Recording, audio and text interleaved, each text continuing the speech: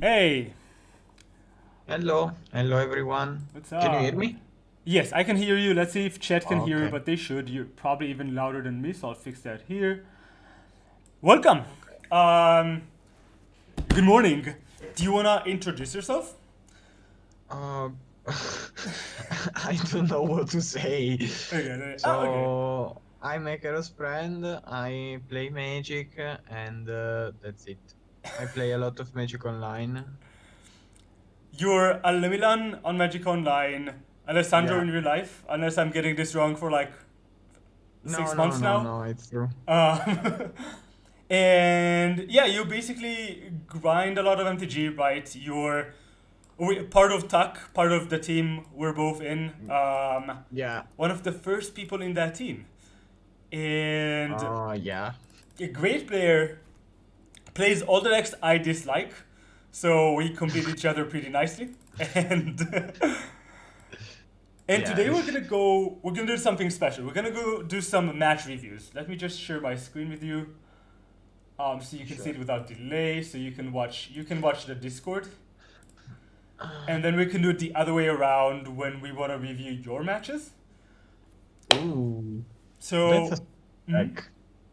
That's a spicy deck. What you're showing Oh me. yeah, I'm kind of looking at. So I was looking at a Pioneer deck that tries Uh, and play like BtL Valky, but without committing to playing Niv, and I wanted to play mm. Clothis, and this is probably a pile, but I mean, Um, I don't know. I think deck like these would be really good if dispute was not legal in this format. If But dispute, the fact that mm-hmm. you can get got by a dispute and you can't do much about that.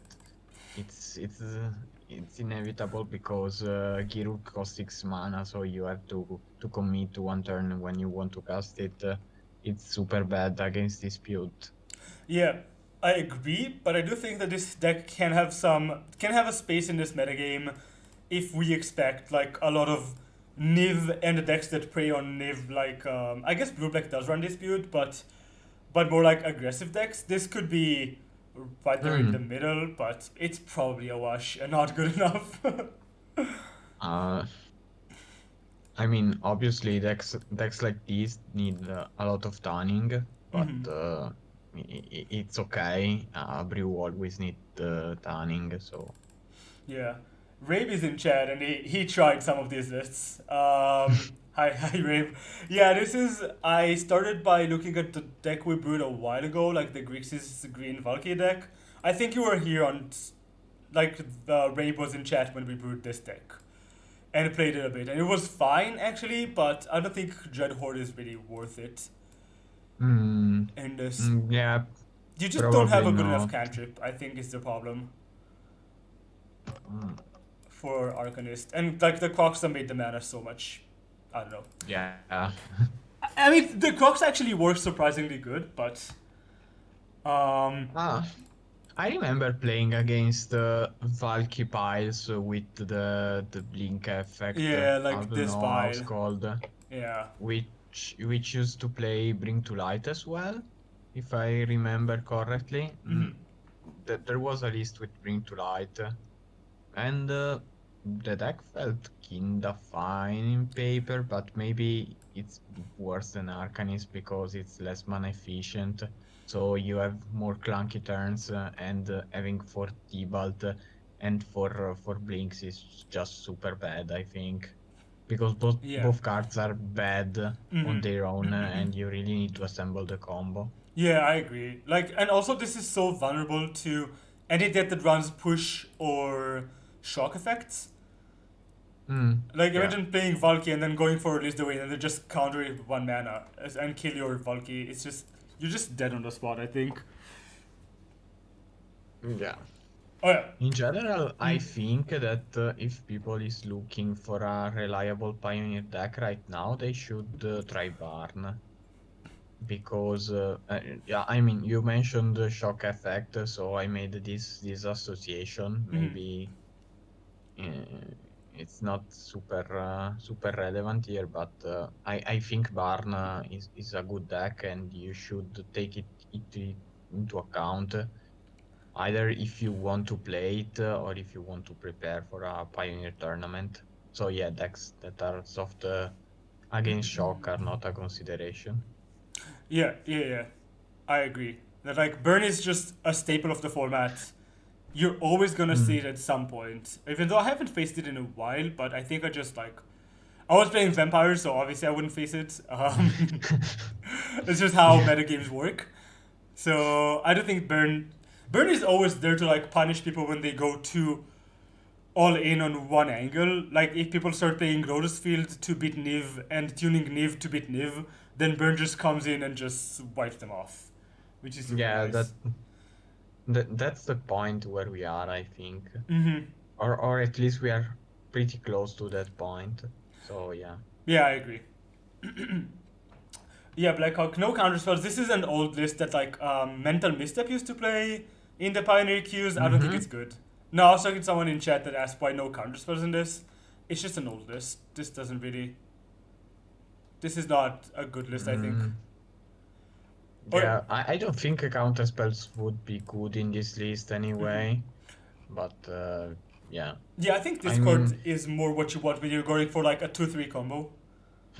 yeah. Okay, so let me pop up that here. And where did I have that? It wasn't standard. No, it wasn't. I'm looking for. I made a list of matches I want to go. Oh, I know where it was. Okay, of matches I would like to go over. Mm-hmm. And I think the first one, like, it's gonna be game one in the pre-team we played on stream 2 days ago, and it was versus you. So you're Oh, gonna see okay. all of my opposing plays because I actually think I could have won that game one, and I think I misplayed it pretty badly. So Mm. it's gonna be interesting to see it from like both sides here. What are our thoughts? So this was a modern prelim round one. Yeah. You're playing 5 color Niv. I'm playing 4 color Shadow, and I think we both know what the other is on because we talked like Yeah, yeah, yeah. we talked like 5 minutes before this prelim or something. Um, so we know what we're on. We're on the draw. I am on the draw. Played on stream. Okay, Rabe. That's a good question. Like Rabe is asking how do I value differently games replay of games we played on stream and off stream. I don't know if there's a difference, honestly. If there's a difference. Uh, I mean, But, I don't understand the question perfectly. What's the mean of value? Like, like I think what the question is, if I think it's better to review games we played on stream or it's better to review games we ah, played off stream. I think it's the same. Mm-hmm. I guess people in general plays a bit worse on stream Mm-hmm. because they have to care about the chat and things like that. But I think in general, games of Magic are games of Magic. So in every game of Magic you review, you can spot mistakes, find different lines, etc. If your chat prefer to watch game they might have already watched, then it's fine for me to review games you streamed. Otherwise, we can review new games. Yeah, I I generally think think. it, Mm, I think it comes down to the chat, basically, what they want you to review. yeah, I do think that, like you said, you people play worse on stream. I certainly felt that this past couple of days, where I think I was playing pretty badly, honestly. Mm. So I think there is like some value to that because, um, like I think there's a bit more value in going games where I played on stream for two reasons. One is that I probably played worse, so we're gonna have more to talk about, Mm-hmm. and two, I do think that I I go through my thought process more when I stream, so it's gonna be Ah, easier to spot like why I made certain plays for me at least. But I yeah. think that's minor. Like I would look more for good games than from like games on stream or not on stream. Okay. Yeah, makes sense. All right. So we're playing versus Niv. This is our hand. We're on the draw. I think it's a pretty clear keep. I don't think you can expect Yeah. much more, especially in game one, where if you draw a push, it's like an extra mulligan, which really sucks. Um, so we have to keep this hand, I think. You kept your 7. Yes. Yes. And And I you. remember keeping a pretty good 7. Mm, And what did I name with the Utopia Sprawl? Red? so you named red, which immediately Okay. screams either like Ren or Lightning Helix. Yeah. And I think Yeah. at this point I'm basically priced into just playing Inquisition. Yeah, I think you play Inquisition regardless. Yeah. I mean, this combination of lands can mean everything because I would be able to play every 2 drop in my deck if I play a random land Mm-hmm. next turn, like a fetch, and I can either represent a Teferi, a Kaya's Guide, etc. So you want to know Yeah. Oh my god. Yeah. what you're It's playing against. this spot is actually impossible, right? Because you can have everything, Yeah. and if you have any 2 cards that interact with my board, I'm probably in bad shape here. But that's why this matchup is so bad. Yeah, exactly. Um, and I also think so. I don't really know how to evaluate Hexdrinker in this matchup. I think it actually makes sense to try and slow roll this until you can play it and make it level 4, level 3 in the same turn, and Uh, then. I think it's a line of play, Mm-hmm. but I also think that sometimes you need to apply pressure, especially if you have the Scourge. So Yeah. sometimes playing the X-Drinker makes sense. I don't think it makes sense in this specific situation, though. I think here you should cast Inquisition. Yeah. And here at this spot, I think I elected to play the Nurturing Pitland because it's gonna deal me more damage. So I know I can't play this Death Shadow until turn 3. Mm-hmm. Anyway, so I could play the Pitland and then I can keep a fetch in hand. I'm not sure if that's right or not. Because if I draw Thoughtseize, playing the fetch is infinitely better because I can turn to Shadow. And that is amazing. I can also do that with Bolt, so in retrospect, I kind of think I should have just played the fetch land. But I don't think that's Mm. what I did here, yeah. And I Inquisition. And we see a hand that's actually fine Yeah. for me because, like, trophies are good, but at least they give me mana. And with mana, I can try and get, like, allures going and get my cards back. So I Yeah, think yeah. that's a pretty easy Guile, but do you think I should maybe take the Abundant Growth here? Okay, so uh, from my perspective, I almost never want to fetch a swamp with the Prismatic Vista because I want to be able to cast Omnat, Mm-hmm. and basic swamp is bad for your mana base. Uh, Also, I'm a bit mana screwed Mm-hmm. because I mean I have 3 mana, which should be enough for most modern decks, but Niv is very mana hungry. Yeah. So I could see taking the abundant growth. I think it's a more risky play Mm-hmm. because obviously if I just draw lands and I have plenty of lands in my deck, then you are just super far behind. So Mm-hmm. I think in general taking the guile is a bit better, but I think it's at least close. I think what tips the line for me here is that the Guile basically blanks 2 or 3 of my threats just by gaining life, making the Scourge not relevant, sacking a creature, killing this, putting a 1/1 gives you at least a charm blocker. I Yeah. guess you can't do everything, but just gaining life and making me sacrifice just puts me so far behind. I kind of have to take this. And as you Yeah. said, I think you're like, it's not I'm closing out the game before you're drawing into more lands. If my hand was more aggressive, then maybe I consider taking the grove. But yeah, I agree. We just need to take the Guile here. And you played your Draw. land, you played the Abundant Grove, and you played another Utopia Sprawl here on blue. Yeah. Which could mean Because anything, I guess. Yeah, I guess in my head I decided that I want to play it for blue because I want to be able to tap a single land to cast a fairy, and I don't want to name black because, as I said, I Hmm. think if I draw Omnat, I want to cast it. So Hmm. Yeah. it doesn't scream a a certain card. It's just a play that optimize my future top decks. So here I think I draw Still Fire, which is whatever. Like it's a card for lures, which is nice, but I don't think it's gonna be that relevant this game. Could be. Mm-hmm. And I think this is another pretty easy turn where I just play Scourge. I Uh, like I could play Hex Drinker, but given your hand, I kind of want to keep it and maybe ramp it up to 3. And Scourge uses my mana efficiently, and you have one unknown card in hand. You're gonna draw into another one. Unless you draw hmm. another exactly Guile or Helix, Scourge is the best play here, I think. Also, if I have another land in hand, Omnat can be devastating for you. Hmm. Like, Yeah, that's true. I would be a bit scared of Omnat in this situation, to be honest.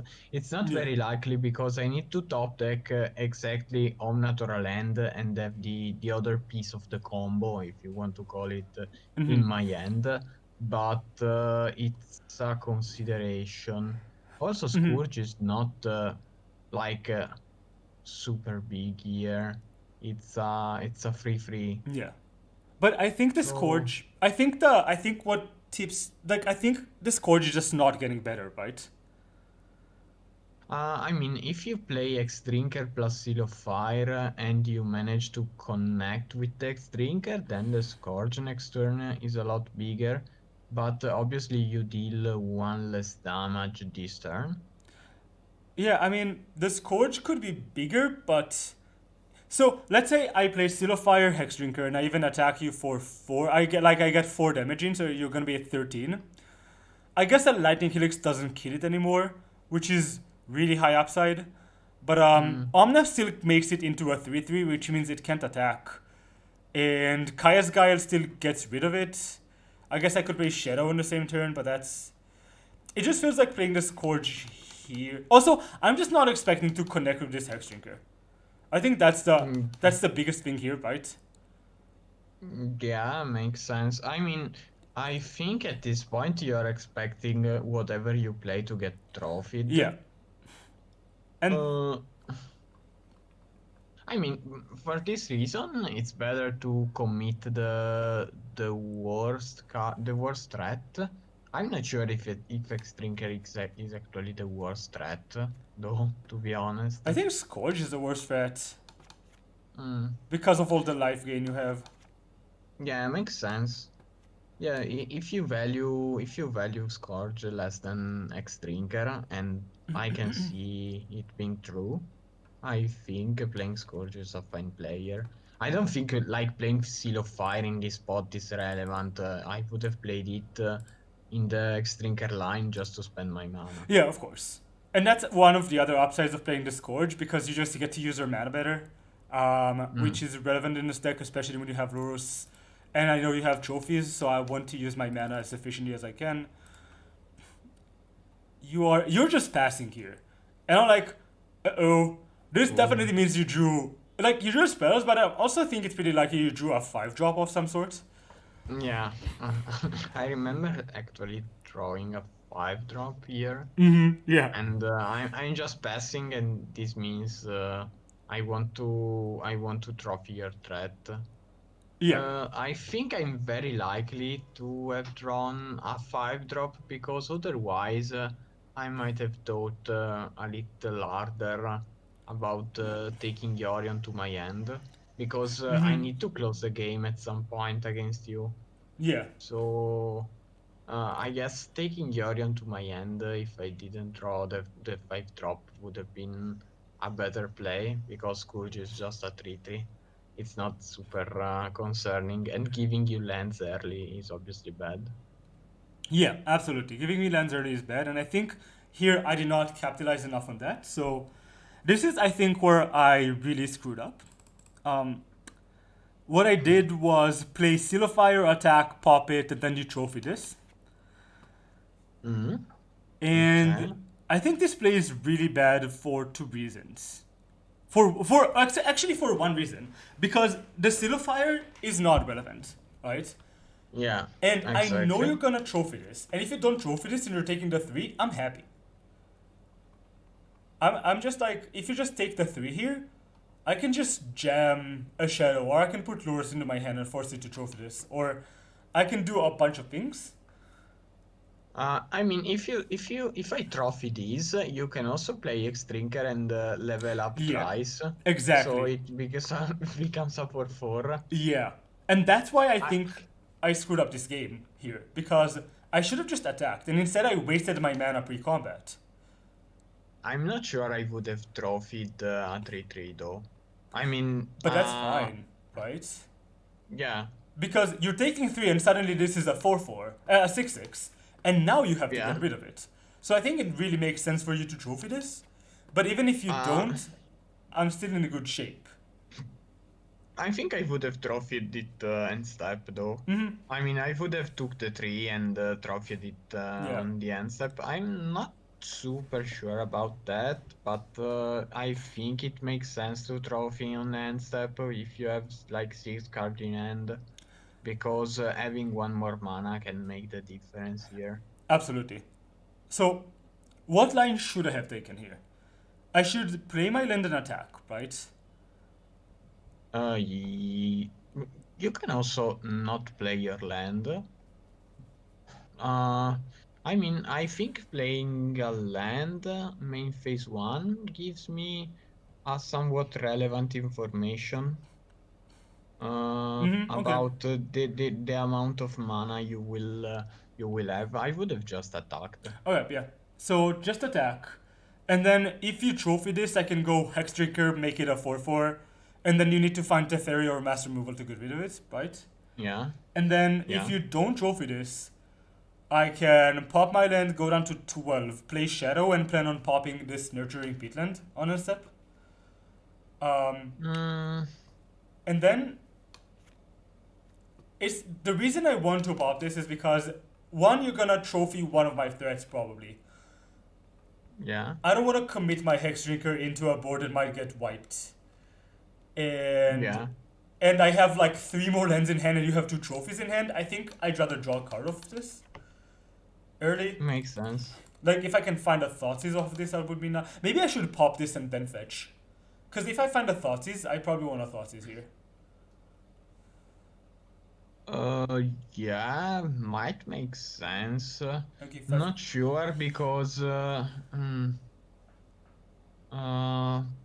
I mean, if I drew another removal spell like a Kaya's Guile and you pop it and I don't have to trophy because I have the other removal spell, then it's bad for you because you are down 1 mana. yeah, that's But true. it's a corner case, but it's a consideration. And Rabe is also saying that popping the Pitland before getting Lurus is probably bad.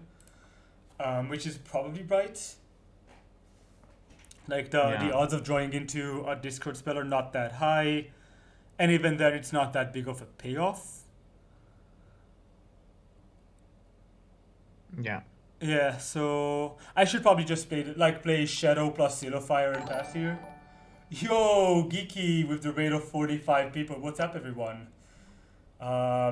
Hope you had a good stream, Geeky. I'm here with friend and teammate Alemilan, Alessandro, and we're going over some Hey, matches. Um, Basically, one of the best ways to improve in this game, in the game of Magic, is looking at your past matches and analyzing your plays and your options and what you did right or wrong. And it's something that I actually learned to do from Alessandro. Like I wasn't doing it before, but Ale is doing this a lot more than I do, and I should do it more. So I'm here to learn, and he's joining me now to go over some of my matches and some of his matches. So right now we're looking at actually a match between us in a prelim from 2 days ago. mm, So here, as we said, the line would be attack for 3. If you trophy, I get to Hex Drinker up to 4/4. If you don't, you get hit for 3. This becomes a 6/6. I can go down to 12, play Shadow, play Seal of Fire, and pass. You Mm. just don't F it YOLO? No, Taro. We try to play a bit better than this.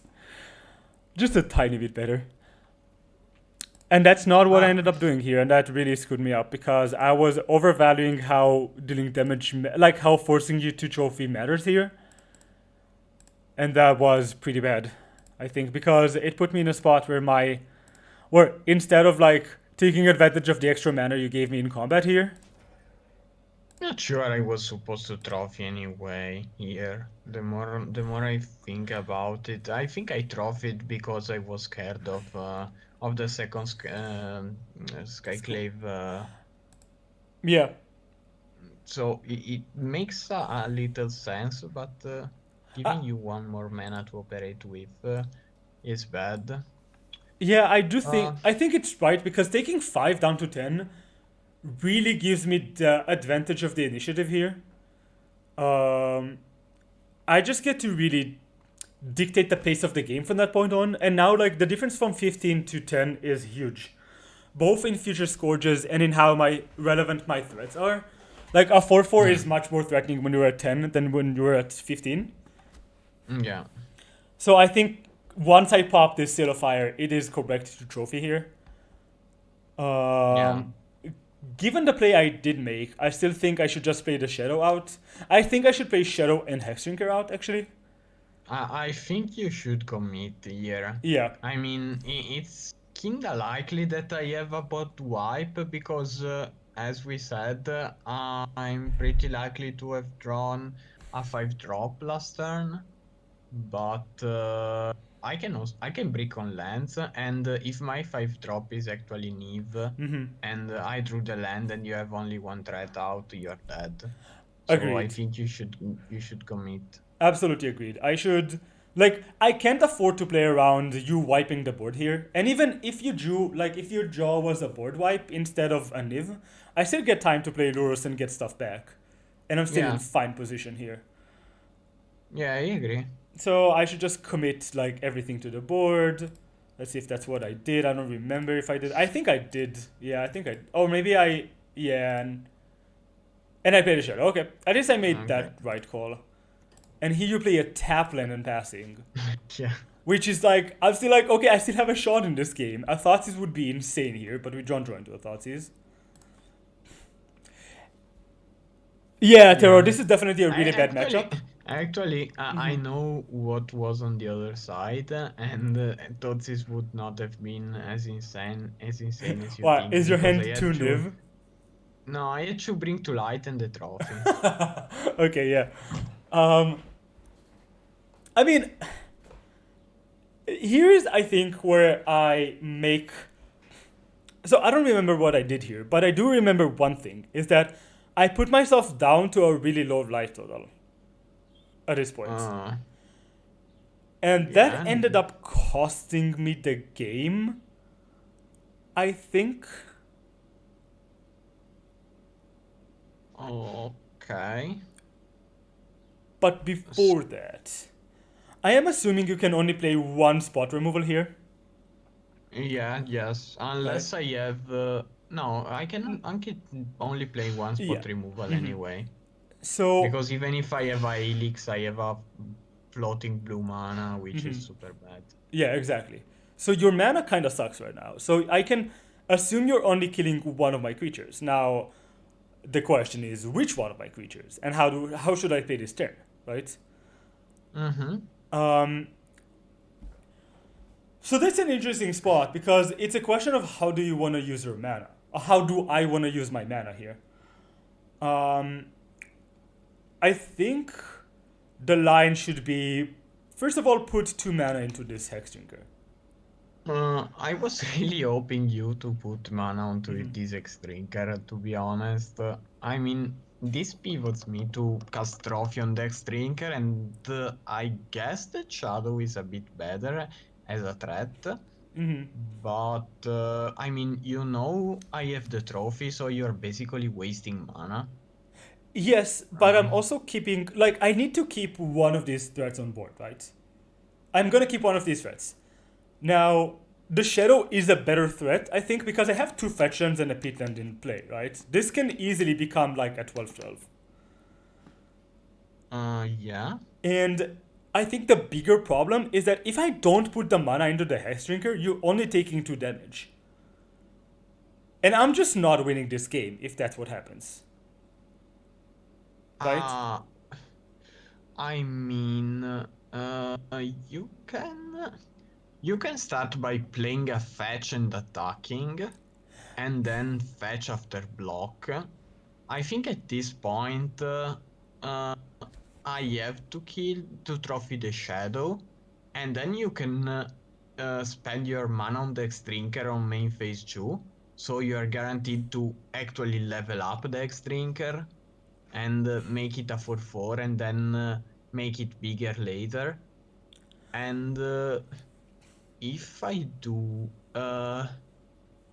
if I do not kill the shadow, then I think you wait for the X-Drinker, and I think you might either want to overcommit and play the Tarmogoyf, which does not make a lot of sense to me, unless you are putting me on an Eve Meets and not on a Bring to Light, and you are decide to ignore completely the possibility of a Wrath. Or you can start by cracking the Peatland, hope to draw a Thoughtseize, and if not, you can tutor for Lurrus and set up for a situation where you recover from a Wrath the next turn. So, It's worse against a double spot removal situation, but not that worse. yeah, so Turo wanna play fetch and make you a 4/4. I'm looking at chat for a second. Yeah, Yeah, yeah. so I do think that I think what I ended up doing is playing fetch and attacking, and I think that's wrong, despite you thinking this is the right play. Because again, what ended up happening is you just kill my shadow, and I'm getting in for 2 damage, and like that's not nearly good enough at this spot in the game where I think you're gonna play a 5-drop next turn. I think Mm, if I force you to kill the Hex Drinker, I get the mana right now, which means so I'm putting 2 mana into this, right, and you kill this. I get mm, to. I still have 3 mana. I play fetch 4 mana. I can crack it, make my shadow into a 6/6 with the peatland, yeah. and then I can either put the Rurs into my hand or play Tarmogoyf or and pop the peatland or like whatever. But I'm hitting you for more damage. I have a better threat in play, and I have more mana. And that just seems. I just don't care about the 2 mana I'm putting into this Hex Drinker because it just doesn't matter, And I think. the problem is that you pass with only shadow on the battlefield. I cast Bring to Light. I get Tibalt. I exile your shadow, and you're Yeah. dead. But that's why I think I need to play the Tarmogoyf. Even if it plays into a mass removal, at least I have the follow-up Endurus, right? Ah, okay, yeah. And then and then it also plays on Kaya's Guile to an extent, because you can make me sack the Shadow.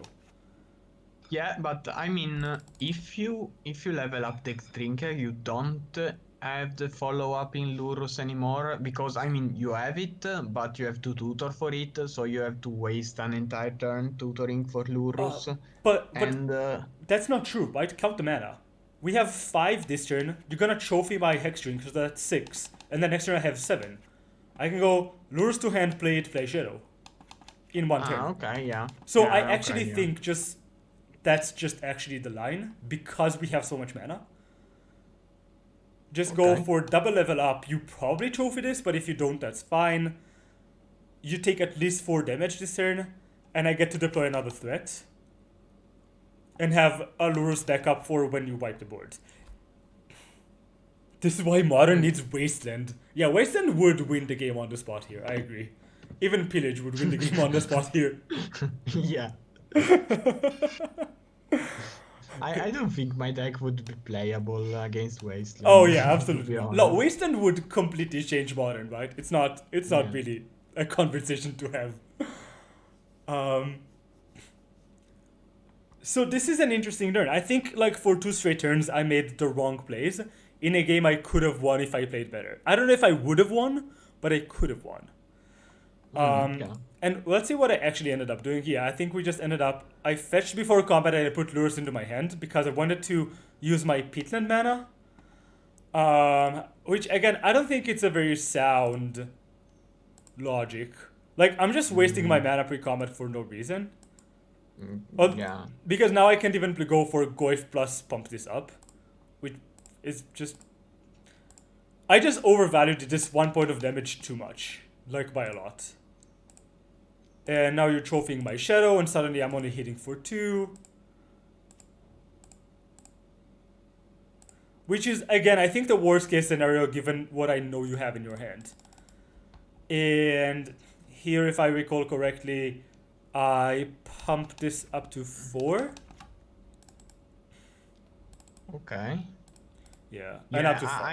I think this specific play is bad because now you're straight up dead to Tybalt, and Yeah, I did not even think of Tybalt. That's really true. I just give you, like, Tybalt getting Hex Trigger is just so good for you, I think. yeah, but also like at the ferry or Did you just draw the okay. Niv off the top then? I think so, if I remember correctly. So your draws Yeah, were Bring to Light, Niv? That's rude. yeah. But even with these draws, I think I was in fine shape. Now you also kinda bricked here, like you only hit Kaya's Gael.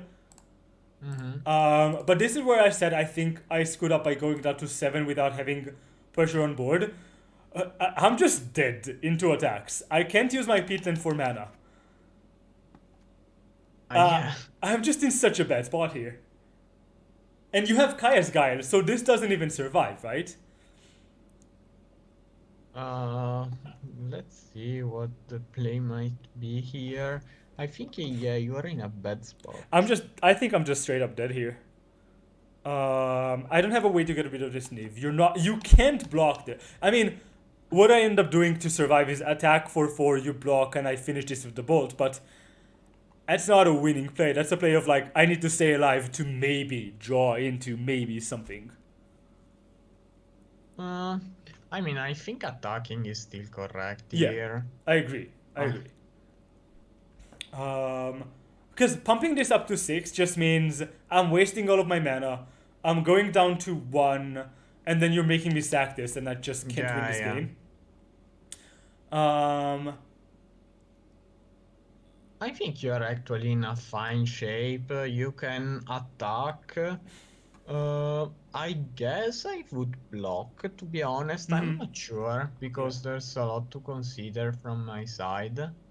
And if I block, you finish up the Niv with the bolt, and then you cast Lurus plus Shadow, Yeah. and hope I don't have a Wrath. I think that's what I ended And up doing. Though the problem with this is we're just dead on the crackback to this. This is 6 damage. We can't take damage off of this or off of this. So we only have 5 mana to work with this turn. And we need to put 4 into this so we can play Goif. Right? yeah, yeah. Like the fact that I'm at 7 and not at 8 is I big mean, here. but if you manage to kill the Niv, then suddenly you have 2 more mana to operate with. Yeah. So I think you should start by attacking Yeah. to see how much mana Yeah. you have available this turn. Yeah, and that's what we did. I attacked, we traded, I bolted this. Like I play Lurus, I replay Yeah, Shadow. you, Oh, wow, that was so bad. Yeah, that was such a bad play. Because instead of using the bolt, which is not gonna matter later, I'm using the Seal of Hmm. Fire. I'm not in the right mindset here. Like I'm playing the Goif here too. I'm not in the right Yeah. mindset. I think this play is kinda bad because you would have had lethal if you play the shadow and bolt the Neve instead. Yeah, I yeah. mean, I obviously have Kaya's Guile, so I can survive 1 turn, but presenting lethal is obviously better than not. Yeah. This play was really bad. I was looking for value when I should have been looking to put pressure on the board, like keep the Goif in my hand instead Hmm. of. Yeah, that was just a really bad play. I agree. I noticed this like immediately after I did it, where I was like, oh damn, this was so bad. Um, like this bolt in my hand, like I passed it like this, and I'm like, damn, this is so bad. I would rather have bolt in the yard and Goif in my hand, rather than the other way around. This just doesn't make sense. And you just play verdict, which Yeah. I guess you top Yeah, deck again. maybe I had the Supreme Verdict instead of the second Bring to Okay, yeah. Light, and I And was mhm. mistaken. and now instead of having a Goif as a follow up, I just have nothing. I draw a land. I did end up flooding Yeah, out this game pretty badly. I pop my land here, and we're drawing a push, and this game's over. yeah, Um, I don't even have Keikoman or Croxer to try and win like a later game, like a longer game. You're still at 13, virtually 10, I guess, but like virtually 14, I guess. So this game yeah, is over at this point. So I think this game was a really good example of like wrong judgment calls on my part. Um, on that third turn where you, or like fourth turn where I attack with the Scourge after playing a Seal of Fire, which didn't matter, and on the turn following it where I didn't pump my Hex Drinker before combat. Um, mm, so yeah, that was a really interesting game. I think I could have won this despite your draws being pretty good here. Like obviously awkward mana, which is a way for me to win this game. But I think I just played this wrong and I had a shot in this. yeah. It's interesting, like, what did you think about this game from your side? Like, do you think you made any, like, big mistakes? Any. I don't think I made big mistakes Mhm, here. I was obviously super relieved when I could untap with 5 mana, because I know my chances to lose the game are kinda low if I manage to untap with 5 mana. And I felt fine throughout the game because I had answers plus threats, which is how you win in general. mhm, I'm not sure if I was supposed to be as aggressive as I was with trophies. mhm, I saved a lot of life, but gave you a lot of lands, and I already knew like the Pitland is effectively an extra card mhm. if I give you a lot of lands, and you know the fact that you have Lurus and you can make a good use of your extra mana is kinda bad for me. But I think in the end it was correct to play like I did. Yeah, Yeah. I think it was fine. Yeah, I agree. I think you need to use the trophies early because you should win any long game in which you have enough life to operate with. Unless you're Mm. drawing really badly, and then you're probably losing this anyway, right? Um, Yeah, I basically need to find a turn where I can slam Neve and my Neve doesn't have to chum block at that shadow. yeah. That's how I lose in general when I slam Neve, but I'm under pressure and my Neve is bad. Yeah, I agree. I agree. Like the way I win these games is I punish you for playing your card draw spells, like your card adventure spells, and so I definitely agree on that. I think my mistakes kind of stem from the fact that I'm used to playing different kinds of shadow decks. Where my threat management in this game was really bad. Like Hex Drinker confuses me to no end. I never know when to put mana and how much mana to put into this. And I think it came down to me not using my threats in an efficient way and just letting you line up your cards efficiently versus mine, if that makes sense. Yeah.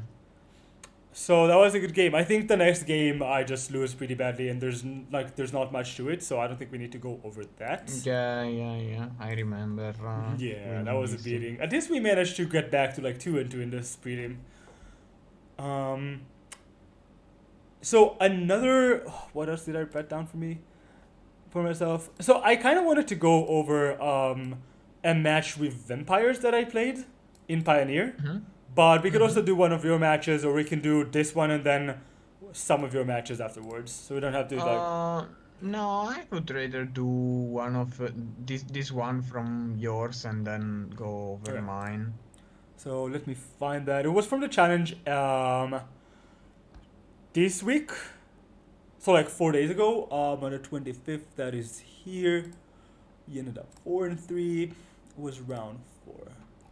I'll be back in a second. Okay, I'm just getting me water, and then we can look at this. You can get water too if Yeah, you okay. want. So it's gonna take me like half a minute.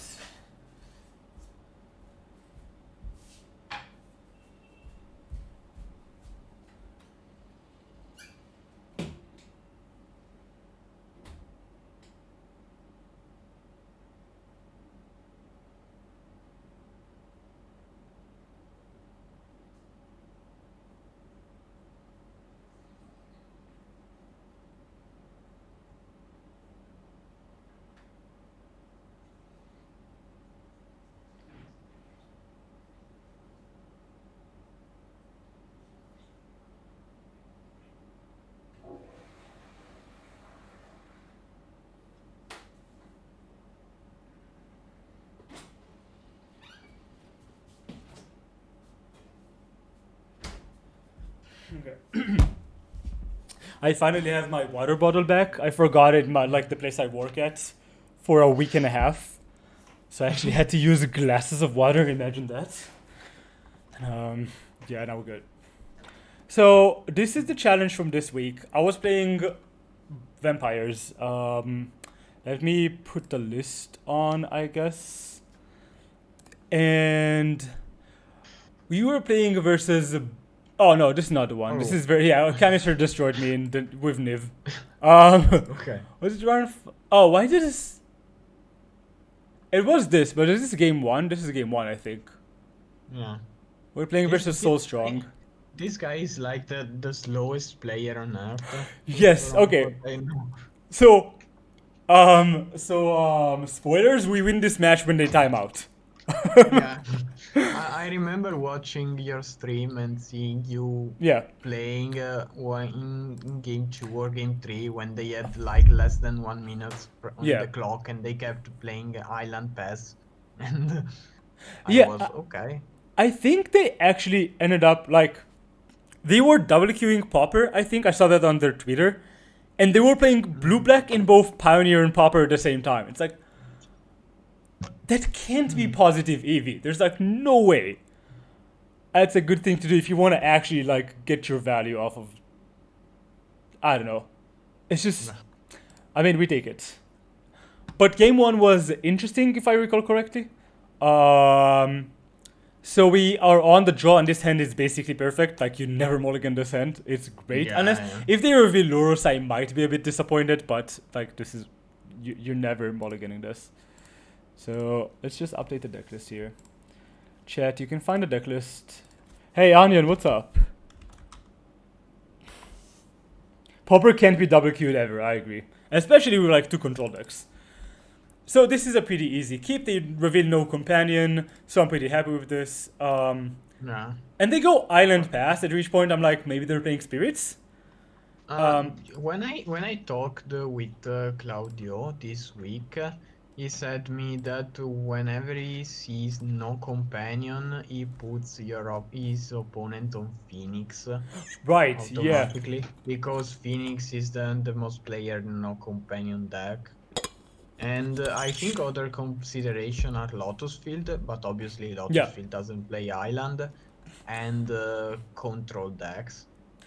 I I think. definitely agree. I think thinking spirits here is probably wrong given the metagame. I think this is either, like, I should put them on either blue black or Phoenix, as you said. Yeah.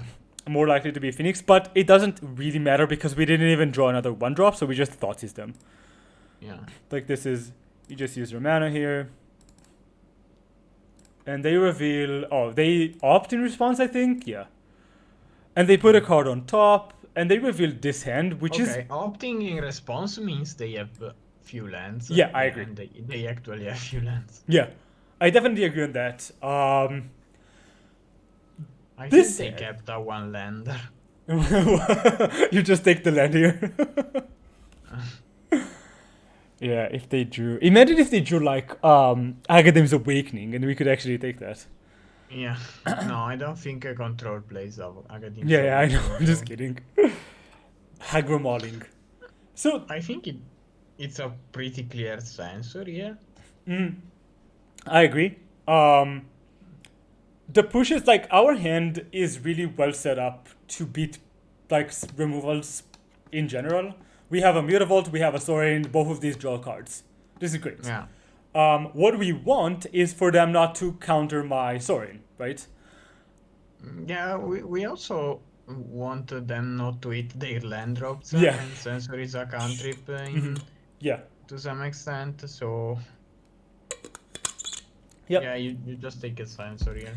I think it might be tempting to like say vampires is a creature deck, you need to take the removal spells or something like this, but the removal spells don't actually matter, you just end up grinding them out.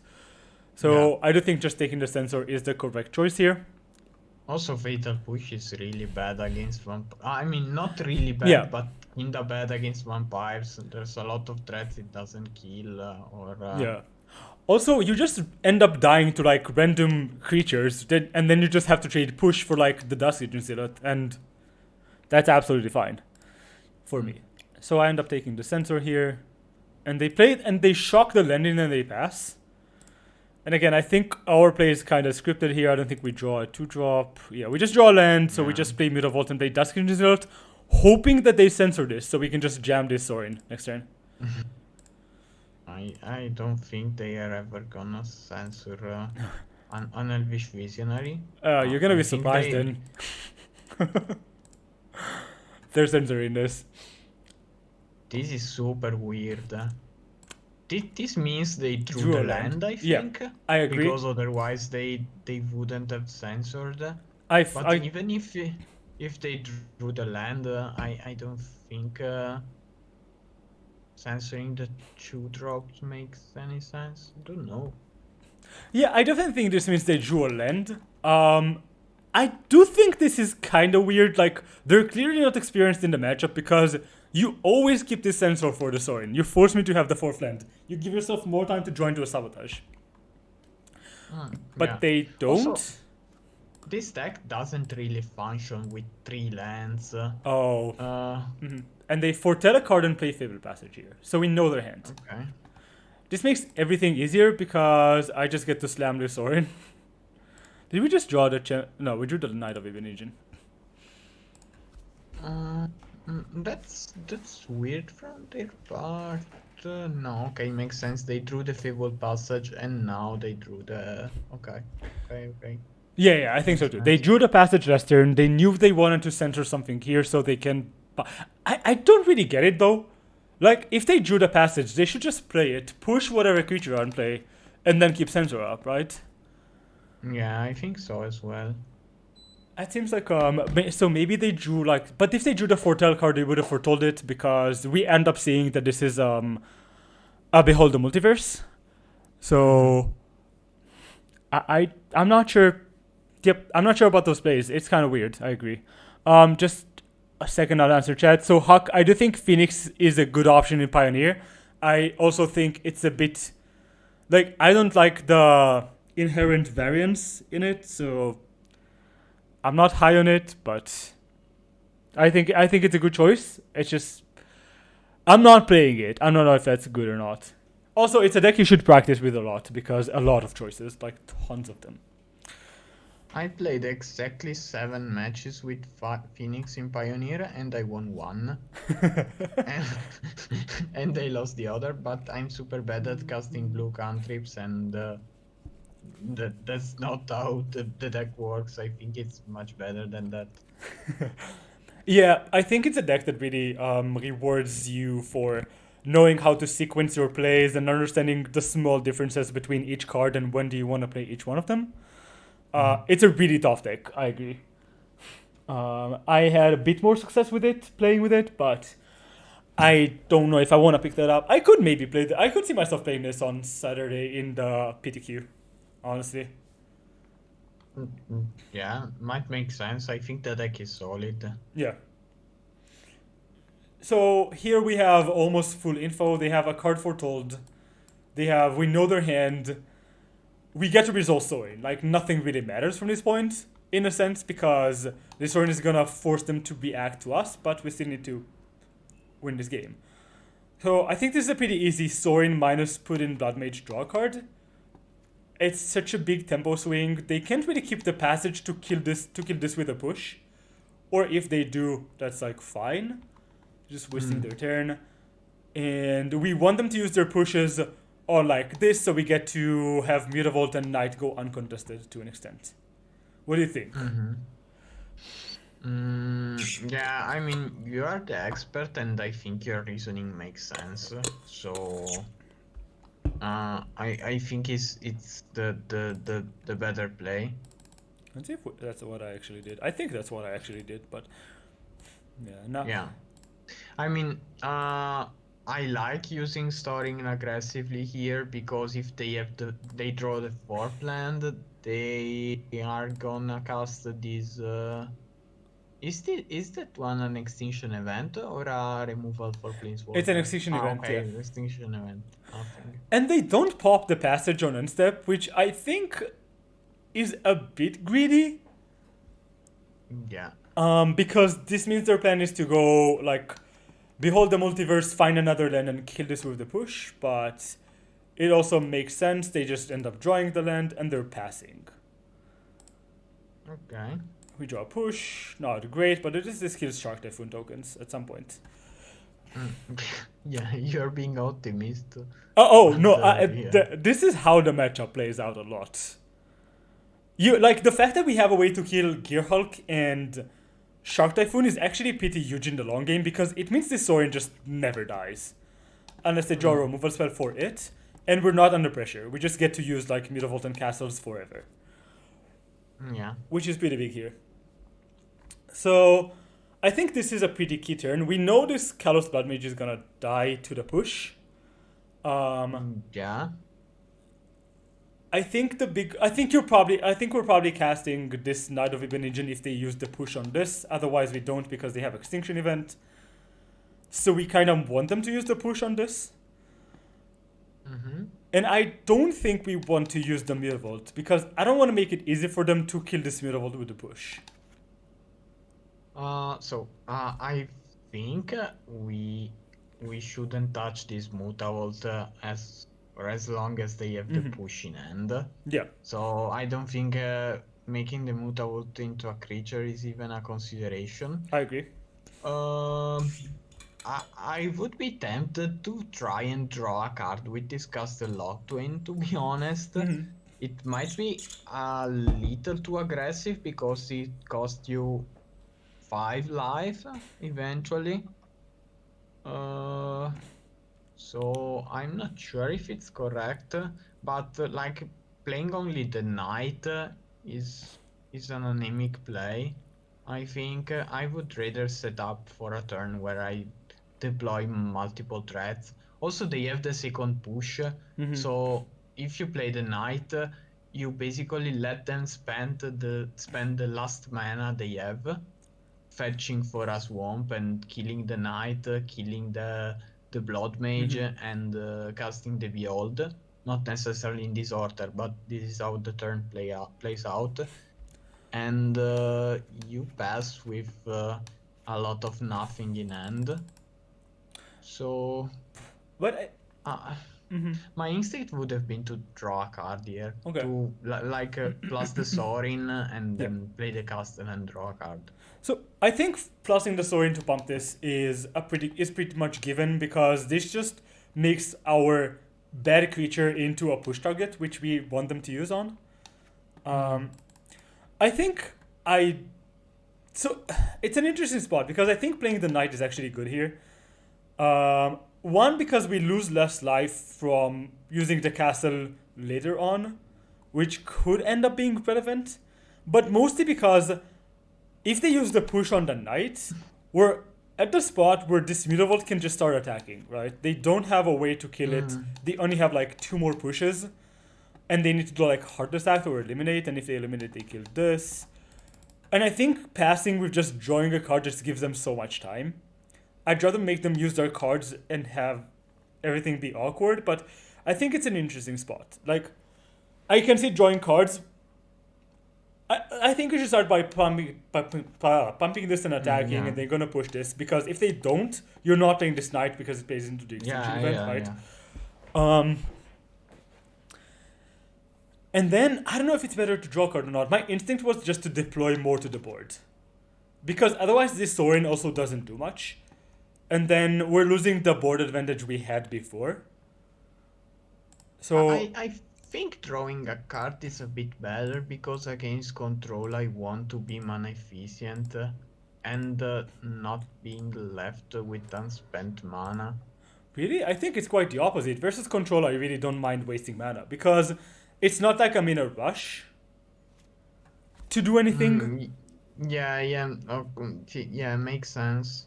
And like, Um, I want to use my mana in the way that makes their plays as awkward as possible. I think. Uh, and that means forcing them to react to the board as much as I can. But I okay. could. Also, playing the knight plays into a Shadow's Verdict, so I'm really not sure about this. Uh, I really don't know. I'm not sure Shadow's verdict is a consideration given they already have extinction event in hand, Hmm. and I mean they are gonna scry and draw too, but Yeah, I mean, this at my point in the game, this could still be a shortcoming, but I'm definitely thinking this is a behold because of the way this game no, played out. no, I think this is a clear behold. Yeah, yeah. It's interesting. So what? Let's see what I ended up doing here. I played a castle, and I played a knight. I'm still not sure if this is correct or not. I honestly don't know. Um, so there's a case for. No, this is fine. So let's see. They're gonna. I mean, if they push it, yeah, you can start attacking with Mutavolt. But if you start attacking with Mutavolt, I'm. then I'm not you active. still can't Hmm. draw the card with Castle Locthwain, which means I don't think a Mutavolt is enough pressure to win this matchup. I think you're giving them a lot more time if you try to kill them with Mutavolt. Yeah, I agree. I think. So they chose not to push here, by the way, which Mm, is somewhat surprising. Like I think they used the extinction event to get rid of this, which is the upside of this play because this card wins the game on its own. They have to deal with it, and the push is really efficient for the Mutavault, so they chose not to do this for some reason. mm, okay. But I do think that's like a really valid point that like if we draw a card there, we end up in a much better spot mana wise the following turn, where we can go like knight and then pump it, and then we can even still keep drawing cards, or we can use the Mutavault if they tap out for something. Yeah. So that was an interesting spot. And now, opponent foretold the card and pass here, so they didn't use the extinction event. Okay, and they're missing their drops. So they have 4 spells in hand. We know of 2 of them and 1 in exile. That is a Yeah. lot of spells. Obviously, we have nothing to do here. We're untapping. We draw a rider, which is awkward to say the least. Um, It's fine, I think. yeah, it's fine. It's just you would really rather draw any vampire at this point, or another mainland than drawing the rider. Although this does Mm, cover corner cases like Ashiok or something. yeah. So another interesting spot where it's like, how do you make them? How do you position yourself best for like next turn Uh, here? I think because I mean, I think here starting by attacking is a lot more relevant than the last turn because they are not guaranteed to spend the push right away. mhm. And it really comes down if they spend the push or not. And if they spend the push, I think I want to draw a card again. So my inclination is to be more aggressive here. They only have 1 black mana up, so I think that's a fine spot to go like, and they're stuck on mana, right? So I can Yeah. animate the Mutavault, and even if they push it, this means this knight survives. and it starts becoming a real threat. Like we can make sure to get either 5 damage in with this knight, or have the Mutavault survive and then use the push on the knight, and not draw cards with this. Yeah, okay, makes sense. Yeah, yeah, yeah. So at this point, I think it's better because they didn't use the push on this the last turn. They're kind of like stuck with in this awkward spot where I know they can only play one removal spell. So I can. The question is, I think, is what do I use Sorin on? And I think it's the Knight of Ibn Ijin because if they have a Heart Attack, they would have to use it on the spot. And that at least gives me more info. Okay. Let's see, I did not do that. Amit from the past is wrong. And I'm pumping the Mutavault, okay. I think Heart Attack was I my mean, consideration. I think mean, like. they have the extinction event in hand. Yeah. So if you pass with only the knight, then they are gonna cast extinction event and clear the board, which is I think that's the weakness of your play. Because if they kill the Mutavault and then untap and deal with the knight, you have nothing in hand to punish them. Yeah. Yeah, that's definitely And true. So maybe the play here was just pump, but the thing is, we pump knight and we attack, and they kill it with the push, and then what? We draw a card. We're still untapping like with 0 pressure on board. I guess we have the Mutavault, but we're untapping with one more card in hand, though. yeah. So we should be more likely to establish pressure again. I mean, another option here is to do this pump then knight, attack with both, and then just cast the rider. If they kill the knight, and if they don't, okay. they take 4. They still have to kill the knight on end step. I don't know if that's the right window to use the Mutavault though. I think your line of thinking makes sense to an extent. I'm not sure if it's the absolute correct line, but it makes sense. So Yeah, I think like when I'm playing these matchups, what I usually try to do is get them low on life, and once they're low on life, they have to play really awkwardly. Because suddenly Sorin becomes lightning helix to the face, and you have Menlands, and they need to close out the game at some point, and that just doesn't happen a lot of the time, and just end up drawing more and more cards, and they're just dead at some point. But I really don't know what's to play this turn and the last turn. I mean, it's a really tough spot because I played to the board, but maybe playing for the longer game with the castle was better. yeah, maybe I'm overrating the castle, but I think you would have won the longer game here. The thing is, we can only draw so many cards, right? Because once we're stuck with 3 removal spells in hand, then any card draw is gonna guarantee to deal us like 4 damage. I mean, yeah, but this Murderous Rider is not a removal spell. It's a threat and it has lifelink.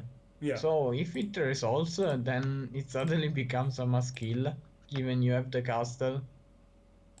Yeah, maybe we just do this and we let them do something here. No, I just pumped here. Yeah, that was No, really aggressive.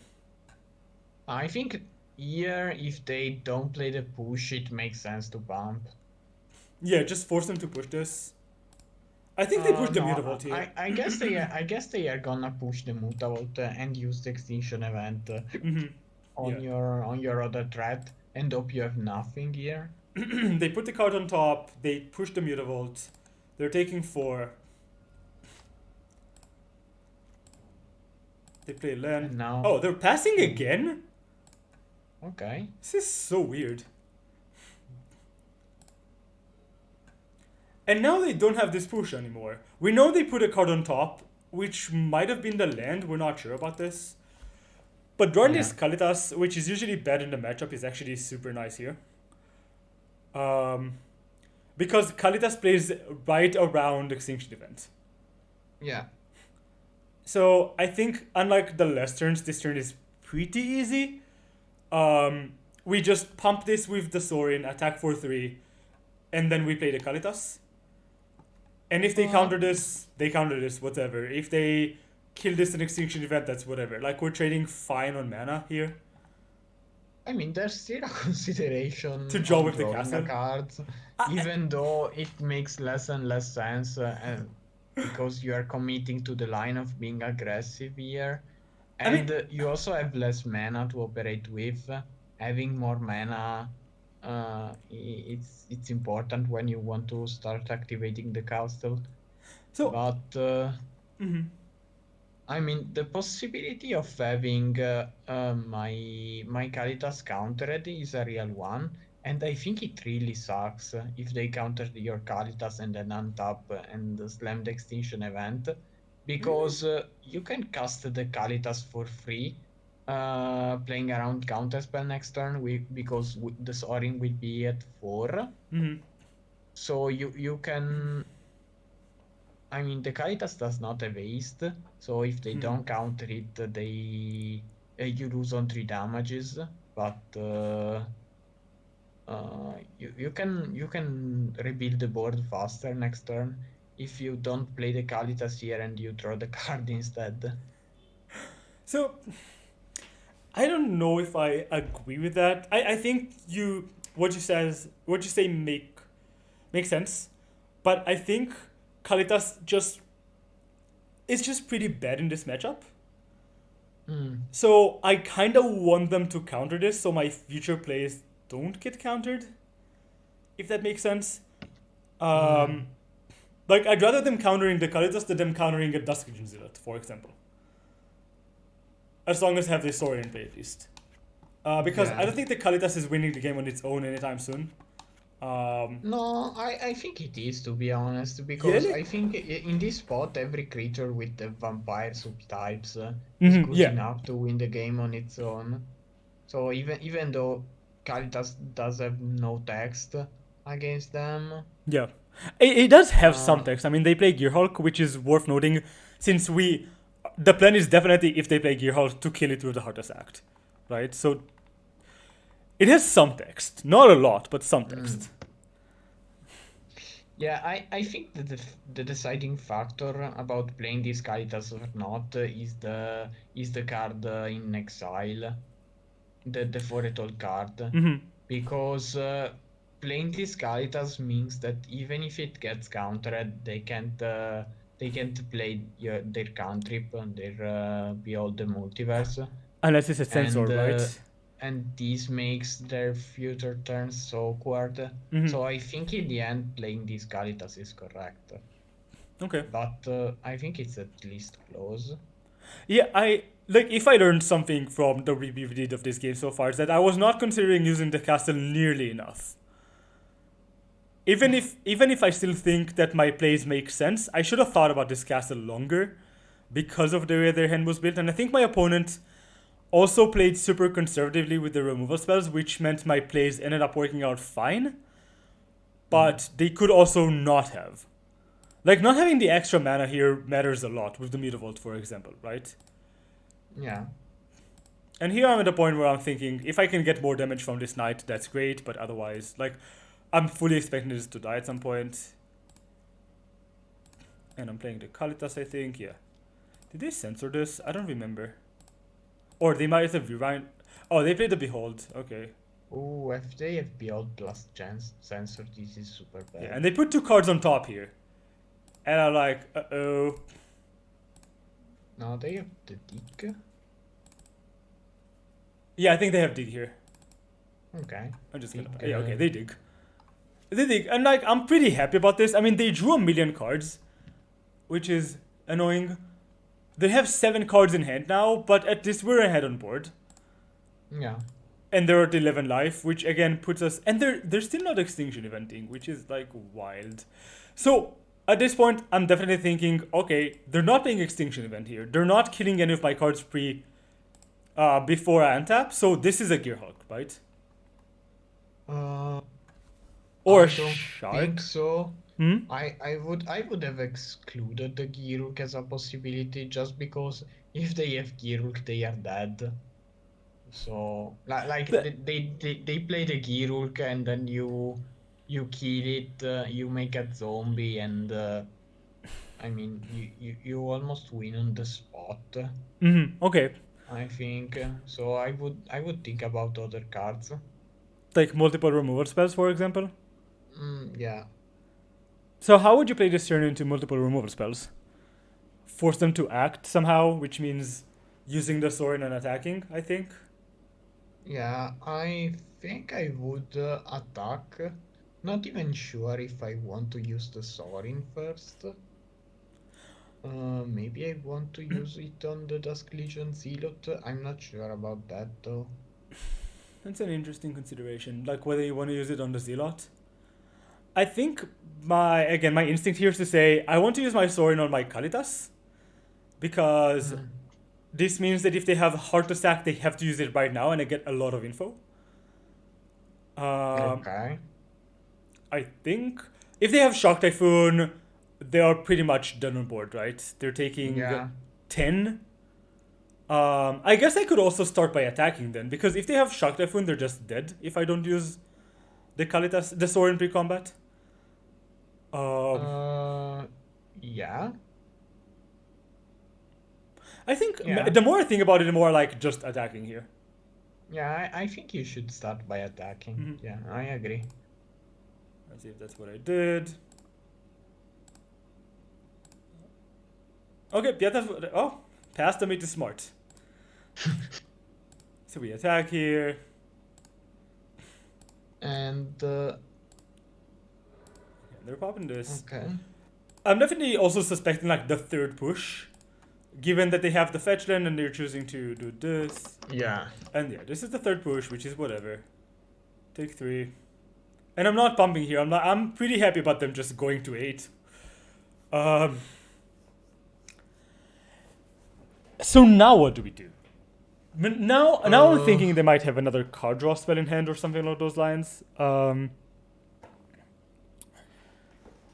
uh, uh, that's uh, that's a good question. I think you have to deploy the zealot. Yeah, I think I just want to play it, see what happens, and then pump it.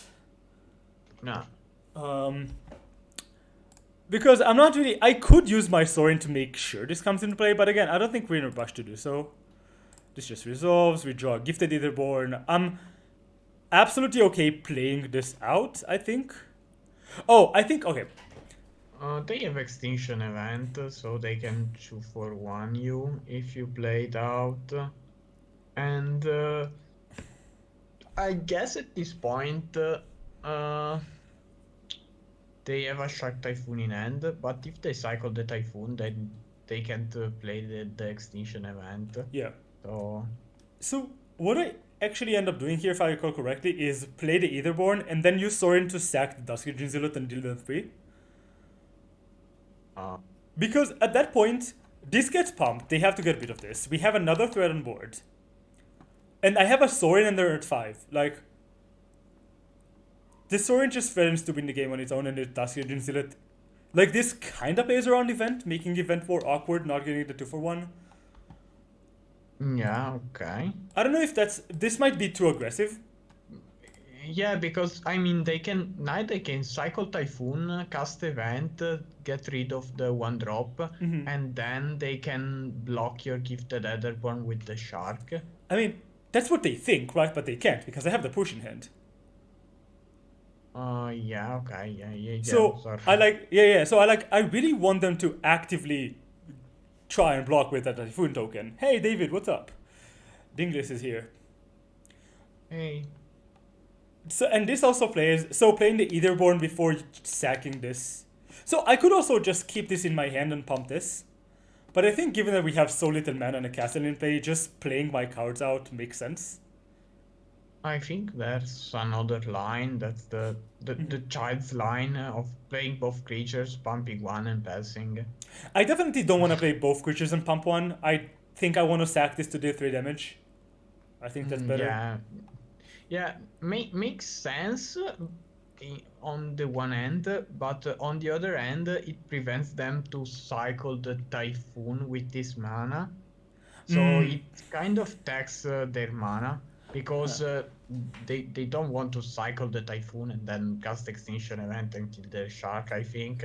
Yeah. it plays badly into everything that's not a typhoon. Like Yeah. it plays badly into a dig, it plays badly into another behold, and things like that. But if you put them exactly on typhoon, I think there's a consideration about this play, and I think they are pretty likely to have typhoon. I think they are like 70% of having a typhoon. What do you think is the likelihood of them having Gear Hulk here? Uh, that's a good question. Uh, I can see them drawing the Girulk of the Behold the Multiverse, but not taking it with Dig Through Time, I think, because you have three cards you have been holding forever. Yeah. So I guess they put you on a removal spell quite easily. But yeah, I think they are like 40 or 50% to have a Girulk here. Okay. So you're putting them on on a much higher likelihood to have Typhoon. Mm. I think Yeah, that makes sense. they might have both. Yeah, they could definitely have both. Yeah. Um, I don't know if I think that this play plays badly into a Typhoon though. I think this plays fine. Mm, Again, I think um, the other possible line. I think if you play the Gifted Etherborn, you need to sack this for 3 damage because otherwise you're just giving them too easy of an extinction event. mm, And I think that if you don't do that, then keeping the Etherborn in hand and just pumping this and starting making this into a threat is a valid option for sure. And then you even get to keep Fatal Push up for the Typhoon so he doesn't attack the Sorin down, which matters a lot because we don't even have 5 mana for a Champion of Dusk. So it's possible I should have been more conservative here with the Gifted Etherborn and just not played out. mm, but not sure. I think I like playing both creatures, and I either suck and deal three as you did, Or or try pump. to pump and hope they have a typhoon. Yeah. So we pass the turn. So that's what I ended up doing. I'm still not sure if this is better than just keeping the Etherborn in hand, but I kind of like this board state. Feels fine. And they're paying cost. I think they're playing another dig through time or something here. Yeah, they're playing another dig through time, and at this point I'm like, wow, I'm in trouble. They have like 6 cards that they want in hand. And they eliminate my Oh, Knight of Ibonesian ooh, instead of the that's Soaring. And I'm weird. like, well, this Yeah. is good. Just 1 second because I have to say something to my sister. Oh, no Just one worries. Yeah, second and then I'll be here, here. back. So while we're waiting, what's up, everyone? For anyone who doesn't know me, my name is Amit, aka Ekaros MTG. I'm a streamer, and I'm joined by friend and teammate Alessandro, aka Alemilan19, and we're going over some matches, over some past matches, because looking at your plays from the past is a really good way of improving your game, finding new lines you didn't think about, especially when you do it with another strong player. Okay. Oh yeah. So they end up dig through time and then eliminating the Knight of Ibonesian, which has Yeah. been in play for like 7 turns now or something. I'm over like 4 turns. This knight has done so much damage. Um, it's pretty amazing. They play another land, and they're passing. And here I'm like, okay, Gear Hulk or Shark Typhoon? Which one is it? Because they're not using the extinction event again. Uh, I think Girulk is a lot more scary here because it's guaranteed Yeah. to kill your gifted Etherborn, I which is So the fun part is if they play Typhoon, we can kill them, right? yeah, yeah. By attacking and then sacking this post combat, right? Um, Hmm. the question is, should you do that or should you? But if we do that, if we just attack with this and don't pump it, and they have Gear Hulk in hand, they get to go Gear Hulk, eliminate the Sorin, and they're taking 2 damage. But then they get to, and we're killing the Gear Hulk, but they only take 2 damage, and then they can like get back into this game by trading with this, and they're not dead like next turn. So I think the interesting question here is: do you want to pump this to hedge as much as you can around the Gear Hulk, or do you want to attack with this to try and kill them this turn? I would attack. I don't think pumping change your. I mean, it It changes your changes the clock. clock, Yeah, right? but I think what I would end up doing if they play Girulk and eliminate the Sorin is Earthless Act the Girulk and then deploy the Martyrus Rider. So I would pass with 4 damage on the board and having them on 3 or on 2. I wouldn't say it's the same, but it's close enough that I don't care a lot. So I agree. And the upside of being able to kill them is actually super high for me. On the other end, I think there's another line which is to suck the gifted Etherborn in main one before doing anything else, and then no, No, sorry. I I don't think mean, that's a good line. no, this is not a good line because if they kill the Sorin, then suddenly you. Yeah, suddenly it's really hard for you. So I I think. mean, not so hard because you can then deploy the Murderous Rider, and if they kill the Sorin, they also have to deal with the Murderous Rider. Yeah, but we know they have Extinction Event in hand, right? Yeah, So we know they have the answer for this spider.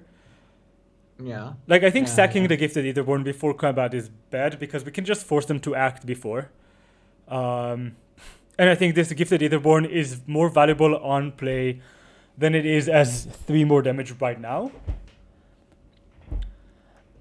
So I definitely agree that like the line of pumping and then attacking is better into Gearhulk, right?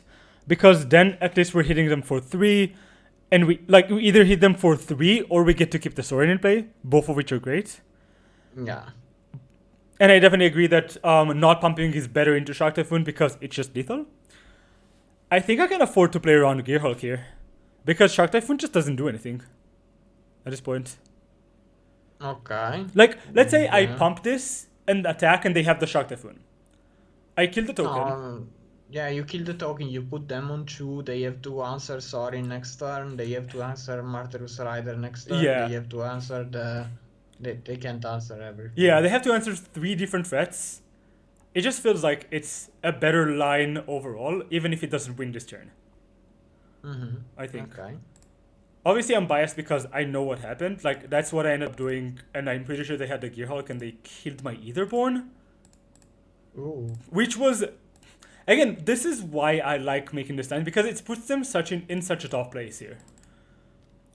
Because they could kill the Sorin, but then they're taking 3. They still need to deal with this, and they're pretty much dead. Let's see what they target here. Oh no, they killed the Etherborn. And now I get to go Yeah. Heartless Act on this, play Rider, still have the Sorin in play. Oh, I'm just gonna. Yeah. And I think the Extinction Event and now the Extinction Event this is like a great trade. They're down to 3 cards in hand again. They are not pressuring my Sorin in any form or way. We draw Mutavault, which is Ooh. obviously ridiculously good. This is great. Yeah. And we can play it before drawing cards, which is nice. Yeah. Usually I don't play lands before drawing cards because I can draw into a mainland, but this is the mainland, so we're good. Drawing into a land here. Oh, did I use the Mutavault here? Oh, I wanted to pump the Mutavault here, I think. Yeah, you could bump the Mutavault or even suck it.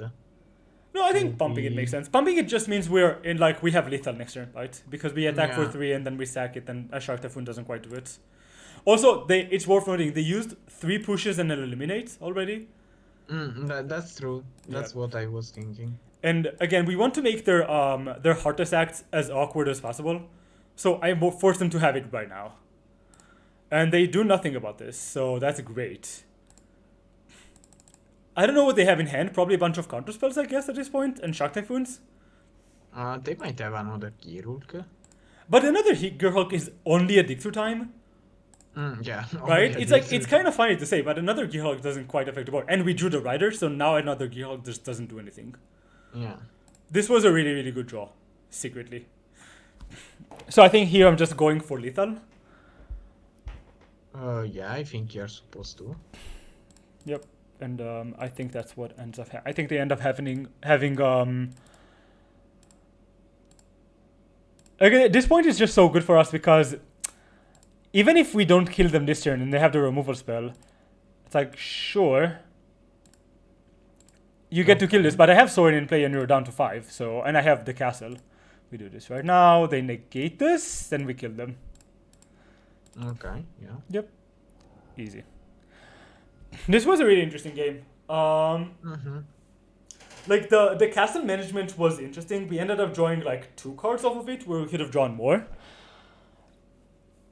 But playing to the board Yeah. let us put them in really awkward spots. I agree.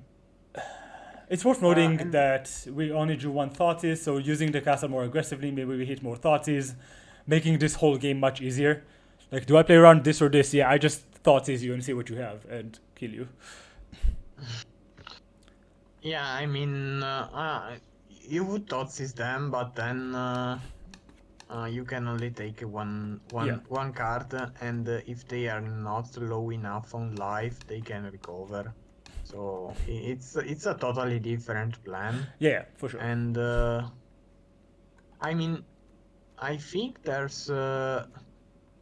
are points in common with both plans because I think the key of being successful against control is keeping the pressure up. Mm-hmm.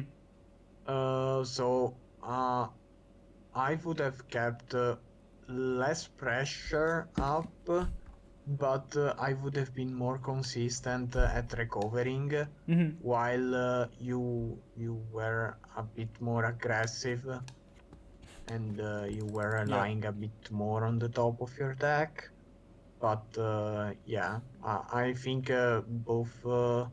both lines were reasonable, and in the end, I think yours was a bit better because they have so many powerful cards, and Mm-hmm. making them use those cards awkwardly is a key to win this matchup. Yeah. And I think it's worth noting that opponent, like, I am super surprised looking about this game that this Knight of Ibn Engine got to attack for so much, right? Yeah. Because they had the 2 pushes right from the start, but they played it super conservatively, trying to kill my Midvolts with the pushes, and that ended up, I think, costing them the game. I think we should ask Martin about that. Mm-hmm. I think there's a specific reason because they don't have that many solutions to Mutavault. Yeah. So like control decks are super soft to Mutavault, so Yeah. they they have to use the push conservatively because otherwise they just die to Mutavault and there's nothing they can do about that. Mm-hmm. That's my guess. Yeah. But like they also had a couple of turns where they could use the extinction event to kill this. And not draw Yeah. cards, but that's like fine. You're not drawing cards, but you're not taking damage. You just let me hit you for 7. And that's. So I think opponent played this a bit too conservatively, in my opinion. Mm. By the way, my favorite part of vampires was before like when Esper Poob was a thing, they would literally just die to Mutavaults. You didn't even need Sorin. They had no answers to the cards. They had like 4 push and 80 cards. It was so the games were so funny. They would be like, kill everything, play Planeswalkers. Like, yeah, attack you for 4, and they just die. So funny. Yeah. Nice deck. Yeah, nice deck opponents. Poop was a deck. How much time are we? Okay, so I think we take. So let's take a look at games 2 and 3. Which Yeah. I think I played game 2. I don't think badly, but I think there was a turning point there where I made a pretty bad play. So that's interesting to look at. We're on the draw, of course. This hand is amazing. Yeah. I mean, I'm surprised you lost this one. I mean that's exactly the end you want to draw every. Yeah, this is a pretty easy one. And they're playing a tap land here. Now, draw another sword, which is obviously great because now we can jam the first one and have it counter, and that's fine. Yeah.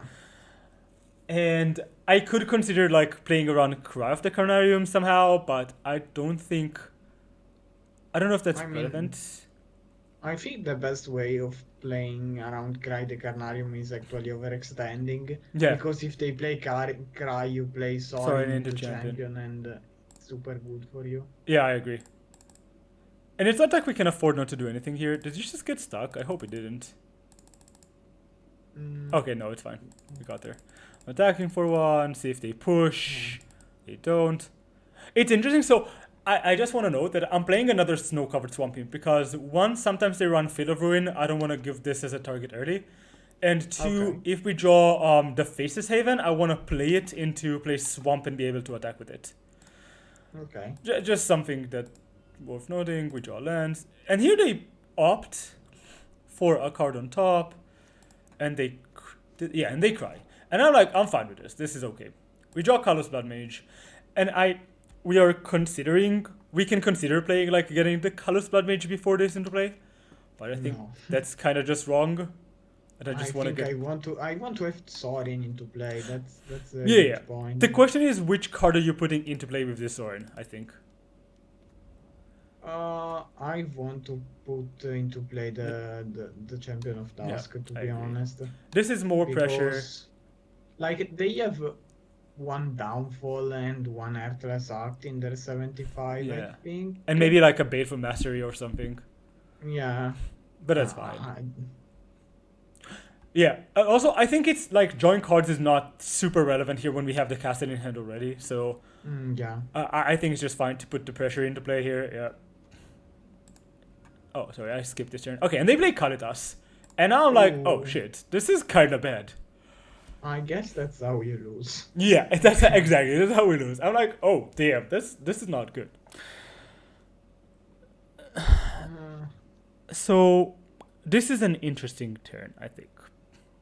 I think you have to start with Toxis and see what they have. Yeah, I think I agree.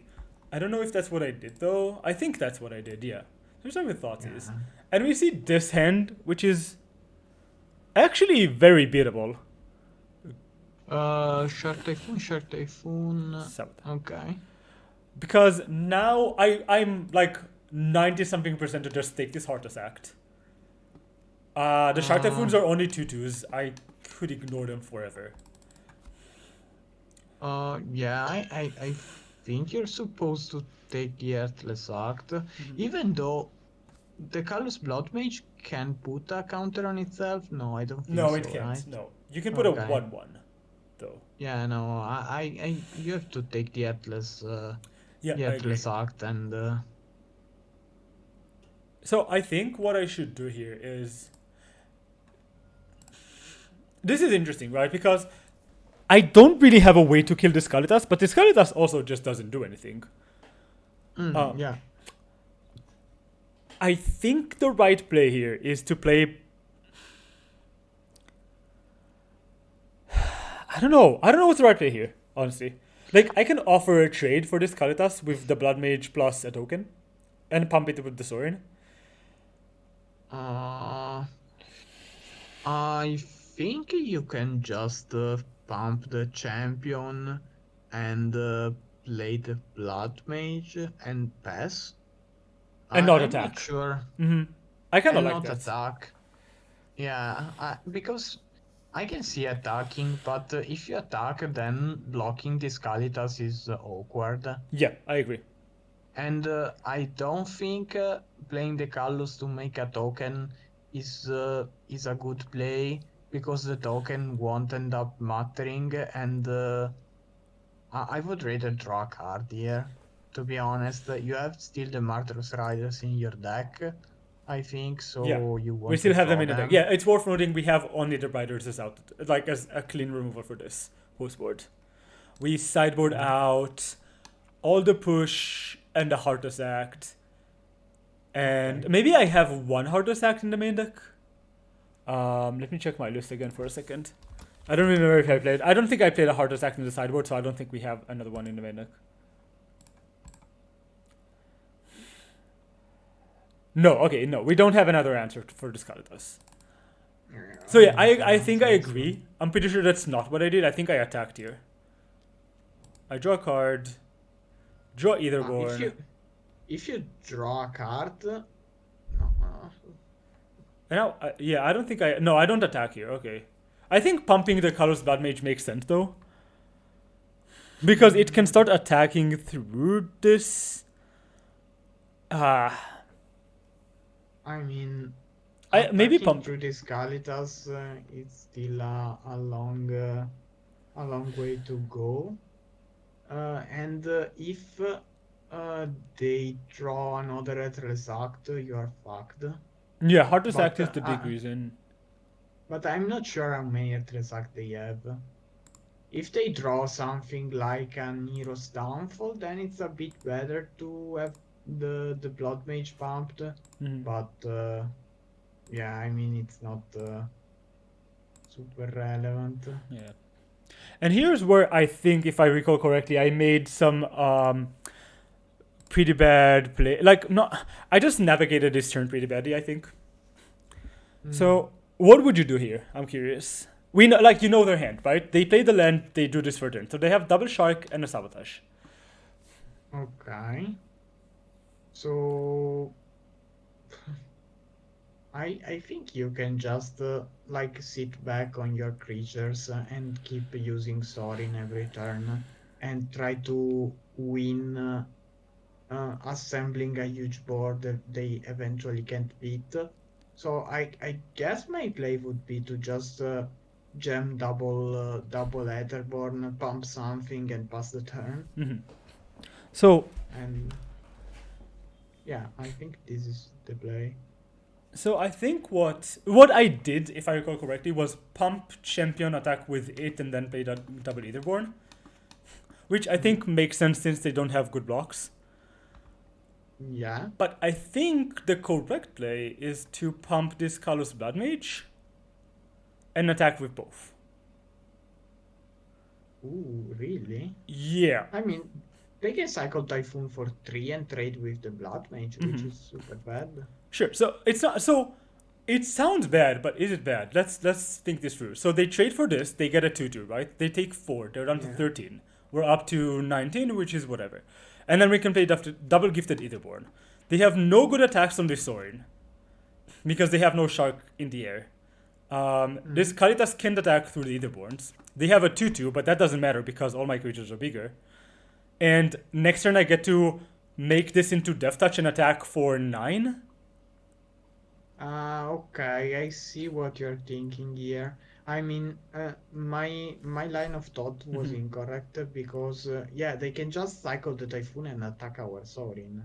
Yeah, exactly. That's And I think that's that. fine, given that we have a sword in hand, but we need pressure. We're not winning a game where they draw into removals and have Kalidas in play, right? Mm, yeah. So that's a bit of an aggressive line, but I think it might have worked out better. No, I think it's the correct line, and you are 100% right Yeah, in pointing this out. and that's something that I noticed only like a turn after I made my plays, because what I did is just pump champion attack for 5, and this just means that the 3-2 doesn't do anything, right? Like ever in Yeah. this game, because they're gonna cycle the Shark Typhoon, kill this, and then I can't resolve my Sorin because they have a sabotage in hand. So, in retrospect, your play the last turn where you pumped the Carlos Blood Mage the first time was correct. Yeah, If you that. were planning to do the not display the opposite of display this turn. Yeah, exactly. I think so too. Because it makes the Kalos Blood Mage into a relevant body on board, where right now the 3-2, it just isn't. Mm-hmm. Um, because it can't attack, it can't block, it just doesn't do anything, it just sits here. And Yeah. I'm not gonna resolve my other Sorin because they have a sabotage in hand. So we are. So I kind of put myself in a really awkward spot here. Here it doesn't really matter what I play, I just play out these two, I that's mean, pretty easy. you lose the Sorin. You are not in a terrible spot right Yeah. now because you can. I think this spot is fine. I mean, they have 3 cards in hand, they hit a land drop, which means now my Kalos Blood Mage still can't attack because their Shark is a 4-4. Um, we lose the Saurian, and we're like Uh, we're ahead on board, ish. I think I think you can start by trying to resolve a Sorin this turn. Hmm. So if they counter it, then Then the Shark Typhoon is not really relevant. I agree. yeah, exactly. What's the I alternative? Let's think this through for a second. If I just attack with my Death Touch creatures and the champion before playing the Saurian, they would need uh, to. I actually think I like attacking first more. if you play the Sorin, you can attack with the Callous Blood Mage as well. I mean, it's Well, just if you I think the big problem here is if we play Sorin post combat, and they don't trade the shark for something. What if they don't trade the shark? So we attack with 1 2. They take 9 down to 3, and then I play Sorin, and they have to counter it, so they can't attack this to death. Yeah, I actually think I what? like attacking first more. Why do they take 9? I mean, they cycle the Typhoon, so I think they take only 7. So they trade with the Gifted Leaderborn, and I still have a 2/2 in play, and Yeah, then I get to resolve my Sorin, right? yeah. Which seems pretty nice when they're taking 7 down to 5 here. But then they get to pump this Kalitas and attack back the Saurian with the zombie token. Yeah, I think you're right. I should just play this pre-combat. I think that's what I did. I was just trying to figure out if there's like a way for me to play this better. I was thinking about this, and they countered us, and they put a land in the Okay. graveyard. And we're trying to apply pressure here, but that's like we're not. Oh, here I think I should keep a Gifted Aetherborn back. Yeah, Yeah, exactly. yeah, Yeah. definitely. That was a better. Like one of these is a bad attack. But yeah, like we're not beating a removal spell anyway. One of these is a bad attack, I think. Imagine if we just had another sword and just killed them. Ah, that would be so great. And they dig through time, and we're just super dead. I mean, we are not dead yet, but if Yeah, they draw removal spells, yeah, then oh, okay. yeah. Now we are in a super bad spot. Yeah, now this is a really bad spot. We can't block here. This 3/2 just doesn't do anything, and it's super frustrating. Um, and we obviously we're also drawing like a million lands, but this sometimes happens with this deck. I'm gonna take the extra point of damage. I think I actually draw Mutavault. No, we just draw land. Yeah. And I Okay. don't even think we have good attacks here, so we're just passing. Yeah, and And they have another push, and we're super dead. yeah. We could double block Okay. here on the Kalitas to force them to like pop both of these, but if they have. They don't even have to, they can just like trade the Kalitas for this, get a zombie. We're still behind on board. They're up to. Yeah. Yeah, I think the line of like attack, being able to attack with the Kalos Blood Mage here would have possibly won us the game because it Hmm. would have been exactly 3 more damages Yeah, I if agree. I count correctly. But on the other hand, I can't stress enough how hard it is to find these lines when like your clock is ticking and you have Hmm. to think fast and you are in the middle of a challenge. I mean, even finding suboptimal lines, if you know how to navigate the game well, and you know what your plan is, it is usually enough to do well in events, I think. Yeah, I agree. Here I think we're just dead. Yeah, because they have Yeah. another Shark Typhoon. Yeah, I don't really. I think the biggest lesson here is that versus a 3/4 and 3/3, we needed to make this card more relevant. Yeah. And it's easy to fall into the trap of, yeah, I don't want to trade my Blood Mage for their Shark Typhoon token and they get like a 2/2 zombie, but given that we have double Aetherborn, oh, it's not here, it's somewhere exiled. Given that we have double Aetherborn, it's just, their 2/2s on the ground don't matter, and the 3/4 doesn't matter on attacks. So making this able to attack into their board is just so good. Keeping the Saurian in play is just so good, given that they have a Yeah. counterspell in hand. So I think it's easy to fall into the trap, and I think that was a really interesting lesson to learn here. Yeah, I agree. And game three doesn't matter much because they're down to like 4 minutes on the clock, and it's really hard for And them to win. But there was a spot there where I want to discuss because I had an interesting decision. I yeah, think you you were had actually in chat at the Liliana, time. if I You remember remember that, right? correctly. This hand is a keep. Like you can't really mulligan. I think doesn't have Sorin for once. Um, Yeah, but it's great. oh yeah, this hand's great, especially since the rider is live because we know they have at least one Kalitas, Hmm. and they fetch on their turn. Okay, you draw Here, the third land, so you're guaranteed not to die. yeah. Third land is good because we're gonna get to play Magic, and I think I want to play Yeah. the other Knight of Even Legion here. We know they have Yeah, Cry, I agree. but we can play around Cry by forcing the pump, and then they have to push. Otherwise, these become 2/3s, and that's absolutely fine.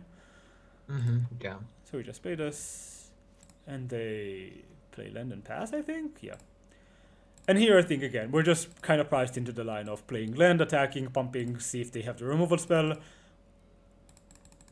I think Yeah. Cry of the Karaum is really bad versus Vampires, for what it's worth. Yeah, I think so too. Like I maybe mean, on the now play. that you have the Callus Blood Mage, it's a bit better, but it's still bad, I think. Yeah, I still think it's pretty bad. Like it doesn't get the important creatures, right? And they push here. Oh, they cycle Sensor and then they push. Yeah. What does this mean, cycle Sensor? What do they do with this? They're looking I for mean, lands. I think they are low on land, Yeah. and I think cycling sensor makes more sense if you are down on clock because you want to find Girulk and Shard Typhoons early. Hmm. So you want specific cards Yeah. early. And here, okay, this is so they end up actually crying my knight, which is super funny, I think. Mm. Now the question is, now imagine instead of a knight, instead of a second knight, we had a gifted Aetherborn. Or, God forbid, we had like a way to deal 4 to ourselves. This cry just doesn't do anything. Yeah, It's an yeah. actual blank. This is the spot where I think I made. This is an interesting spot, I think. Also worth Mm-hmm. noting they played Castle and not the Dual End, so they're not Yeah. guaranteed to have double blue. What would you do here? Uh, I would slam the Liliana. Mhm. I always love slamming cards against control when it's tapped out, but that's more of an instinct than a reasoned play. So what would you discard Uh, to the Liliana, I think is the question. uh, that's a good question. Given that you don't care about damage at all, I think discarding the Callous Bloodlord makes sense. You. Because all you Mhm. want to do is to win the game on time, so you Mm. just don't care if you put damage on the board. I think the question would have been much trickier if the clock was even Yeah, and that's what I and want to discuss. you. I mean, I think this game is pretty much locked, unless they play exactly Kalitas next turn, I guess. But even then, we have the rider. Yeah, exactly. I think we're I not think losing this Kalitas. game because they're timing out. But if they had more time, so like if they had more time, I think give like if we don't draw Thoughtseize here, we just slam Liliana. We just started going to town on their hand. Given Yeah. that we did draw the Thoughtseize, I kind of want to maximize my cards before playing this Liliana because they have more cards in the hand than I do, right? And they have more card draw. So this Liliana could end up locking us out of the game. And if this hits 6, we discarded 2 cards, and then you just kill it and dig through time, and we have no pressure, it just feels like we're losing this game. Um, yeah, I mean, I think your reasoning makes sense. I think Liliana is kinda bad against Dig Through Time because they Yeah. can Yeah. refuel better than you. Take more But mana. but if they don't have exactly Dig Through Time plus a second island, then I'm still tempted to slam it just because resolving it is so important. I think they have maximum one downfall here. Uh-huh. So I think Liliana is gonna stick forever on the board, and that's just amazing. Yeah, I think that's the biggest difference here. That I think I just don't know how many answers they actually have. Like, if I can emblem Liliana, this game's over. Even if they have 10 hours on the Yeah, clock, right? yeah. I just don't know how many answers they usually run. Let's take a look into this. And I wonder if they top 32 so I get to see their actual list. That would be nice. No, they did, and they played against me, and then they dropped at 2 and 3, so they Oh, lowered okay. my tiebreakers, and I ended up missing top 32 as Oh, well. you got 33rd, right? I Yes. saw that. I was so sad for you. So, like, they usually have. Well, this is Sublime Epiphany. This is a weird list. They have, like. This is Hero's Downfall And and. they have one Baleful Mastery. Oh, and a Wait for Mastery. Harry's list also has, like, one Downfall on Mastery, right? Like, Oh Downfall and yeah. Mastery. Yeah, they have, like, two answers. I guess Ashiok Nightmares is also an answer. That's worth noting. Yeah, Ugin is also an answer Yeah, but I of think I'm just of not the winning Ugin sideboard. ever, so it doesn't matter. This card Yeah, is just okay. so difficult to beat unless I have like minions to kill this the moment it comes and wipes the board. Okay, yeah. Makes Um, sense. Strika Fiestas, like one mastery, not even a downfall. They have Blast the Zone, I Sublime guess. Epiphany. Epiphany, Epiphany counters the emblem, which is kind of scary. Yeah. But I mean, I don't But think like, they are guaranteed to hit the sixth yeah. land drop Oh if yeah, they are under a Liliana. I think Because it's they like, are gonna they're gonna discard a lot of cards. I think they have like, it's safe to assume they have something somewhere between 2 to 4 answers to this. Yeah. I think I like playing the Liliana. I agree. I think I like just going Liliana, discard Blood Mage, and then we can start discarding lands and using the Thoughtseize to understand what cards we need in hand and what cards we don't. Yeah. I think playing Liliana is the play with the biggest upside. Okay. And I So like that for this reason. I But agree that should have been the play. I did not do that. Um, in retrospect, I went for the Thoughtseize here, and I see yeah, and this hand. you took the Kalitas because you could exile the graveyard with the Yeah, Blood Mage, right? Yeah. yeah, which I think again make. I mean, I could just take the. Honestly, I should just take the dig through time here. All right. I'm just taking I the dig. mean, They're 100% to slam this Kalitas into play unless they draw another dig. yeah. Exactly. And I just kill that.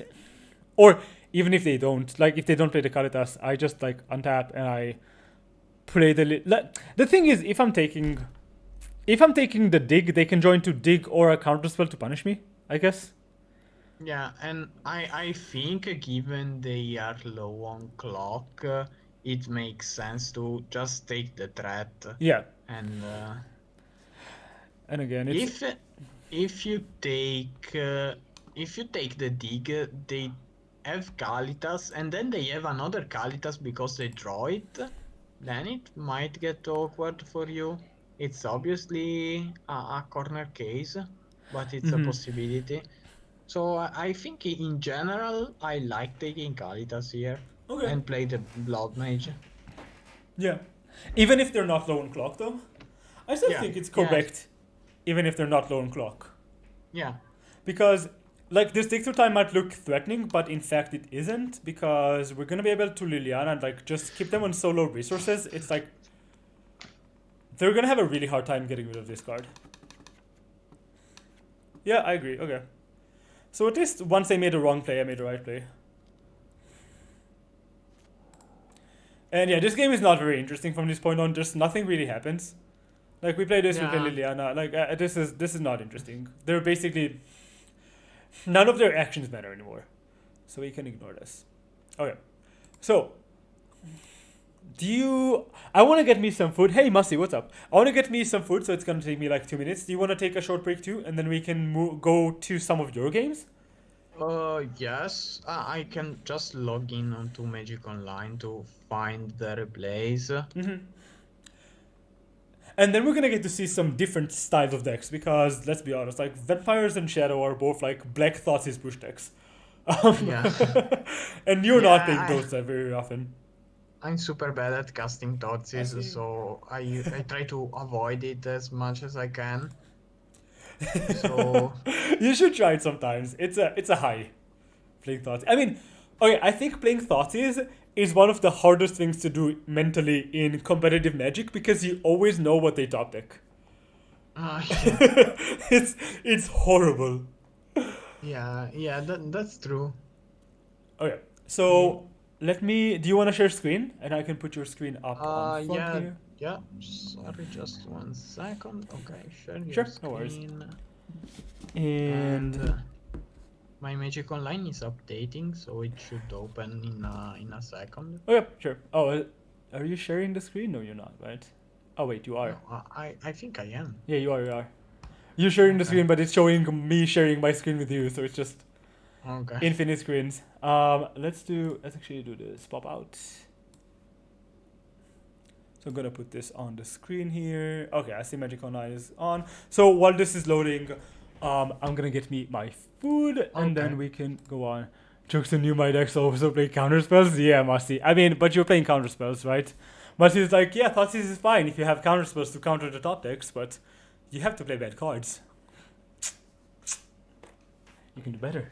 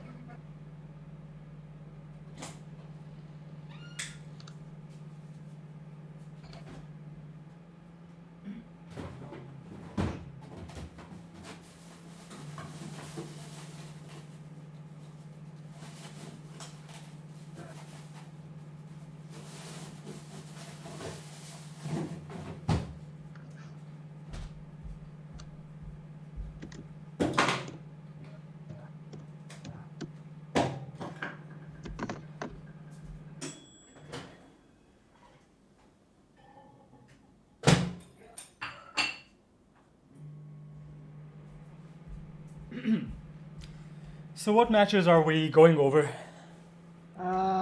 We are going over Magic Online loading for now because it's still super. It's a bit laggy in general on my PC, Magic Online. But Really? Ah, okay. And you're okay. Yeah, I think. Oh, it's Cloud. Whenever I watch Claudio play, like when on Discord, his Magic Mhm. Online seems so laggy, and I don't understand how he's always ahead on time. It's like, how are you doing this? Hey Ben, what's the play? The play is maybe Uh, splash something in the sideboard, Ben. okay, so Okay, let's Ben, while see. you're here, while we're waiting for the games, we finished the league with the four color shadow list, your four color shadow list, and I just don't understand Kaya's Guile. I just always want to board it in, but I always think it's bad, so I'm just confused at this point. Not your fault, my fault. I just don't know what it's doing there. Um, we ended up going 3-2, losing to like Tron and losing to I don't remember what we lost it 2 days ago. It's a cool deck, but I might just be playing prowess because I screwed up the mana a bunch of times.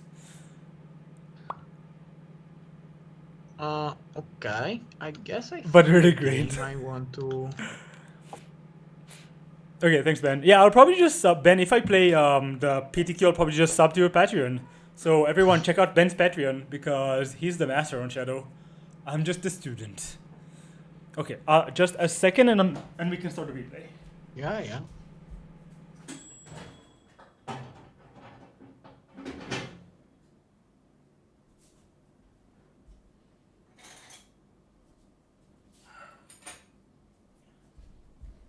Okay, let's do this. So what Okay, format are we looking so at? this is a game from a modern preliminary. Let's see if I picked up the right one. I think I did. And I was playing the four color Bring to Light deck that popped up this week after the Then the Sith promising deck, right? results in the challenge. I think the deck is bad, to be honest, so Okay. I don't recommend it. And I think Mas agree with me if he's in the chat, if he's still in the chat, so he can. Oh yeah, Mati agrees with me. Right? But Niv Shmueli thinks it's good. So I think it's a lot about playstyle. Yeah, Mati's like Yeah. agreed, instant agree. And yeah, but I think the game itself is pretty interesting. I was in a spot where I had no idea what to do, and I probably messed up. Okay. Yeah, And I okay, think I it's won great to go over this game actually because I wanted to see how this deck plays out. okay, and I think I had a pretty good end. Ooh, this one was good. Yeah. Uh, yeah, I think this end is good, and I think it's definitely a keep. Uh, and yeah, obviously, one of the biggest problem I found with this deck is that even though you are playing a lot of lands, like I was playing 32 lands, you have a lot of lands that come into play tapped, and you want to, you kind of want to carve out Yeah. sometimes, and you can't because all your lands are tapped. Yeah, I mean, I look at his hand, and all I want to go is reinforce into planes, activate Reclaimer, but then you have like tap lands for days. Yeah, I still think it's and probably the right play.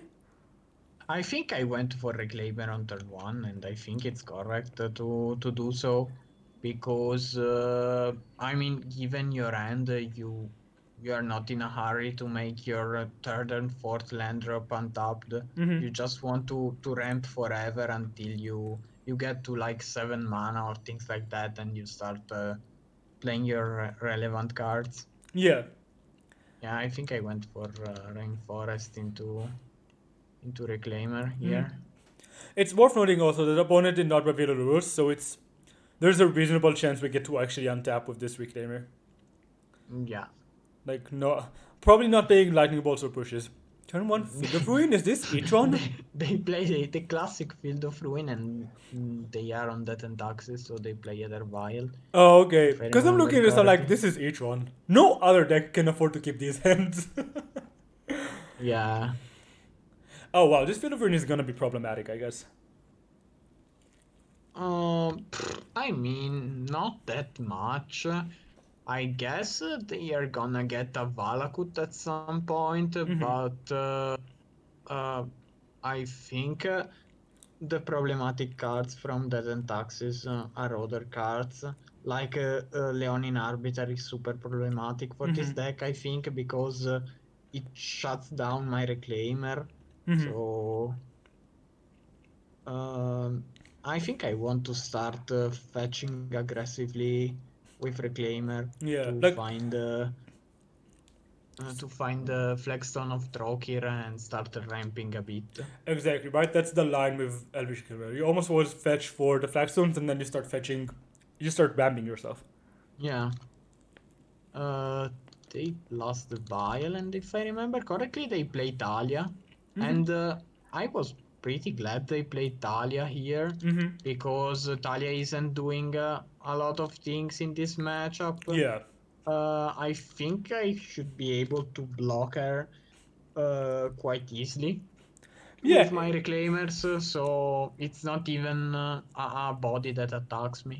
So I'm okay I agree. with Okay, so that. here's the I'm gonna question. fetch, Mm-hmm. and next turn I'm gonna have the first meaningful decision of the game Okay. because I draw another flagstones, and I have to decide if I want to play the reclaimer of not or not. Mm. I can I can tap the flagstone for mana, Mm-hmm. play the second flagstone, suck the tap the flagstone and tutor for a land, and then play the second reclaimer and activate the first reclaimer to suck the remaining flagstone and get another land. Okay. You end up with 4 lands in play this way, right?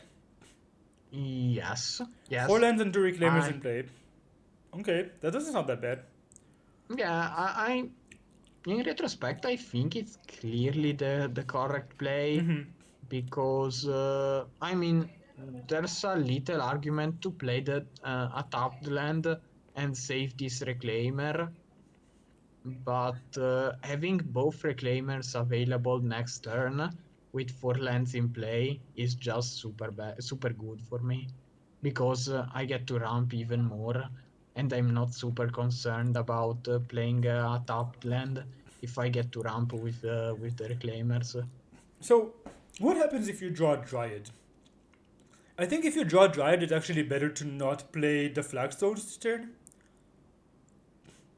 Uh, because you get to keep an untapped land in your hand. So let's say you don't play the Reclaimer here, and then you sack the Flagstones. You still end up with 4 lands in play because you can play like the yeah. Triumph. And then you untap, let's say you draw Dryad, you play it, you play Flagstones, you play Bajuka Bog, and then you sack the Flagstones and get Valakut and another card and start killing stuff. So I think that's an argument for not playing the Reclaimer this turn. But overall, I Yeah. agree. I just think you should get Reclaimers into play. Yeah, I mean, I can also start, don't know if I can start a bit down, but The thing is, they're, how many Flagstones do we run? 4? I ran 4. Okay. So I'm not gonna run out of flagstone anytime soon. I like just playing double Reclaimer because you can set up for a turn 5 Valky, which is super Yeah. nice. So let's see if that's what you did. It is what you did. Okay. Nice. Okay, so I ended up, yeah, tutoring for, Triumphs. Triumphs go for. Triumphs affected Magic so much. It's actually insane. yeah. I think they affected it in a good way, though. I I, agree. I like, uh, I like having fixed mana, but Says the 5 color Niv having player. okay, they up Mm-hmm. the either vial. No And Mother, it's I nice. don't. I think they played a Stoneforge here, if I remember correctly. They Mm-hmm. played another colorless land, which means they don't have a lot of white sources in hand. And I think they play Stoneforge and Mm. oh no, they play Archon, which is super good against me. I mean, this turn could have gone really badly, right? If they just vial in um, an Arbiter, then you don't get to. Then they can destroy your lands, and it's gonna get awkward. But Uh, I actually think you're yeah. in a great spot here if you just start attacking. Does that make sense? Let's see what you Uh, draw and see what they do.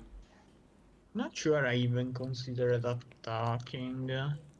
Because I mean they can just violin a Stoneforge Mystic and they can invalidate my whole plan of attacking here, or they can just deploy more creatures and suddenly I lose the race.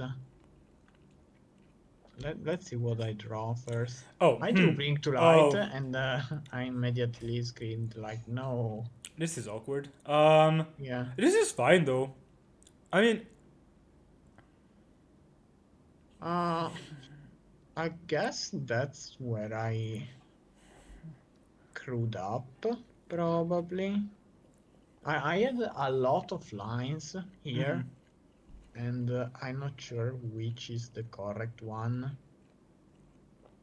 So, Um, do you want to say what you were thinking about, or I'd say how I would approach this spot? yeah, no, please Oh yeah. say, oh, So they have four cards in hand, right? yeah. And this Bring to Light is obviously doing nothing as long as they have Archon in play. But Mm-hmm. also, this Bring to Light represents a kill next turn if they don't have another disruptive creature. Um,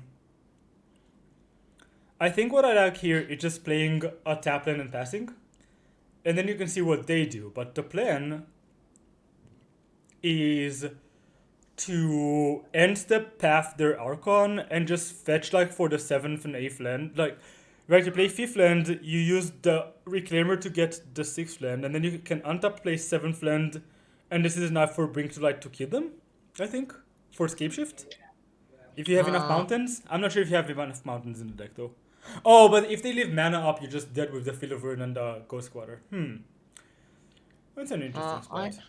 I mean, there's a lot of things to be highlighted here.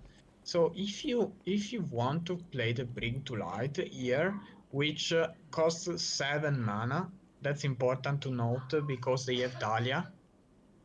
So That's true. so if you want to get Scape Shift, you have to pay 6 for Bring and 1 for Scape Shift. I guess you want to kill the Archon.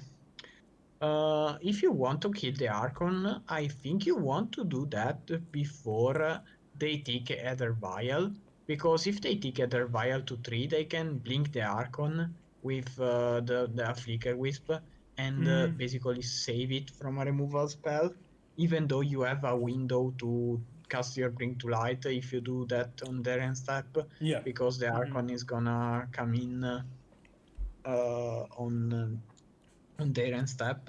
That's a good point. And I mean, if you kill the Archon Sorcery Speed, though, you are gonna get punished by a lot of things, and that's what I was scared about. You are gonna get massively punished by a second Archon, and you are gonna get punished by Leonin Arbiter plus the Land Denial plan. Uh, so I guess in the end I decided that passing was the best line. Like I keep myself open and I decide what to do on their end step. So let me suggest a line. Tell me what you think about it. What if you play Valky as a creature? I thought about that. That's like the safest play if you want to resolve Bring to Light. But on the other hand, if you play Valky as a creature and then you plan to cast the Path to Exile next turn, I think you don't have enough mana to Bring to Light the next turn I because you are so my line of thought was play Valky, see what they have, and then attack for six. okay. And Uh, of course, if they have Stoneforge, this makes thing matters a bit more awkward. But it's not even that bad because even if they get Batter's Cloud, you can just path the token yeah, and just try and like cheese them out with attacks here. It could work. okay. I don't know how often it works, but it could. Okay. I had no idea how to approach the matchup, so there's a whole ton of lines, and I didn't know what to pick up. I guess start attacking with Reclaimer makes sense. As I said, I was super afraid because they have so many more creatures than me. Yeah. So and they also have other vial in play. So if like they deploy a couple creatures and start attacking on their own, then suddenly I'm losing the race, But it, and that's a bit scary. the thing is, But leaving Reclaimers back, what does it accomplish? You, Uh, you get to Outing ramp. That's reframers true. back makes me ramp a bit Hmm. because I get to keep sucking the flagstones, Yeah. getting a lot of lands, and eventually I can cast Path to Exile on the Archon and go off with Bring to Light. Hmm. I decided to adopt this line Okay. because this was I thought this was what my deck was supposed to do. Hmm. I found so many cards that punish me for adopting these lines, but every other line I thought about was as bad as this one because I decided I couldn't play around anything, and I decided to make the most natural play Hmm. for uh, for Yeah, what just this ramp deck and is hope it works supposed to be out. doing. Do you And where can I find your list? I'm actually interested in what were your bring to light targets. yeah, that's another good question. Just a Let's second, go. I think. Okay. I'll go to the modern to Anti Goldfish modern page and let's see. I think it's the Niv Shim list from the modern challenge. I don't think I changed a lot. Let's see. No, this Oh, one it's is you Niv. copied Niv's list. Okay, right. Niv. Okay, yeah, this is the list. And I have very few Bring to Light target. The only good creature target for Bring to Light is the Dryad. Oh, you have Omnath Yeah, I have and Omnath, Supreme but I Verdict. don't think Omnath is gonna be impactful enough in this matchup. Also, they have a lot of apparitions. Yeah. I So, actually, the more I look at the list, the more I like your line of just ramping, because this Bring to Light should get you out of that spot most of the times. I think. Um, Also, just the Valky might get you out of that spot. mm, So I think I like your yeah, line. Just like hope that you can bring to light for a verdict to buy time at some point and pass the I turn here. mean, there's also an intermediate line, which is cast the Path to Exile on the Archon, Mm-hmm. ignore the possibility they have a Leonin Arbiter because they are not very likely Mm-hmm. to have it, I agree. and ramp with only one Reclaimer. And then attack with And the other one. I think that uh, and then attack with the other one, yeah. so. If you use both reclaimers, you each one of them gives you an extra lens. You're gonna end up at 7 lens in play, and then you Yes. yeah. This combination is just so difficult to play into, but you're not under pressure. I think is the biggest thing here, right? Yeah, I think so. I mean, they are gonna attack me for 2, which is not a lot. Yeah, 2 is fine. 2 is beatable. So you can theoretically just leave both back, fetch 2 lands, cast T-Bolt next turn, start No, pumping I it up. can't cast the T-Bolt Oh unless I yeah, draw right. an You need untapped 8th land. land. That's another Yeah, yeah, yeah, good right, right, right. You need a good basic land point. to cast the T-Bolt. Sheesh, Taxus is so annoying. Yeah. Uh, I think I like going either for the aggro plan or for the ramp plan and not go half and half because it just doesn't accomplish much. Uh, I mean, but going for the Path to Exile Mm-hmm. means that if I draw an untapped land, then I win next turn, unless they have something, which is a huge thing to consider. Oh, with Like, the Bring to Light. yeah, because if I draw an untapped land, I can bring to light, ping it 6 and pay 1 for Scapeshift. But I don't think that's gonna work because they're pretty likely to have the Ghost Quarter up for next turn. Like if What they, does Ghost Quarter do though? I don't think it Ghost kills the Quarter Valakut. prevents the trigger from Scapeshift, right? It kills the Valakut. Isn't that good enough?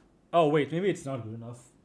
No, you're right. They need to kill a No. mountain and for you I not to mean, have a the but you don't Valakut have. still triggers. Do you have a basic mountain in your deck? Yes, I You do. do. Okay. So maybe that is. So I think what I would do here is just play my land and pass, and then you can decide on their end step if you want to go for like the ramp plan or the path plus ramp plan. And that's what I ended up Okay. doing. The problem is that they uptick the vial. And upticking the vial means that they add The the flicker flicker wisp. wisp available, and they give me a really little window to cast this bring to light. Hmm. And if I don't draw an untapped land and I go for the PTA, then this bring to light suddenly can grab Scapeshift and win me the game. And that's what happened. So maybe I'm Hmm. biased, but But maybe at that point you just need to go for Omnath and try and play a longer game. uh, yeah, I think I was Or supposed to. Let's go. okay, let's see how it goes because this is a really tough Yeah. turn. I mean, you have a lot of options and it's really difficult to play around all the stuff they have. I think given that they have so many options, you should just ignore the possibility of an Arbiter because like if they had it, you're dead anyway. So that just doesn't matter. Um, I mean, I'm not dead because Now you can now pay. I leave open Yeah. mana, so I can pay for the arbiter and ignore the effect. Yeah, but like if they had it in the first two turns, I think you would just have lost this game a while ago. So uh, Okay, so now they activated the vial, and in response to play around arbiter, I activated the first reclaimer. okay, that's a good play. I think that's a really good play actually. I'm not sure it's as good as you think because, as you said, if they had arbiter, they would have Oh, but played it's it free to play before, I around this. guess. But So I think it's free to play around this. So might as well do this now. yeah. And then you get to fetch a couple of lands, And flagstones. what did I fetch here? Okay, Yeah, fetch flagstones make another sense. flagstone. I'm not sure it's super correct. If I plan to cast the Path to Exile on this Archon, I could also see grabbing Valakut. Valakut. Mm-hmm. Because if I grab Valakut, I can bring to light for a Dryad. And if I can bring to light for a Right. Dryad, it's kinda good. If I draw a fetch, it's great, but if I draw a fetch, I bring to light for Scapeshift. And if given that I have this Bojuka, I can like play the Dryad, play a land, and shot something like a Talia, and I don't hate that's that. great. Mm-hmm. Yeah, I think maybe you're right. Maybe this should have just been a Valakut. Although, to be fair, oh, I guess you can't do the same thing next turn. Yeah, I actually don't hate that. Fetching the Valakut here. At this point, I don't want to cast the Path to Exile How now. many Valakuts I'm do you not have? sure if it's correct because still giving them the possibility to blink the Archon is huge, Mm-hmm. but giving them an extra white mana is huge as well because they will be able to like activate the Stoneforge next turn, so they are gonna start applying pressure, and that's super bad for me. I don't think they were supposed to get Batterskull here. I think Yeah, a I don't think so Sword either. might have been a lot more effective. Hmm. But if they don't have another land in hand, then a sword doesn't do anything. But Yeah, yeah, yeah. I think we didn't consider a line that might just be better, which is just activate. Like just get actual Valakut activations by getting mountains. So if Um, you use Reclaimer to get like Flagstone Trigger gets Sacred Foundry, and you get a Valakut, you're at 4 mountains in play, right? yeah, I And if am at they four Ghost Quarter the mountains. I need Valakut, to get up to six, and they have both Ghost Quarter and Field of Ruin. yeah, Field of. Uh, But then you can, as you said, you can bring to light for Dryad, and then they're just stuck in like, do you kill the Valakut and then you can fetch a mountain and still be at 5 mountains, or do you fetch, or do you kill a mountain? It's something that for what it's worth, I think not getting the Sacred Foundry here was probably wrong. yeah, yeah, I agree. Um, I I miscounted the number of lands in my of mountains in my deck, and I Let me count that decided too. not to get the Sacred Foundry is good because I want to have actual mountains in my deck when I cast Scapeshift. But maybe I could have been more aggressive. You Let have me just 10 check. mountains in your deck. You have 10. I just counted. Yeah, Yeah. okay. Out of them, like 4 can be fetched by flagstones. which is Mm-hmm.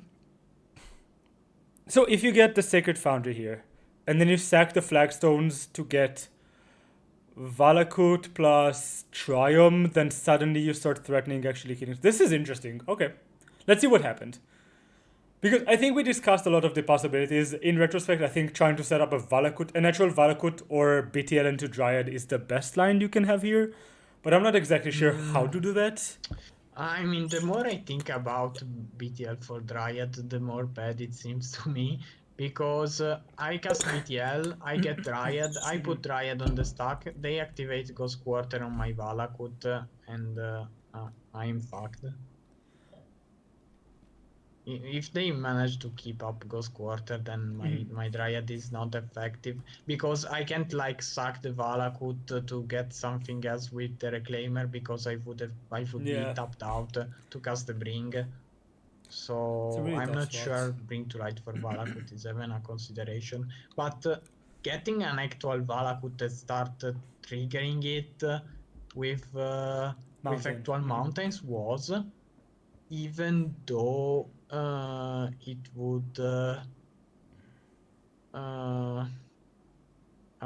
expose me to scenarios where I don't have enough mountains in my deck to cast Scapeshift effectively.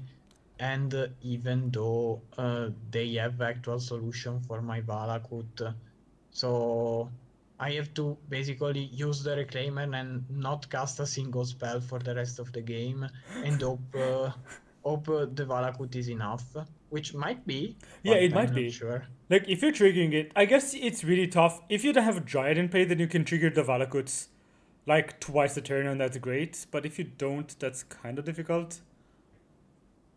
Mm. Also, don't forget that like Archon makes everything considerably tapped. So, Yeah. oh yeah, let's see what they do. Let's see what they do. This is a really tough spot. Like, I think you made the best considering the fact that you were playing a prelim for the first time with this deck, and like the matchup was super complicated. You're Yeah, another they Field they of play Ruin. another non-white land, But also, it's which, another Field of Ruin, which is kind of annoying at this point. yeah, They're getting which hit for. means the Valakut plan is not gonna end up well for me. Then I wonder if the Tibalt plan is just gonna work out. But I guess you can't even cast. Oh, I guess you can cast a Tibalt by sacking this flagstones here. I think I went for the Path to Okay. Exile here, hoping to draw and untap the land and Mm-hmm. to be able to kill them. Okay. And saying if they have the second Archon, I'm super dead. I. If they don't and I draw an untapped land, I win. Mm-hmm. If they don't and they don't have the Flicker Wisp as well, I'm in a good spot. Yeah. If they have the Flicker Wisp and I don't draw an untapped land, I'm super bad. By the way, it's worth noting that my aggressive line would have just like completely crumbled under the weight of Batterskull plus Flicker Wisp. So Yeah. that would have been No. horrible. So okay, we're Okay. good. Yeah, you go for a bath. They flickered this, you said. I think it's reasonable. Like, just it's I really tough think to resolve this Bring to Light into. okay. The next turn I'm gonna mess up because Welcome to the club. Hey, House, what's up? oh, Oh, okay. Here I messed up because I started by playing the land, oh, and I started by playing the land because I forgot about Talia for a second. I thought about mmm, it in the previous turn, and then I forgot about the double tax. yeah. I thought I had won for some reason, and I just played land, cast Bring to Light, and then said, "Oh no, thi- this is bad." Yeah, this is rough. I mean, so Yeah, what would have been obviously, the I line here? didn't resolve Bring to Light. I realized it uh, a second before playing the Bring to Light, but it was still bad because I could play Omnat first, and it was kinda free. Yeah, It wasn't free in the end because they had the Path to Exile, okay. and that's something I should have considered, to be honest. but in retrospect, I think the line of playing Omnat was at least debatable. I should have considered it instead of like playing this land like a monkey. I think I like a monkey. I think I like playing Omnath because it draws you a card. If they path, you get even more mana, which is great. And then you Yeah. can just start going for like Tibalt. The board is not exactly stabilized, but like you're. The problem is that I think going for Tibalt doesn't accomplish anything because they can kill Tibalt quite easily, and I can't cast the Bring to Light anymore because the Archon is gonna come back. So if they path to exile this Omnat, I'm actually in a super bad spot. Hmm. To be fair, So if you so don't Omnath, you bring to light for Dryad here, but that doesn't I even do bring to anything, light. right? Uh, that's a good question. Uh, I I think do I bring to light for Dryad. I think once you Uh, draw the Omnath, I kind of like casting it, even though I could see because if you're not, what are you casting your bring to light for? Right. I don't I don't know. Yeah. I I mean. think I Mhm. I think I still bring to light for Dryad, and Okay. I hope to untap with the Dryad and to set up a turn where I activate the first reclaimer. I get a Valakut. I get a trigger. I kill something. They kill my Valakut, and I suck it with the second reclaimer, Hmm. so I get even more value. And Yeah. if they have apparition, I die. Yeah, but But that's. I, I don't think I, you're I don't bidding. think they have apparition at this point. No, actually they might have it because they don't have double white and they were pretty taxed with the Yeah, with the other vial. vial, so they might actually have it. But okay. Okay, interesting. I still think I like playing the Omnath here. I think it sets you up a bit better than the Bring to Light, but Uh, definitely not playing the land before. But that's fine. That's a brain fart. It happens. It's not like you I thought this was a good idea before doing this. So. I think the important thing you have to do this turn is to cast the Bring to Light. So I'm Mm-hmm. not convinced playing Omnat was 100% right because I like the line of playing Bring to Light and playing it safely But with the Dryad. I think you're a bit. I don't think you need to be in a rush with this Bring to Light because you have three more bolts in the deck, right? Um, Mm, three no, I bolts, a am. Supreme Verdict, a Teferi, both of which take care of all of which take care of their Archon, and also you have Tibalt in hand, so you can. The like worst case scenario for this Tibalt is you play it, you minus on the Archon, and they kill the Tibalt. Like obviously they could have another Flicker Wisp, but there's like you're not beating that anyway, right? Yeah, It doesn't matter. So I don't think you're in a rush to cast a Drink to Light, especially if yeah, you can okay. gain the life off of this Omnath, which you can guarantee. Oh wait, you can actually get both triggers off of this Omnath, right? Yeah.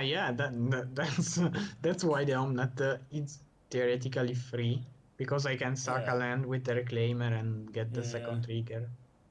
yeah. Okay. Yeah, I still think playing Omnath was better here. That's my opinion though. Yeah, and I actually ended up playing Omnath Mm-hmm. because at this point I thought playing Bring to Light was worse, which is still debatable because Mm-hmm. I think Did Bring to you? Light for Dryad was a reasonable play. I also think it was a reasonable play, but I think it loses to the same thing the Omnath play loses to, like to Path. Yeah, And at that yeah, point, I'll just play the Omnath first and try and like get the ball rolling. yeah, and And yeah, and but if you had this land in hand, things would be much better. If you could oh, play this okay, land, like if you could play this land. yeah. I activated the Reclaimer now. I don't know why I activated it now. To be honest, it makes absolutely no sense. Mm-hmm. I agree. You should wait because like their white mana is taxed anyway, so you might Yeah. as well wait on this. Although what's probably gonna happen, I mean, this is even this is fine. So what's probably gonna happen if you don't use this is they go end step Field of Ruin. No, but that's not good for them. No, I think yeah, I think using this here which is wrong. Maybe I thought that uh, uh, if I let them on top, they can violin apparition in response to the activation of reclaimer, and this way I don't get the guaranteed life gain. Hmm. And I thought I valued the life gain a little too high. That's why I Hmm. activated the reclaimer first. I don't remember why I did it exactly though. I think your plan here should be just to pass and not use Reclaimer until you untap again. Yeah, And because you're taking 5, you're down to 12. And then it's like, because they don't have other good attacks, really, right? You have a 4/4 and two 3/4s in play. So you're down to 12, and then you untap, and you play a land, then you gain the life, and everything's fine, and yeah. yeah. I get the Valakut, and now I have 5 mountains. So if nothing super bad happens, I can start shooting. So you could have gotten a Valakut trigger if this, oh no, you got the Sacred Foundry, never. Yeah, you could have gotten a Yeah. Valakut trigger if the Temple Garden was a Sacred Foundry or Bargain Giant, right? If it was a rock green triumph, yes. If it was a sacred foundry, yeah, I would have had to fetch for something else.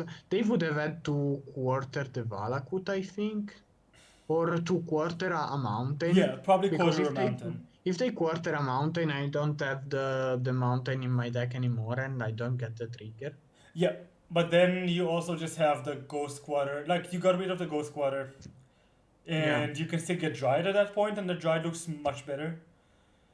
yeah. Just worth noting. And they go quarter themselves to Okay, yeah. activate the Stoneforge here. Oh, okay, yeah, sure. That's a good play, I think.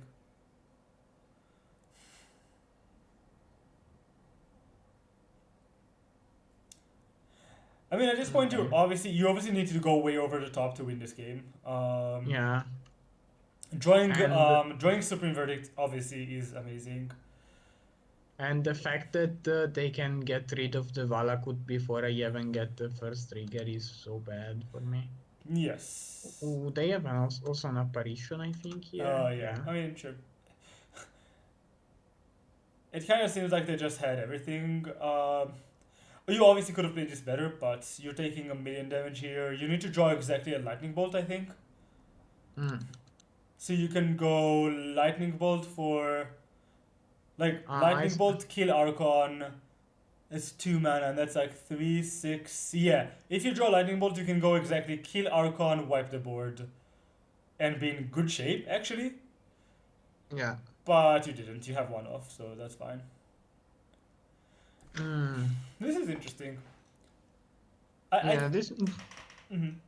this was a super interesting game. I had multiple different plays available, and I'm not sure if I would have won anyway. Mhm.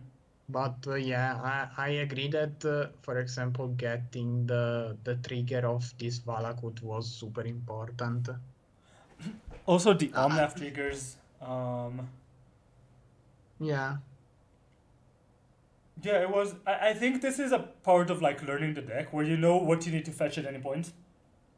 Counting Mm. mountains is really difficult. Like you have 10 in the deck, some of them are playing, some are not, and it's just super weird. Maybe this deck needs Yeah. a blast zone. Um,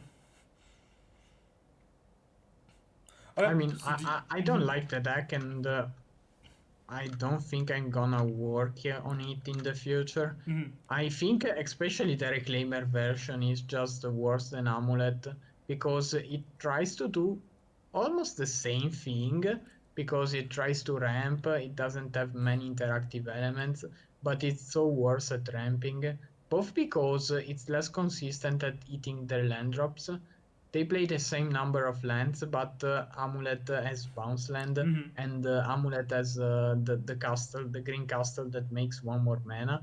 Mm-hmm. So it's more consistent at getting the 6 mana it needs. Yeah. And I mean, it's the mana base is better. They have less top Yeah. lands, They're also just and insanely faster than you are, right? yeah, They just go really fast. maybe a version without reclaimers, with a bit more of Like a more controlling control version. elements. That's closer to the Uro Vren Sanctuary deck that was played last season than Mm-hmm. to an actual ramp deck might be viable, but I'm not sure. Yeah, I could see that. I actually prefer this version. I think like this seems right up my alley, playstyle wise. But like I Mhm. get what you're saying here. This deck, I don't know if like the its power level is compensating enough for its complexity and vulnerability. Yeah, So do you want to go over and the second game in this match? I don't think. Oof, I lost the replays. I don't think so. I think that the following games were a lot less meaningful. In the second game, I managed to top deck a Platinum Empyrean when I was empty-handed, and I was able to cast it and win with it. And in the third game, I was run over. Mm-hmm. So I think I want to. I I want. I can review a game I played yesterday against David. Okay. I was practicing the Niv Mirror. I think Mm. those games are super fun to play and super interesting and super skill intensive. And there's one game I won, uh, and I felt super far behind for the most part, and then I ended up winning. And on the opposite, there's a game I felt super far ahead, and I ended up losing. I Okay. I guess the game I felt super far ahead is more interesting, but I don't remember which one it is. I think it's this one. Both Let sound me. interesting to me. Like you just want to. So this is the Pioneer the Niv Mirror match. With Yeah. Claudio coaching you in the background, right? Both of you. Yeah, I guess in the game I lost, Claudio was doing something else. In the game I won, Claudio was coaching me. And That checks out. Yep. yeah, I mean, let's see if this is the game. When I was playing in the World Magic Cup, like with the team, so games where Shahar could actually help me play were so much easier. It's like it's playing on easy mode versus like I actually have to think.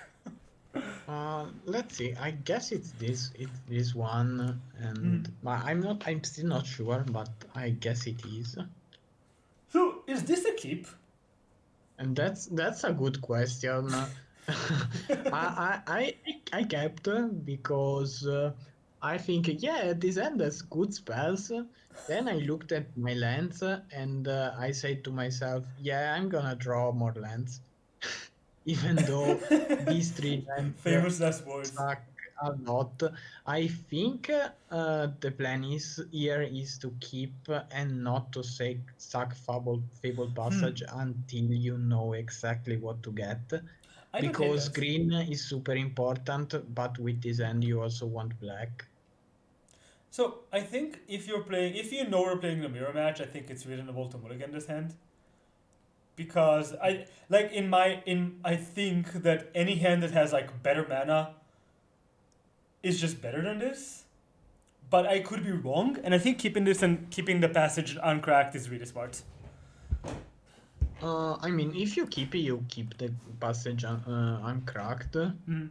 And yeah, I really don't know. I ended up keeping. I was experimenting, and I like keeping bad ends.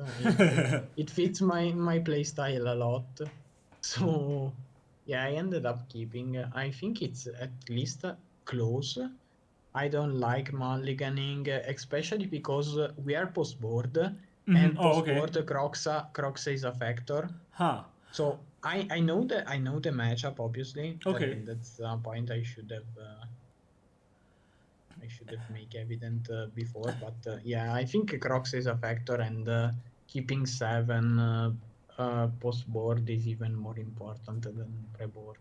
Okay. Yeah, I don't hate this. But I mean, once you know this is the Niv mirror match, you can just say, okay, I can wait like 7 turns to draw my lands. I'm not in a rush as long as I'm killing their threats. So I don't I hate. mean, I don't hate keeping this. I don't know if it's good or not.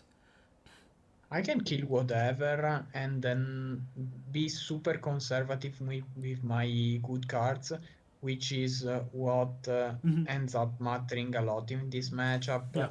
because you shouldn't be in a rush to cast your threats.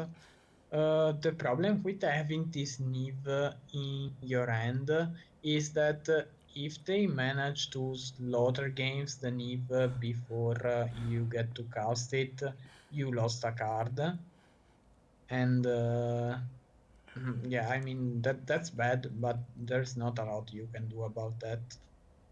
Yeah, I agree. It's not like that could be a case with any hand. I don't think it's relevant. Like thinking, Yeah. well, I should mulligan this because I want to shuffle this. It's just yeah. Also, Masti, yeah. Yeah, the reasoning I want a mulligan because I want to shuffle back my best card in my Yeah. deck does not make a lot of sense.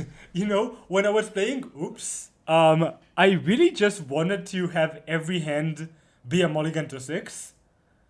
Just Ah, because you yeah. just always wanted to shuffle a card back, almost always. It was pretty funny dynamic. Okay, so Yeah, you're on the play, you're it's just the playing the same with passage here. Dredge. What?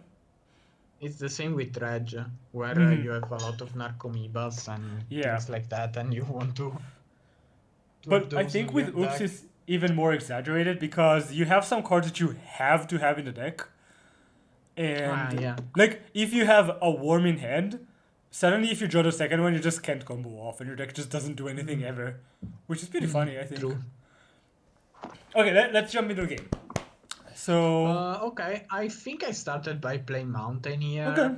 I that could also makes also sense. play the Uncracked Fabled Passage, but I think playing the Fabled Passage and not cracking it gives a relevant information about Yeah, my end to my opponent, so I'd rather sandbag it and maybe play it like next turn and things like that. that's a really good point. Oh, No, it's okay. You what? only skipped. It's okay. You only skipped your turn and their turn. So like the rightmost button skips a turn, and the middle one is just like a play, like just move Oh, one play okay. ahead. So they just played the top lane. It's fine. They didn't cut Thoughtseize or something. Ooh, Oh, Cloth is. here I draw Clothes. Oh my Oh, god. that was a super complex line. I think I want to play the Fable Passage and fetch for Forest now. I Uh, agree in general. yeah, because Clothes can give me mana. Right, like at this Uh, point, the problem is that Clothes gives me red or green mana, and I already have both the yeah. forest and the mountain up. I can still cast Bring to Light for something like a Tibalt and start getting lands, but that's not where I want to be because I want to save my Tibalt to get their needs. So I'm not sure if that Clotis is actually supposed to be a ramp spell or not, and I don't know if I was supposed to fetch, but I played the Fable Passage. I think here it's correct to play the Fable Passage because if something happens, you can decide to fetch, and like if they play a Croxa, you can decide not to fetch. Oh, if they play a Croxa, you definitely want to fetch because you can Cloth this it away, I think. Sure, But I on can the other also hand, see discarding the Clothes, but yeah, I oh, think you I thought ended about up discarding Cloth. fetching. Like my inclination would be to discard the Dreadboard, but I never played the matchup, so I obviously don't know. Um, but like if I they think play they. Coriated here, I gotta say I'm kind of tempted to fetch for Black Source because that indicates that they're gonna be able to play their creatures earlier, and then I want the Dreadbore available. But I don't know what I would do here. Probably just slam this Clothes next turn and hope to draw into like good mana, but I think I fetched, Hmm. and I mean, honestly, I think you can probably like fetch for the forest, and if you draw any land, any untap land that gives you any source other than Naya, you just get to bring to light on turn 4 for like the Omnath or something. Force them to yeah. react, drawing us the cards. I think Bring to Light for Omnat is super bad. Really? Okay. Yeah, in this matchup, you want to Bring to Light for something that More someone's meaningful. answer, not a cantrip with a 4/4 body attached. Okay. It seems like a powerful play, but it's not powerful So maybe enough. just the T-Vault, right? Yo, Defos, what's up? Okay. So you drew the tap Oh, land. Awkward. okay, yeah, that's awkward, and I have to decide if I want to play this Clovis or not. Because if I play the Clovis and my opponent plays nothing, I'm forced to hit my land with Mm-hmm. Clotis on the next turn, and I basically lose the ramp aspect of the Clovis.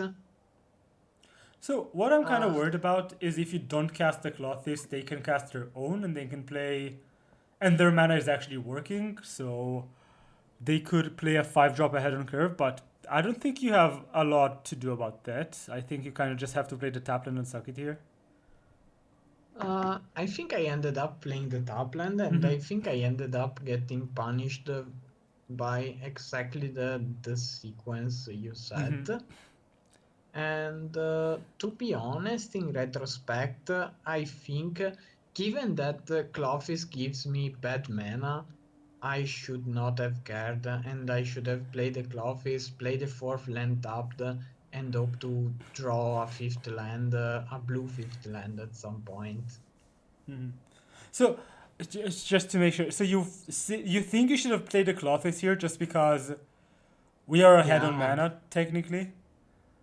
I Eh, think I should have played.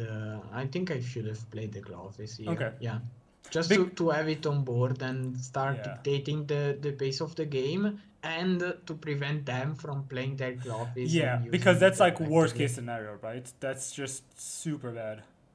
Yeah, Okay, yep. And you can still draw into like an untapped blue source, right? Like untapped blue source just lets you still bring to light next turn for something big, and that's really nice. yeah, David is saying our opponent here is handsome and smart. He is not mistaken. And this is a Clothis. Yeah, yeah, okay. and this is like, oh, I'm down. I mean, I don't think. I think I understand. Like, I think your reasoning is fine, saying that like you don't want to waste your Clothis activations, but I think this scenario is just so bad that you just kind of have to stop it from Mm, happening yeah. because as Eh, long as you have 2 threats in hand and 2 removals in hand, you should be fine if the game goes a bit longer. Yeah, and as I said, I overrated the Clovis activation by a lot Yeah. because Hmm. getting a bad mana is not Yeah, it's not that big. Oh wow, that's a draw. okay. I drew Slaughter Games, and I think here I should cast the Slaughter Games in Niv Mizzet, I agree. Yeah. and that should be a really good spot for me Uh huh. because suddenly now I only have to deal with like two Tibalt because I know they are playing two Tibalt Hmm. instead of one, Okay. and with the Croxas, Yeah. and that's it. They are gonna run out of threats, I think, at some point. Yeah, that's a really good draw. I think Yeah, you just get the starter games. Them. and I name Niv Mizzet, and they have a Bring to Light, Dovin's Veto, and Dreadbore. Mm-hmm. Oh wow. Oof, that's a hand. Um. Yeah.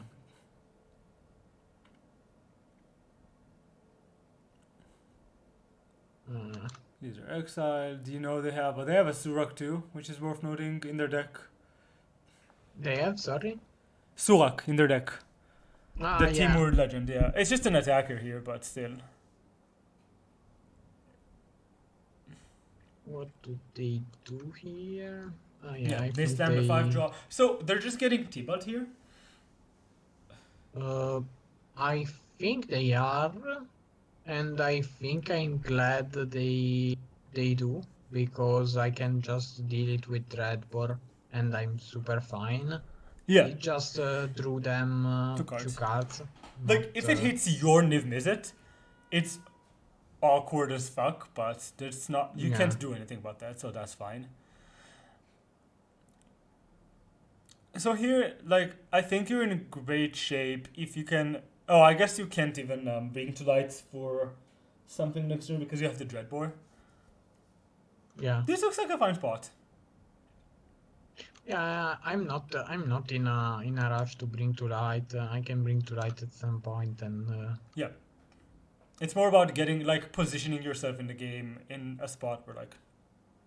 also if I draw a land, I can play like a Dreadbore plus Clothis. If I Yeah. draw a red land, which Um. is Yeah, you can. Yeah. Would they hit Watery Grave and what on their side? uh, Their sorry, exile tell zone. me, So they hit Watery Grave from you and a Croxa from their and side. Okay, Croxa, that's something you need to keep in mind, I guess. and I drew the It's fairy. awkward. Yeah, Yeah, here you not. just like you just have to kill the. Any land here lets you put Jagantha in hand, which is actually huge because you can discard it to the Croxa. Yeah. So just drawing another 5 drop is not ideal. Even though this 5 drop takes care of this Clothish too if you need it. Which is super nice. Mm-hmm. And here they play the Crocs, I think. That's good for them. I don't think they should top like this unless they have an island. Yeah, living veto up is pretty big here and you can play Croxa with any mana. So yeah, you're discarding the Dreadbore, which makes sense I think. Uh, Although I I could see decided discarding the Niv I decided to discard the or the Dreadbore, Crush. and I thought about that hard, and I decided I want to be as greedy as possible. Not sure if it's Mm-hmm. correct though. I mean, I could see discarding the Niv here. The way your Yeah, hand looks. me too. Okay, so what else happened Uh, this turn? no, I mean, Niv is pretty important here Mm-hmm. because if I draw an untapped land and they play a blue source, Oh which right, you I can't bring to highly light. Mm-hmm. suspect, I want to slam the Niv. So I would have to discard either the Bring to Light or the Teferi.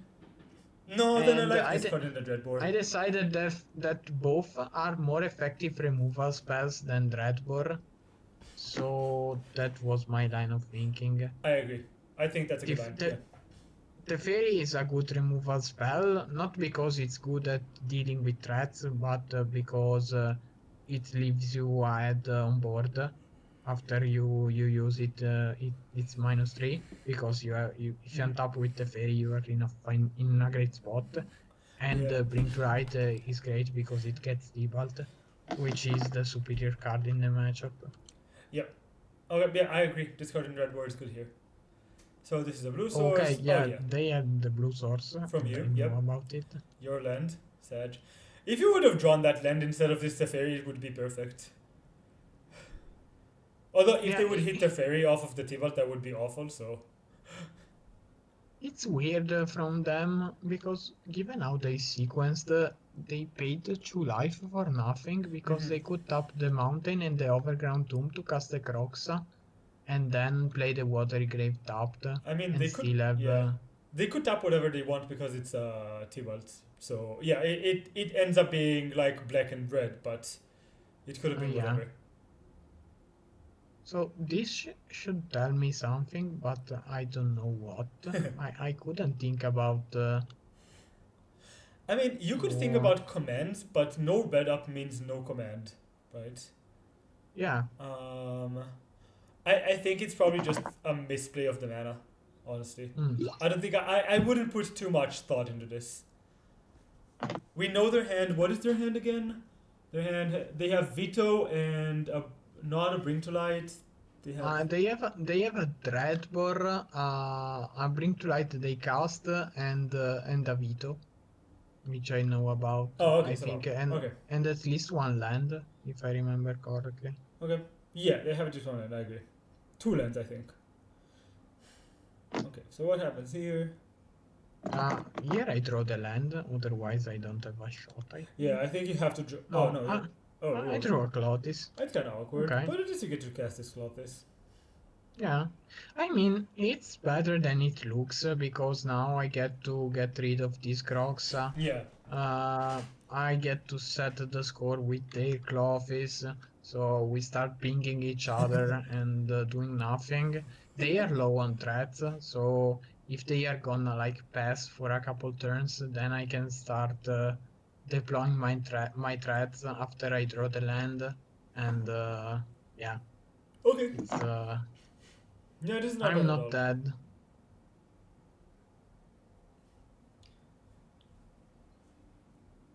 I play the Clovis pass,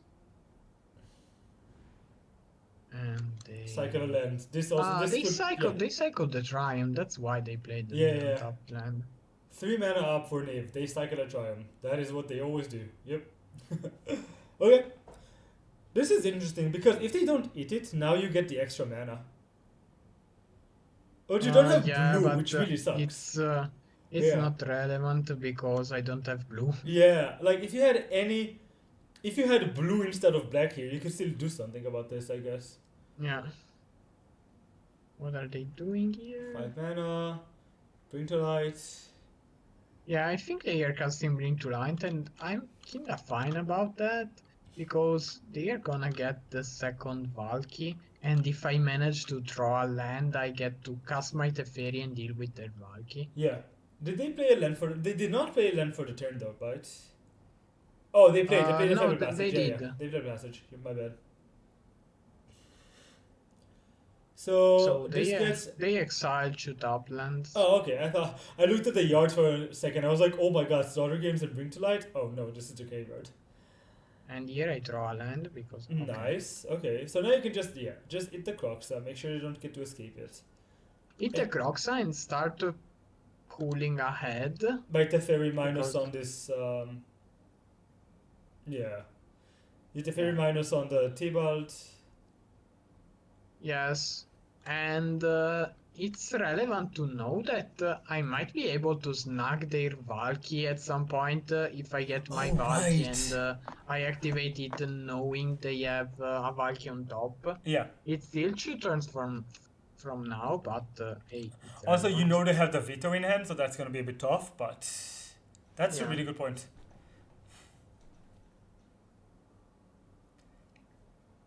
And they exile my slaughter games. I'm not super concerned about my life total. I guess they have to cast the Dreadbore on my Teferi, Mm-hmm. which is fine. Yep. I mean, you kind of had to. So, yeah, there's no way you just let them untap with the Tybalt there. Just like zero shots. No. I don't think it's. Yeah. You just have to hope to draw. Also, now I can slam Niv Mizzet, and it's super good for me, unless they have exactly Mystical Dispute, because Mm-hmm. I get to waste their mana. Yeah. I'm ahead on board. I should be ahead on cards, But and so they Teferi. have not Tibalt available unless they have a Triumph. Yeah, exactly. Like if they cycle a trial, I'm kind of worried, but it's not like you can do much about that. And you can't play into the veto you know is there, and you can't do nothing. So you just have to go for this Niv. Mm, yeah, and I went for this Niv, and it went well for me because yeah, it resolved and it draw me a bunch of cards. Yeah, Niv is a messed up card. You get to take a I BtL, drew which is nice. I Yeah, drew the this is Spark, Collagen Command, and Bring to Light. Three super good cards, yeah especially the Spark because I get to deal with the Tibalt at some yeah. point. Although I'm if they T-Bolt minus, you can go for K command to kill it and get something back or make them discard, I guess. yeah. And Problem is that I won't have something to get back yeah, because these Clothes are taxing our graveyard. yeah. So So they are gone exile the so fairy. let's pause for a second. Like I kind of want to try and evaluate like understand the situation here better. Like clearly you have more gas than they do. I mean, it's Mm-hmm. I think. So how do you lose this game from here? Uh, how do I lose this game from here?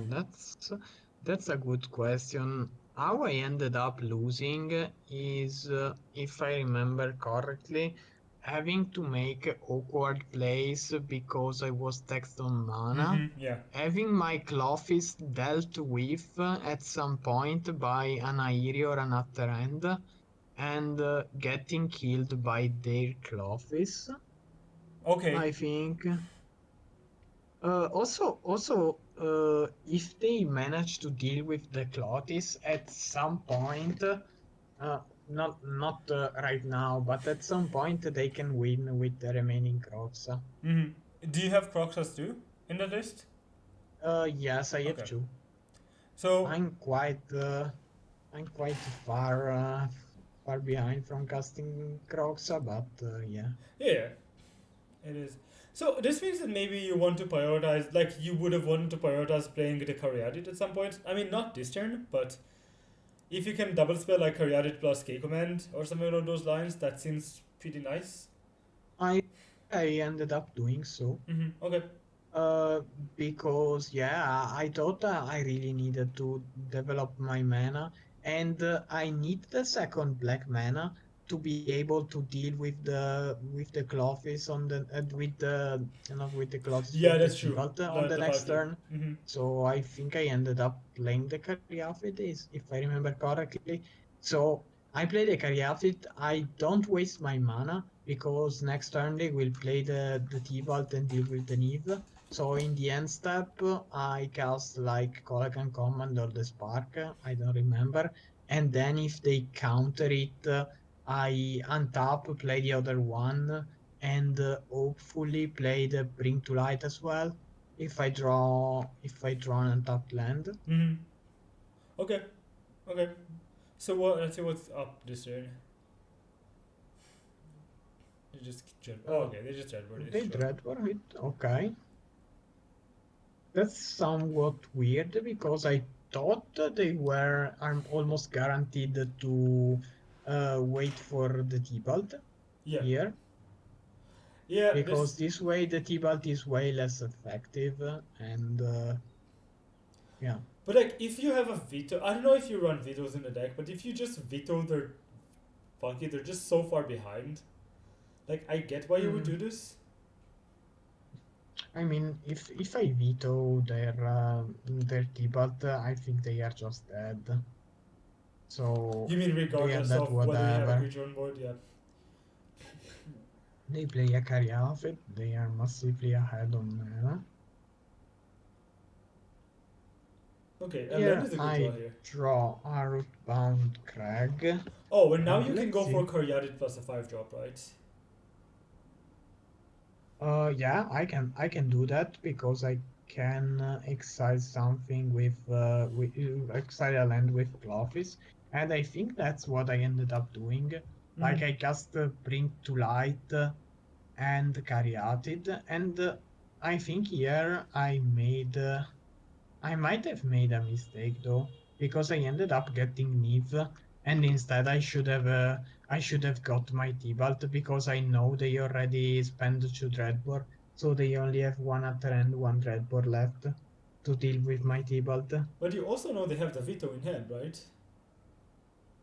Yeah, but I mean, if my Bring It, to Light gets yeah, vetoed, I don't care. yeah, I actually agree. I think that's a really good point because once you get the Niv, you're actually playing right into their T-Bolt instead Yeah, of taking advantage of. Did you not exile a land here? No, you exiled Bring to Light from there. Oh, you didn't Bring to Light okay, here. okay. This makes no sense then. I Yeah, don't know why. I think that's just wrong. Like obviously it's easy to say from our perspective, but I think you just have to get past this Dovis veto at some point, right? How much mana do Okay. they have? They have enough mana to play. Yeah, they have enough mana to go T-Bolt plus veto up. I don't understand my play at all. Maybe I forgot that, not forgot, but I didn't evaluate Yeah. correctly that I could take the but we bring to light. That's the only thing I can think about. I Hmm. decided that taking Tibalt was bad. Maybe I know about the spark at some point. I don't think you do. So okay, let's think this through for a second. Let's say you you actually use you get the mana, you get Sylvan Caryatid, you get Bring to Light, right? They have 3, 6, 8, 9 mana in play. So they veto your Valky, your Tibalt, and then they can eat it with the Clothis, which kind of sucks, and play their own. But then you untap with 6, 7, 8 mana, which means. Okay, Mm, there's a big question mm. about these. Because if I cast the Bring to Light and they let it resolve, like they think about it and they let it resolve, I might also get Slaughter Games. Oh, Cast right. Slaughter Games, Yeah. name the. Because I have a second Slaughter Games in my Yeah, yeah, deck. yeah, yeah, yeah. Agreed. Cast Slaughter Games, name Valky, and they suddenly they only have one Croxa to Yeah. win the game, When you have and a they are Clothis in down play. one card in their library. So Yeah. I think I'm super far ahead Yeah. if I do that. And for this reason, I think they are gonna counter the Bring to Light Yes. and not the spell I get. And then you just get to. And then they play T-Bolt, they +2, and you get to untap and dispark it. Hope they don't have another. Like another Delvin's Mm, veto, but if they have it, you're yeah, fucked anyway. yeah. Uh, and then you can start getting like more 5 drops or your T-Bolt or whatever. Yeah. So I think, yeah, I think you just missed the fact that you can get the mana and double spell here, which I think would have been huge Mm. in this game. Yeah, yeah. I mean, I don't remember correctly, but I don't think I missed the fact that I could get mana. Mm-hmm. I think I just thought my Bring to Light was an if mixed, and Okay, yeah. I didn't thought correctly about what I could take with Bring to Light, Yeah, it's easy to and tunnel vision into thinking, yeah, this card is exactly one thing because that's the most common tutor target, when in fact. oh, that's another point, Mhm. and maybe that's what I considered. And the point is that this K command, I think I made this play because I wanted to be able to rebuy this Niv with K command. And the only moment I can do that Mhm. is in response to the Clovis trigger. So Mhm. this was the greediest play I ever made, I guess, because I decided no, I don't want to deploy my board at all.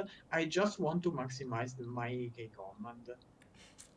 And I think, like, I understand why would you want to do that, but given that you have double break to light in hand, I think it's pretty reasonable to assume that you're gonna get another Niva on the board, which should just Yeah. put you far ahead enough. And like, if they don't kill it on your turn, then you still get 2K commanded back. Like, yeah, I agree. Uh, I actually think, for what I know about the matchup, this play makes a lot more sense than the other play I was thinking about before when I was asking myself why I didn't meet mana Okay. with Mm-hmm. Clovis. I'm not sure if it's overall correct, but I think it's at least a consideration because you really want to maximize every card you have. Yeah. Maybe I pushed the concept too far though, I, I and yeah. I just think there's a time and place to do that, and I think this is a bad turn to K command because you're gonna fall behind on board. Mm. Because if they resolve this table, then they veto your dispark, you're just suddenly behind. There's no reason to be behind here. I mean, I can if they veto my Dispark, then I can cast Bring to Light and get something with the Bring to Light. Like I can get an Utter End next turn, and if I get Utter End, then get to deal with the Tibalt. I think it's almost the same Mm-hmm. of uh, Maybe. of like getting something relevant with the Bring to Light, because you also have the Neve in hand. Yeah, that's true. That's So true. that's a play. Maybe I'm gonna take a screenshot and take Yeah, a but look. like this should be. We should ask I about can what to do post it on before the Twitter. Cariadid, right? Like theoretically, you should So restart the replay, but we can do that later. Turn 9. Oh my yeah, god, it's a long game. Okay, I'm kind of yeah. interested if they. We are halfway through this game. I think it's gonna be very long. It's gonna be a long one. You're saying it's good though. We got to like look at my thoughts is push text, and now we get to look at your 5 color piles. Love to see it. Yeah. I pass here, Yeah. planning to cast the key command. So I Yeah. wonder. I guess they are using the clothes on your Niv Mizzet, just because Mm, it forces you to K command, and there's no reason not to. yeah. It's not like you want to guarantee the trigger.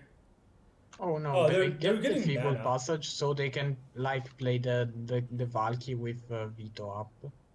Oh, okay. I miscounted the. No, wait. They still have it. They have it anyway.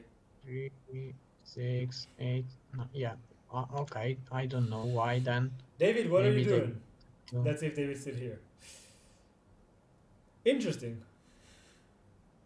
Maybe they wanted to play something more. Don't know. Let's see. Well, I guess we're gonna find out. This certainly looks like a Tibalt. Maybe they want to cycle a rend again.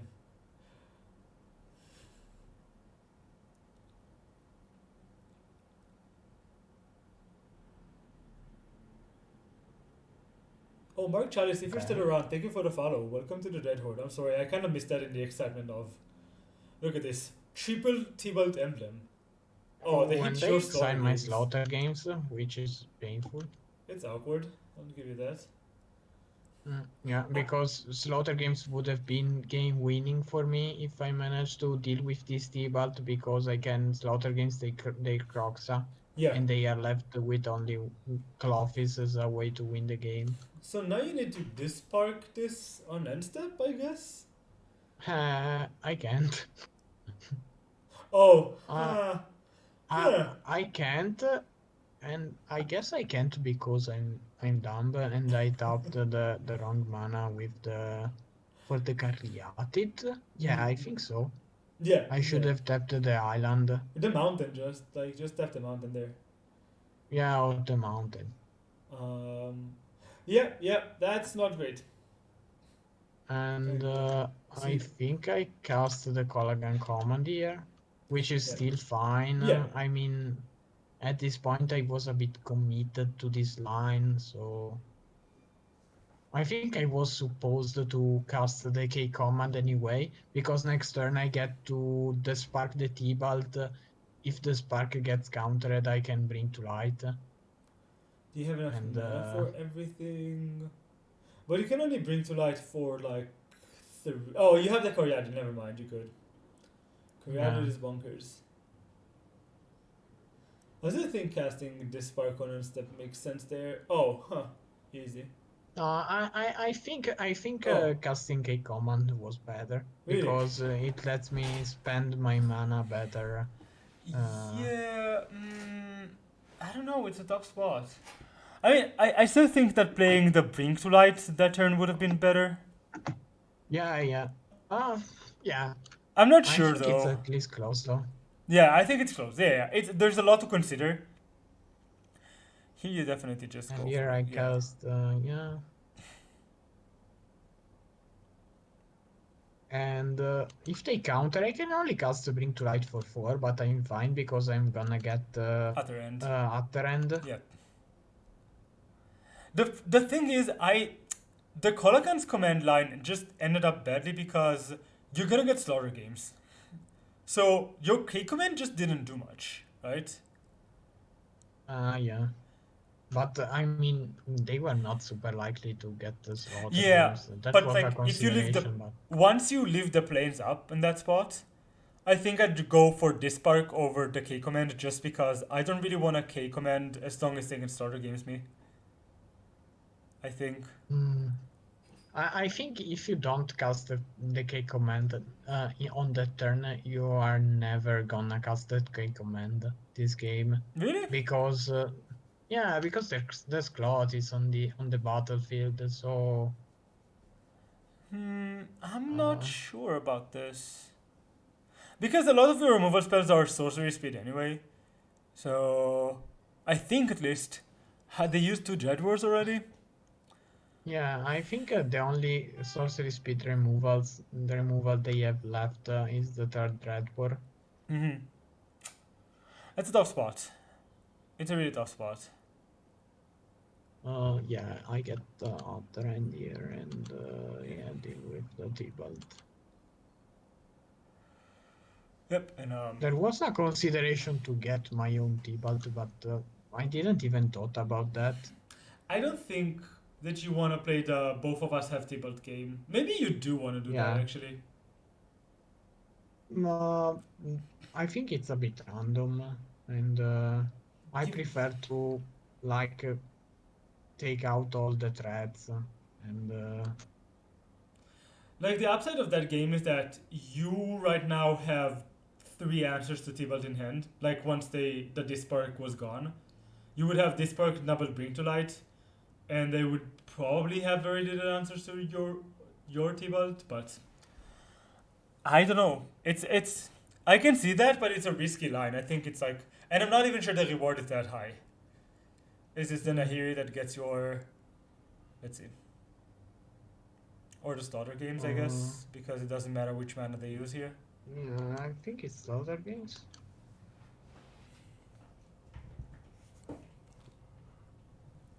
Yeah. So in the know your hand, you're gonna lose your Niv Mizzets. Yeah. And oh, I think I end up winning this game though. Yeah, I mean you're in a Yeah, great position here. Obviously, they have three cards in hand, and they need a way to get rid of like um a Tybalt at least once. yeah. This is an oh yeah, sure. This is one they hit May, off of exile. maybe this is not the game I lost Mm-hmm. badly. Yeah, I think I'm gonna end up winning here. I'm gonna cast Bring to Light, get the Valky and ride it to victory. I mean, in the end, the fact that you drew less lands benefited you. I mean, you're right now with three spells in hand, and they have one, despite Yeah, activating Tybalt twice. Yeah, you finally draw and more lands, and yeah, you just now you just BtL for Tybalt, I think, and this game should be over-ish. Not over, but they would need to have an actual answer, and they would need to brick. I also make sure to tap my mana badly, so if they get if they get rid of this Caryatid, I can't cast the spark. I think it's a super corner case, but it's Yeah, important to mess up constantly at this game.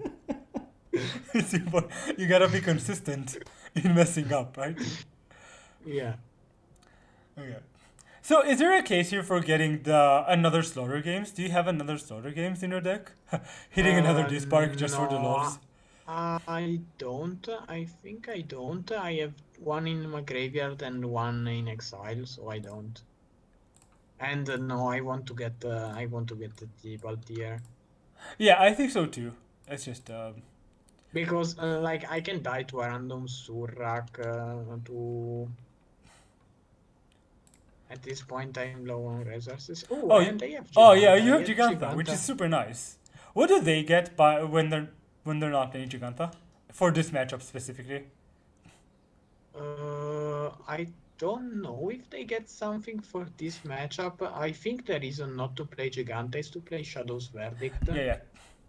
for the Auras matchup, but I mean, you gain a bit And Tosimir, right? of an advantage because they don't know what they are facing. Your Hmm. opponent does not know what he's facing.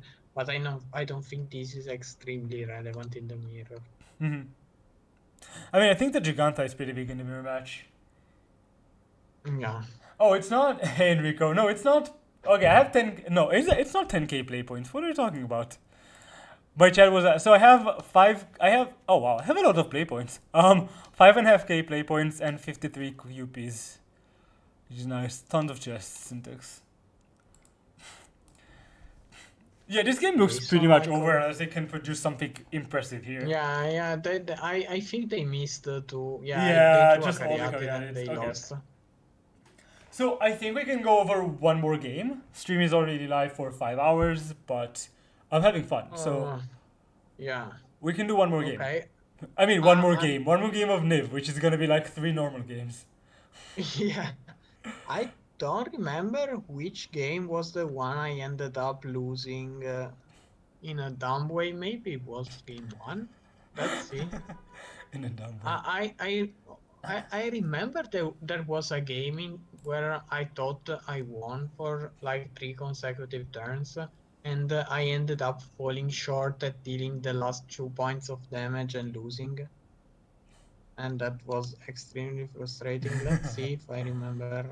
Losing on combat exactly in this is like super wild in the mirror match. That's pretty funny. Uh,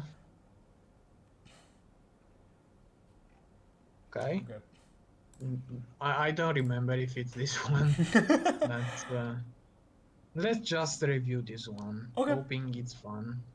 This is game one. This is game one. Yeah, Th- this is game one This because has I have great, right? this blank card in my hand, but this is a good mulligan to 6. Oh, is this a mulligan to So 6? Oh, okay, yeah, okay, yeah, no, I got it, I no, got it. it's a keep at 7, but it's basically mulligan to Yeah, 6. because Burst does actual nothing in a mirror match, right? I guess it can exile a Yeah, creature, Valky.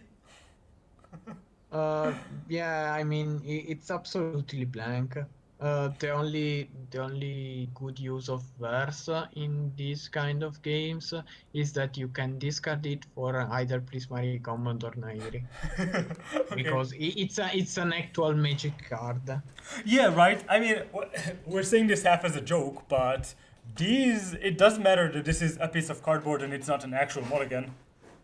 Yeah, yeah. Doesn't matter a lot, but it matters.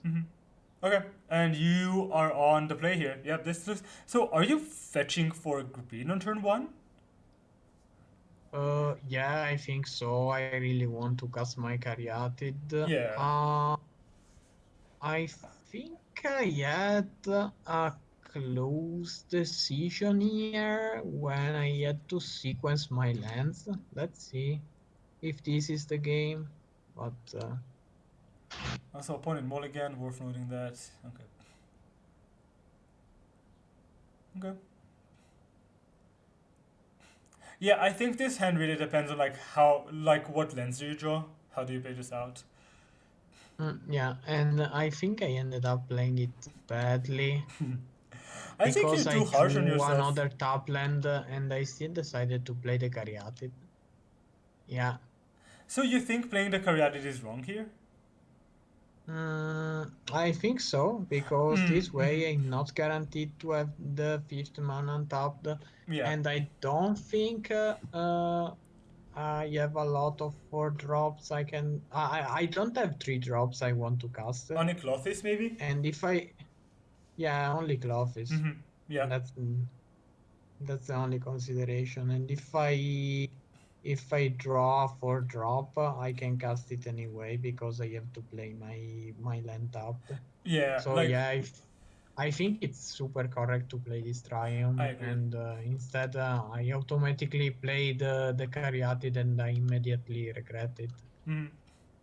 Yeah, I mean, I think if we've seen something is that in the past 2 games, I think sometimes you tunnel vision into one line of play, and you don't reconsider when you draw, like when information changes. Yeah, Maybe, which I think happens to a lot of us. I mean, I do this quite often. Just something to notice because Like the reasoning usually is solid. It's not like you're making dumb plays. You just end up drawing a card that should change what you do, but you don't end up doing that. Um, which is kind of the opposite of what I did in some games in that we reviewed today, where I had the right plan and then I drew a card and decided to change my plan because it's a shiny new card instead of sticking to my Mm, actual plan. Um, yeah, it's tricky. yeah, yeah. It's super tricky to balance the new information in general, Yep. and Ouch. Okay, let's see how this game I goes. mean, I think being more flexible is more valuable than being tunnel visioned in general, even though both tendencies might and make you made bad plays, but don't know. I think, like in everything, it's about balancing these. More dread boars, yes. Yeah, I drew Dreadbore and I'm regretting my choices, my life Regretting your choices, life my choices. why am I playing this game, etc. Then I play a Outland. Then I forget to bring Giganta to my end Ooh, because I mm-hmm. was regretting my life choices, which is how a bad play can lead to more bad plays. And then I pass the turn. But I think part of this is you're just being too harsh on yourself, really. Like, Yeah. like now again, we're joking about regretting about your life choices, but it happens. It's also a practice match, right? It's not. There are no stakes around. It's not like you get actually punished for this mistake. It's just something to learn from. And I think if you like, I try not to be harsh on myself because I just tilt myself off and then I just play worse and then I just tilt myself even more. It's just I just end up harming Yeah. myself for no good reason. And I know it's Yeah, not easy to just it's a like vicious circle, obviously, and yeah, exactly. And it's obviously not as simple as just saying, okay, I'm gonna stop doing this. But like I think we've seen here that you made some really smart plays. Plays that and like even when we reviewed my games, you made calls that I didn't even think of. And I played the vampires and shadow decks for a while. And you're a good player, so just give yourself some credit and when it happens just let it pass. Sorry, yeah, that was a rant. I'm gonna stop now. yeah. Uh, I mean, let's go back to the game and Mm-hmm. Yeah, let's see what they do here. Do uh, you think they're likely to have Clotis in this spot? Because they didn't play anything for 2 turns now? I'm not sure they were supposed to keep an end knowing about the matchup or not. I think they are because if I show Giganta, then Yeah, it's pretty likely to be a mirror. So they can also have nothing, or they can have a bunch of removal spells. yeah. So it's not that unlikely for an Eve player to play the first three lands and pass And the do turn. nothing if your opponent doesn't present threats. Yeah, Yeah, but they have they the have the cloth Clotis. is Hmm. and that's bad for me because they can ramp and cast the Bring to Light Yeah, before me. it's the same scenario as last time. You pressed on the play, so you Oh, should stop it. Yeah, okay, nice. Just in time. okay, Oh, okay. you drew the passage. Easy. Yeah, Okay. yeah. This is where I thought, oh, okay, I'm super smart because I drew the passage now. Now I can cast I the knew. Bring to Light, and I can also end up cycling this Triumph. I don't think it's gonna be the case, but it might happen. Yeah, this is relevant. And Shouldn't be the yeah, case. I think I'm gonna fetch Niv Mids at here. Yeah. If they have bring to light into Tibalt, then it's bad for me. But at the same time, I can like dreadboard their Tibalt and I can dreadboard their Tibalt and start like pushing through my advantage at some point. So why not fetch the Tybalt here? Because Tibalt does not provide the same amount of card advantage Niv Mm-hmm. does if it gets answered immediately, Yeah. and you want to save Tibalt to kill an opposing Niv. Okay. Those are the two reasons. Okay.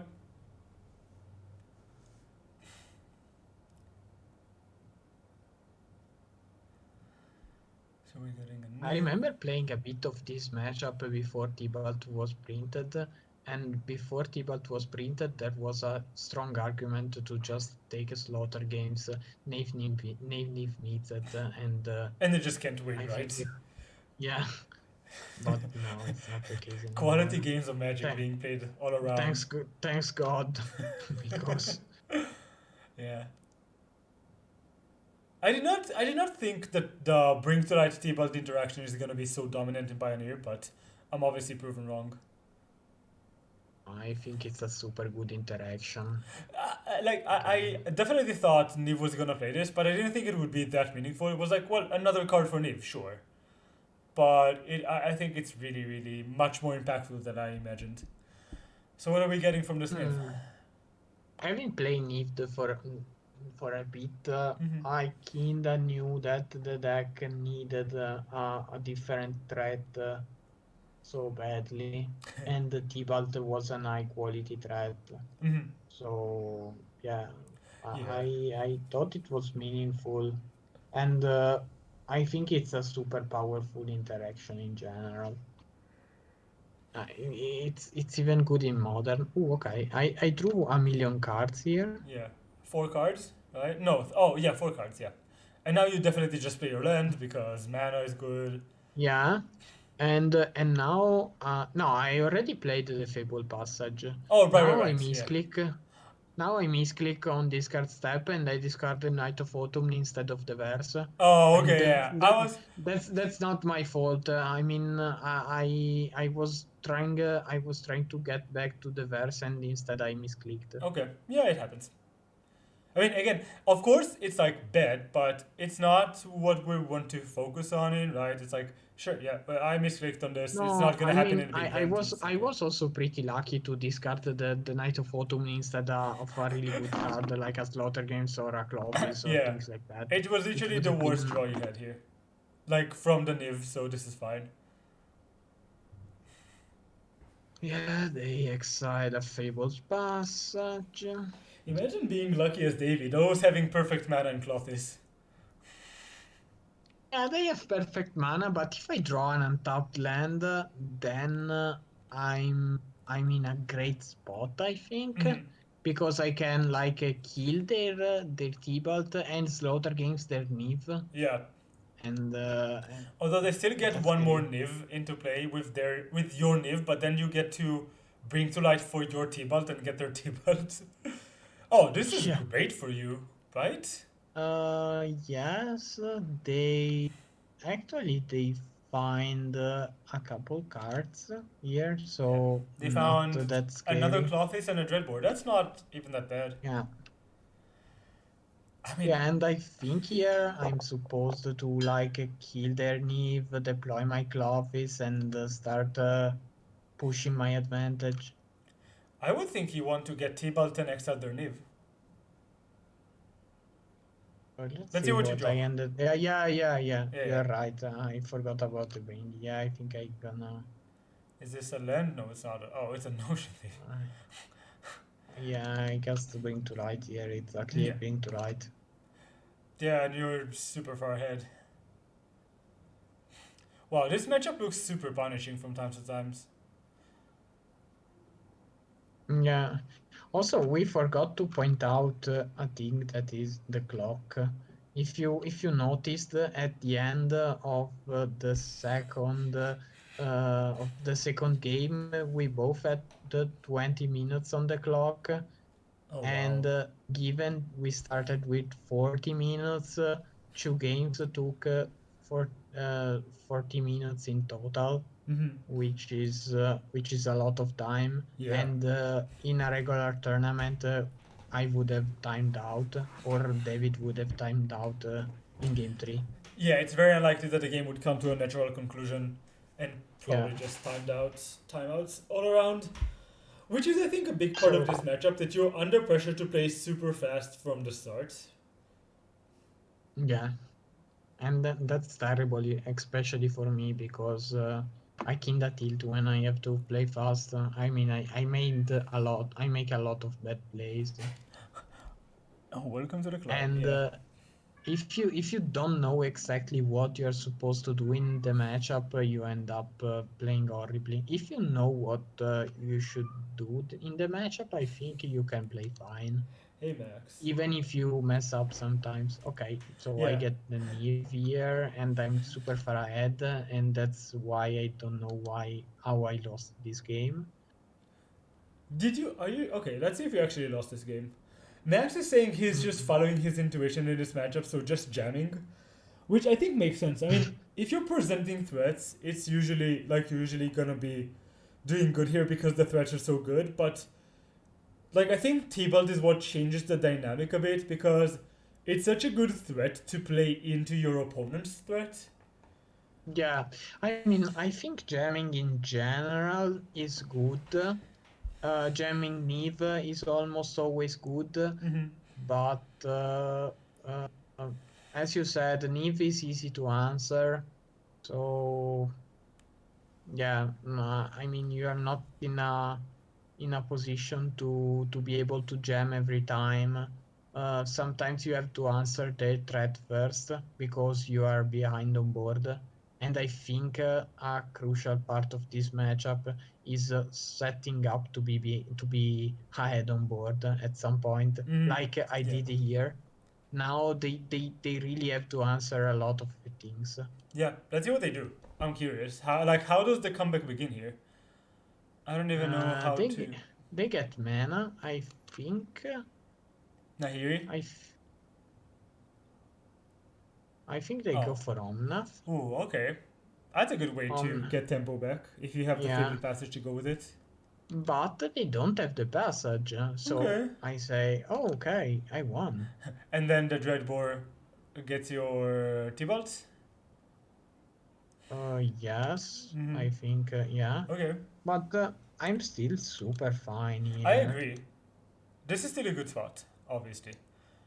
Um, because here I have a decision because I have to decide whether I want to dreadboard this Omnat, which is not the optimal used for this dreadboard, but I think it's good for now and keep up the pressure, or if I want to ignore this Omnat and like no, I don't have a play.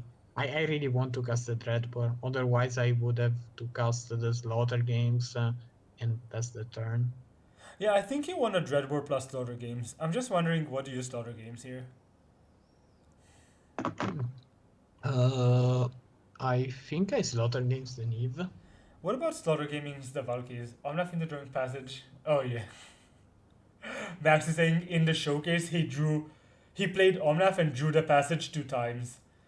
Which is like best play ever. You're like, oh damn, I'm gonna die here. Oh no, this Omnath was a ritual and I gained 4 life. Easy. Nice. It's worth noting you can also go for like the Notion Thief Prismari command combo at some point. Yeah, I can't go for it now, but I actually ended up going for it at some point, if I remember correctly. Yeah, I don't think you And need it that's now because you're just gonna end up discarding. Oh no, you're gonna end up with exactly 7 cards, but they have 5 cards in hand. I actually like to go for discard when they have less cards in hand. When I know I'm gonna yeah, get yeah. like spells.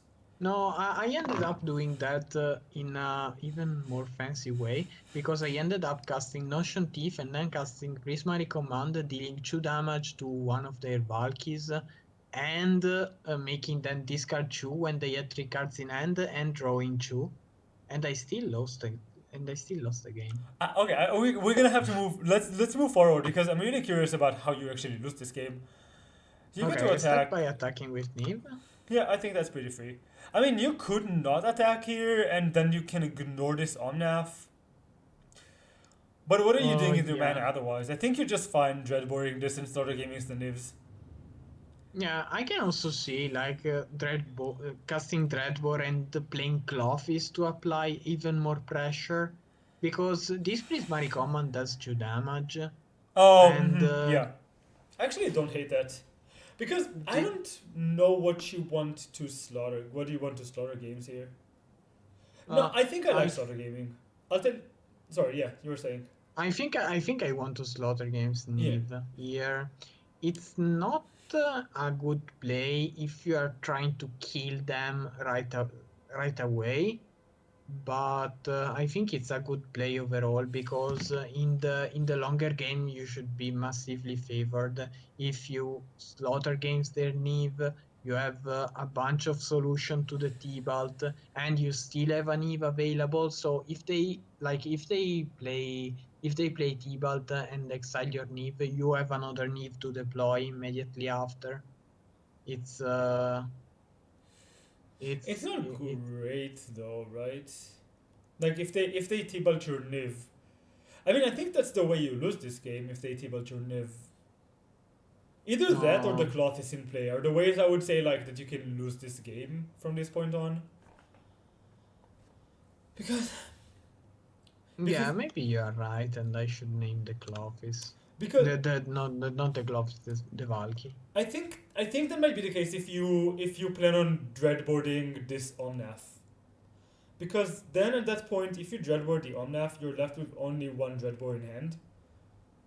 And you can get got by T-Balts.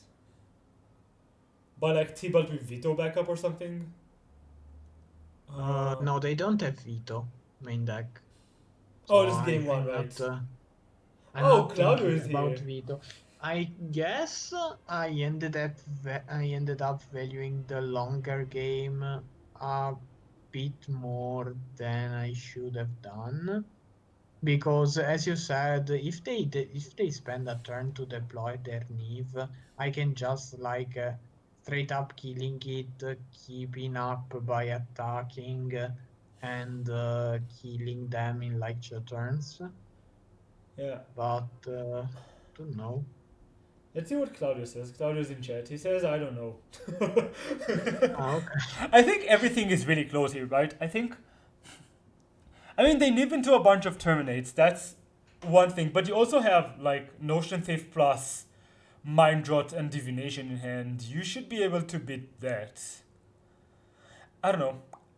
I think, given it's close and given the fact that they can top deck, they have good top decks regardless. I think you should just deploy the Clovis here because their Bring to Light Mm-hmm. will be effective anyway, Uh-huh, yeah. and Yeah. taking out the 2 cards from their deck is not that important. I think you should just deploy the Clovis and pressure them and choose the other line. Yeah, I think maybe this hand is just good enough at punishing whatever like they actually put mana into that it's worth doing that. And instead I played the Yeah, stronger game. Max, you should count their life from Clothis, right? What is their hand? Their hand is Uh, Clothis, Slaughter Games, oh wow, their hand sucks. yeah, No yeah, way yeah. you actually lose this game. No way. Everything, everything went well for me, and then I lost. No way. I don't believe this. Okay, so Claudius says that maybe in this spot getting the Valkyries makes sense. Um, what do you think, Yeah, I Max mean, and Claudio? What do you think about just deploying Clothis instead of Slaughter Game using you? Okay, let's see what's going on, and let's see if they reply. okay. Enrico is trolling you in chat. What I have to open the chat of the Oh no, I stream, can see but myself. I'm No. And super dumb, and let's see if I. I can yeah, we have inceptions of streams here. Okay.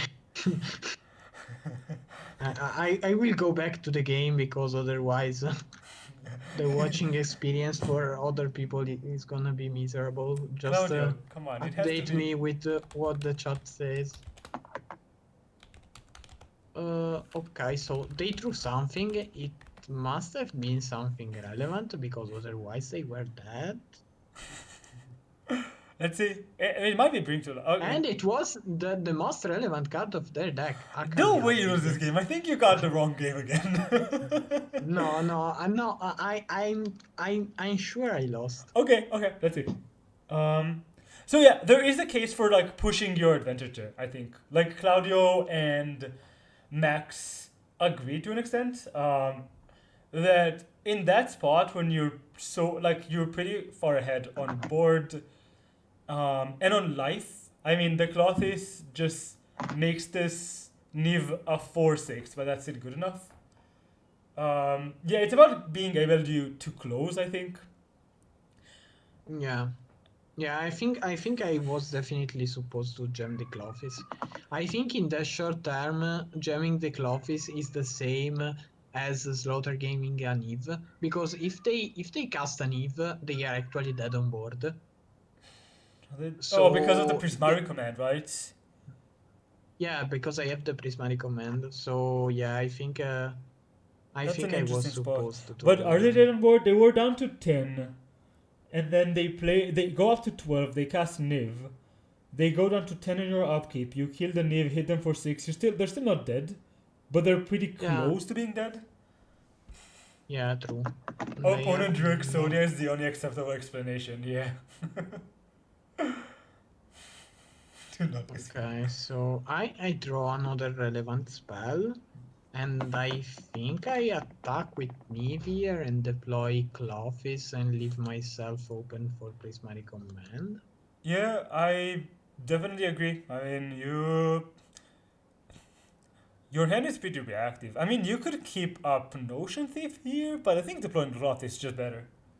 Yeah, I think Clofis is Any super. boomers zero Also, I want notifications. to keep up my life Yeah. total as well. You could also put the Giganta into your hand at this point. Yeah, but at this point I had completely forgot about Giganta.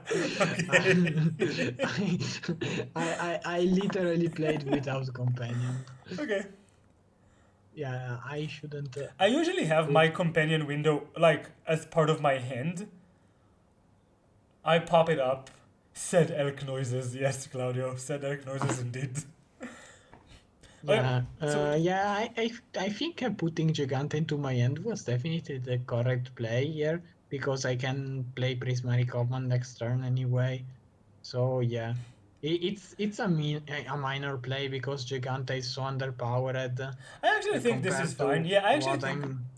this is fine because even if they play like a Niv and they don't kill your Niv, you just get to go 2 damage to your face, put you down to. I guess it doesn't matter if Loth does that anyway. Wait, never mind. You should have put Giganta in hand, I think.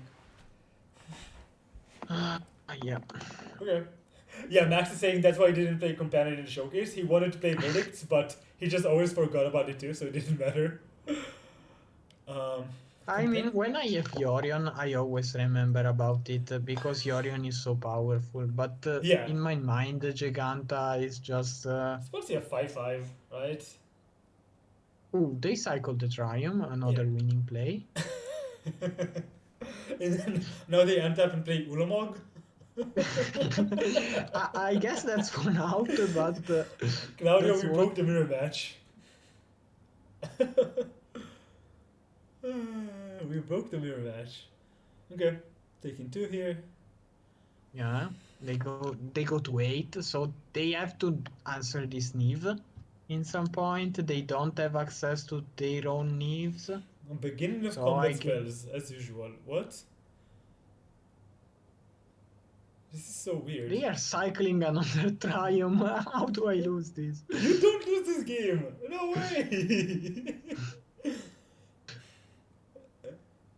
Okay, so I don't I think you lose this I game. untap and I start by exiling something and then attacking with Neve, I think.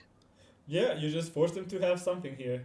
You even drew the land, Yeah. so now you can empty their hand with the Thief Prismari command interaction.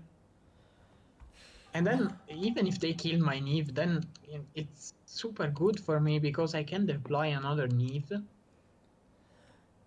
Alessandro, do you want to become famous?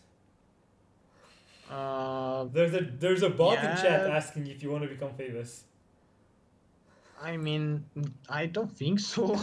I would I would prefer to win some more standard challenge in the future and not become an That is becoming all-star. famous. Okay, let's see what's up here. Let's see what's up here. Enrico, you should follow Alessandro on Twitter. He has a great Twitter account. This is an utter end, right? Yeah, okay, sure. I mean, my Twitter account is not great. It's basically me who complain about the bad breakers I had in challenges where I ended up missing a top 31 breakers, but it's a Twitter account, so if you want to follow me, You you should have followed definitely Alessandro. should and you can.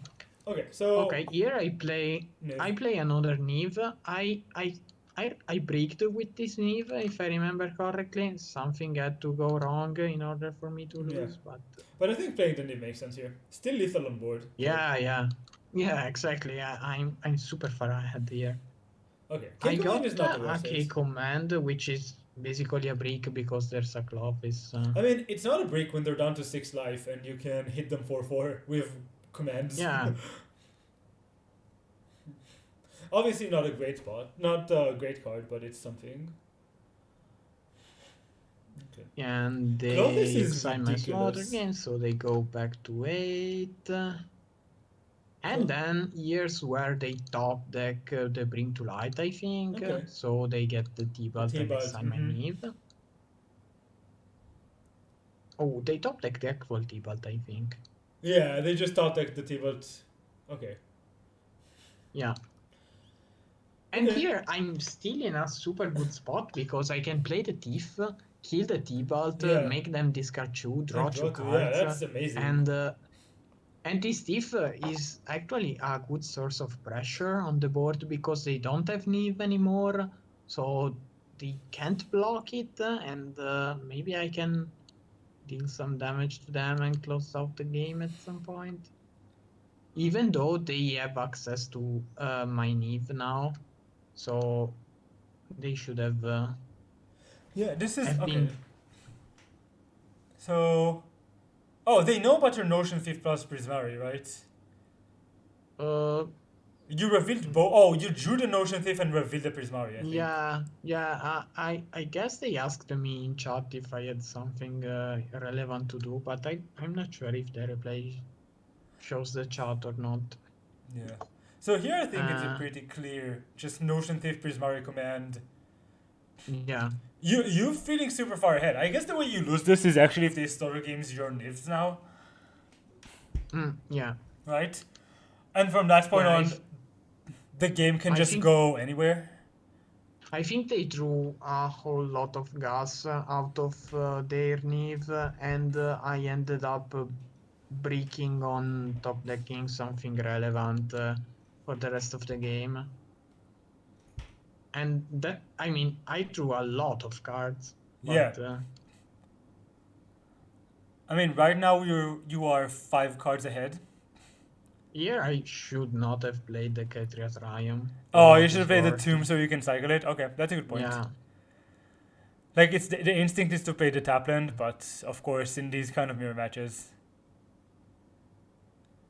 I mean, in the mirror match, you want to spend a lot of mana every turn, but now given I don't have threats in hand, I want Yeah. to cycle. Yeah, now they play the Neve,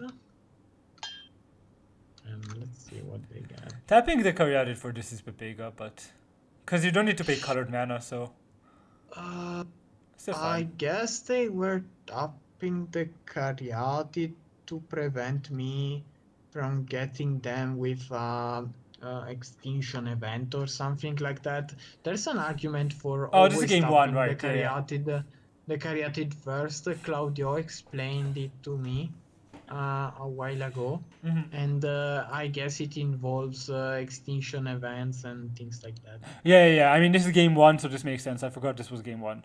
Did you want to play around some kind of mass removal? They Nahiri, take Teferi. Nahiri, Teferi, Vanish Inverse, Colagan Command, which is obviously great. Yeah, these are really good cards. Yeah, especially Nahiri because it can deal with my Yeah. Clothes. And suddenly they're back into this game because the Clothes just keeps their life total going up. Like, they're not losing life and they gained like 15 life off of this before started attacking or something. And now they just have the same amount of cards that you have. And Yeah, it's about but they get to K command before you get to I see, okay. Now they get to K command the Valky back. And this is yeah. how you lose this game. Yeah, maybe I should have definitely cast the slaughter games on on On the Tibalt, Valky. it Yeah. might be. It feels like Tibalt is just so good. And here I draw straight up nothing. And here not having a tutored for Giganta mattered a lot, I Mm-hmm. think, because I don't think I was able to. Uh, Like instead of presenting pressure, you just end up doing nothing. yeah, Mm-hmm. Because I this mean, turn Giganta is not a lot of pressure because you could have, but you could have still exiled the Savai Charm and played it, right? This turn. yeah, Mm-hmm. Okay. but I miss on 2 damages, Yeah. which makes presenting pressure a lot worse. I do think that the Giganta would have been pretty big here. For what it's worth. Yeah. I could have also cast the RK command here to get back I my don't think the my notion 2-1 fifth. and Yeah. prevent them from gaining life. I should have definitely did that. And then I guess you don't have another Prismari command, but you can deal 2 damage to them, put them down to 2. Yeah, Clothis is insane, Claudio. Yo, Max, thank you so much for the sub. Much appreciated, friend. Welcome to the real Dreadhorde. Yeah, I would have put them down to 2-4? 2? To 2, to right? 4 to 2. Yeah, they would have had then Nairi to deal with my Clovis and get back in the game. But yeah, I should have casted this key command. Claudio, what do you think of the card? Oh, I guess it's not actually good. About Extus. This card has a lot of text. Extus doesn't get Yeah, legendary creatures back from the yard, which really sucks. And now they're taking Clothis. And yeah. now trouble ensues. Yeah, wow. This is pretty impressive. Yeah, that's how good the Nib deck is to recover, and that's how good Valky is in the matchup. Yeah. Having Chu, because David has Chu in their deck was something very relevant that came up. Okay, now they have the fairy, and I'm dead. Yeah. And suddenly your cards just don't look that impressive. It's like, sure, they're down on life, but they just answered every threat you presented. Yeah, they are not even that down on life. They are at 8. Yeah. They're at 8 and they It have a would have Clothis been, active and you don't? it would have been much better if they were down to 2. I guess they would have been down to 4 at this point because, Yeah, because you don't have a Clothis to untap with. Yeah. This is rough. and yeah, I drew nothing, and from this on, I just lose the game. Yeah, yeah. From this point on, like, they have 2 walkers. I guess you can get rid of them, but they still have the T-Balt in hand?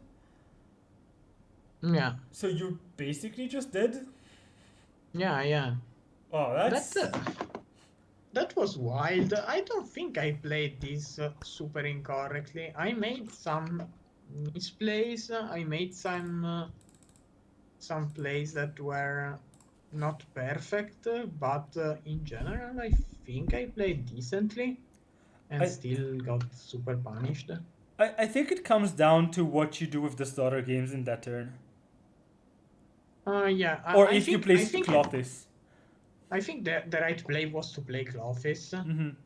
even though in retrospective, not casting the slaughter games on the Valky was super punishing. Yeah, I But think maybe the play was Clothis and then try to untap and just still, like, snag the other threat they have if they played one, if they don't. I mean, if you play Clovis, you don't lose that slaughter games. You can cast it next turn if they don't deploy Valky on that exact turn. Yeah. And the Clovis deals like incremental advantage, not incremental advantage, but cumulative advantage. Do you have Nahiri in this So deck?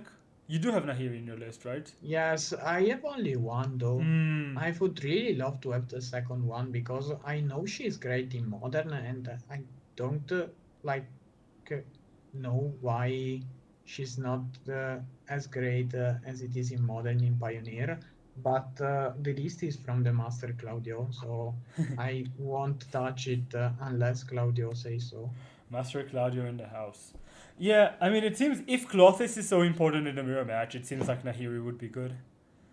Also, as like a threat that you can deploy that doesn't give them the Valky tempo play. Actually, we debated about cutting one Clotis after board Mm-hmm. because we were short one card to cut. But in the end, I think a Clovis is super important, and you have to keep both. And I kept both post board. Yeah. I mean, it seems so good here. It just gives you. Yeah, It's one of the few cards that actually get you like a board advantage early.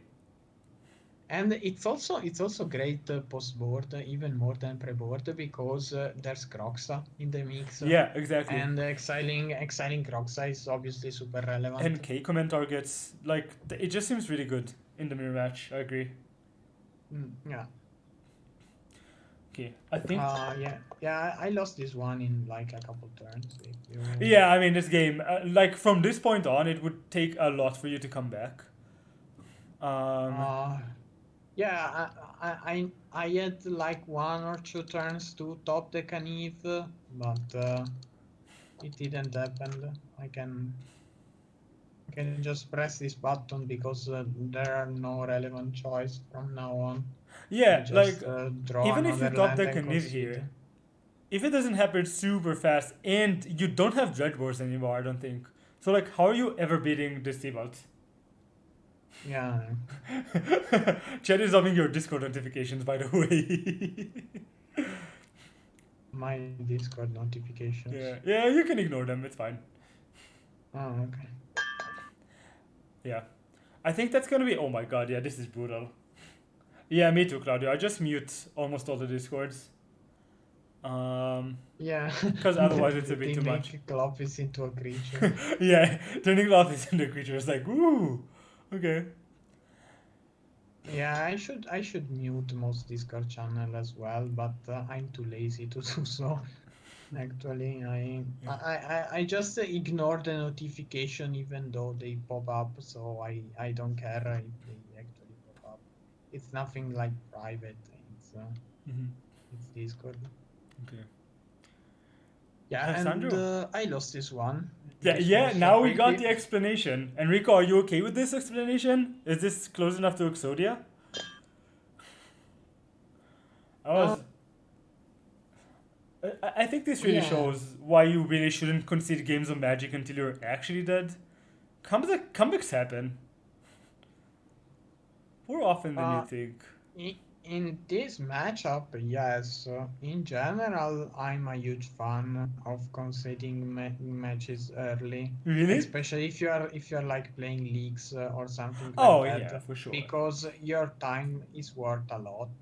And Mm-hmm. like coming back out of a terrible situation 1% of the time, if you are testing, is not worth it most of the times because Yeah. you are gonna waste so much time getting beaten down by good cards. But yeah, obviously in good tournaments, you shouldn't concede. But in good tournaments, you shouldn't consider no matter what, even if your opponent has little on board and things like that. But Yeah, it's exactly what Max is saying. Like in the finals of the showcase, you were up against Lotus Field, right, Max? And he was dead, and but he didn't concede. He, as he said, he did his best Reduke impersonation, and he got rewarded by the win because opponents screwed up, mm, and that happens. That's like part of Magic. So down a game should have lost game two. Yeah, and they made a huge mistake, didn't they? Yeah, I think we're mm. gonna. Okay, let's stop. Oh my god, infinite discords forever. I kind of like this. I think this should. Oh my god, this is great. Sorry, yeah. Anyway. Oh, this is great. This was a great stream, Ali. Yeah. I enjoyed this one a lot, and we should do this more often, for sure. Yeah, I think we should do game review more often, Hmm. on stream or off stream in general. Yep. And I definitely agree we should do this more off stream as well. But this, like the stream, I thought this might be a bit awkward, like doing this on stream, but it turned out really well. I really, really like this stream. So thank you so much for joining me. This was awesome. Uh, yeah, I mean, I don't know what the average number of viewers you have in general. I think these kind of streams are not gonna be like super popular. You're not gonna have hundreds of people watching you review your plays, Hmm. but I think there's people interested, and Yeah, there's very few of this kind of contents in general on Twitch and on Twitch especially, and in general also on YouTube, on other channels that provide magic contents. So yeah, I think this is a good content. yeah, I agree. And I enjoyed, and I think like we had about 30 people this whole time watching, which is great. Basically my average number, and I was expecting less. So this is awesome. We're Mhm. gonna do this more. And it was great having you because if I was doing this by myself, I don't think it would be as good. So thank you again. And everyone, I'm gonna see you all on Saturday. There's a PTQ. I'm probably gonna stream it unless I decide I don't want to get stream sniped. And see you then. And again, thank you, Alessandro. See you all next week. That's very much you. Yeah. Bye Bye bye. now. Just a second. Let's get the raid through. Okay, we got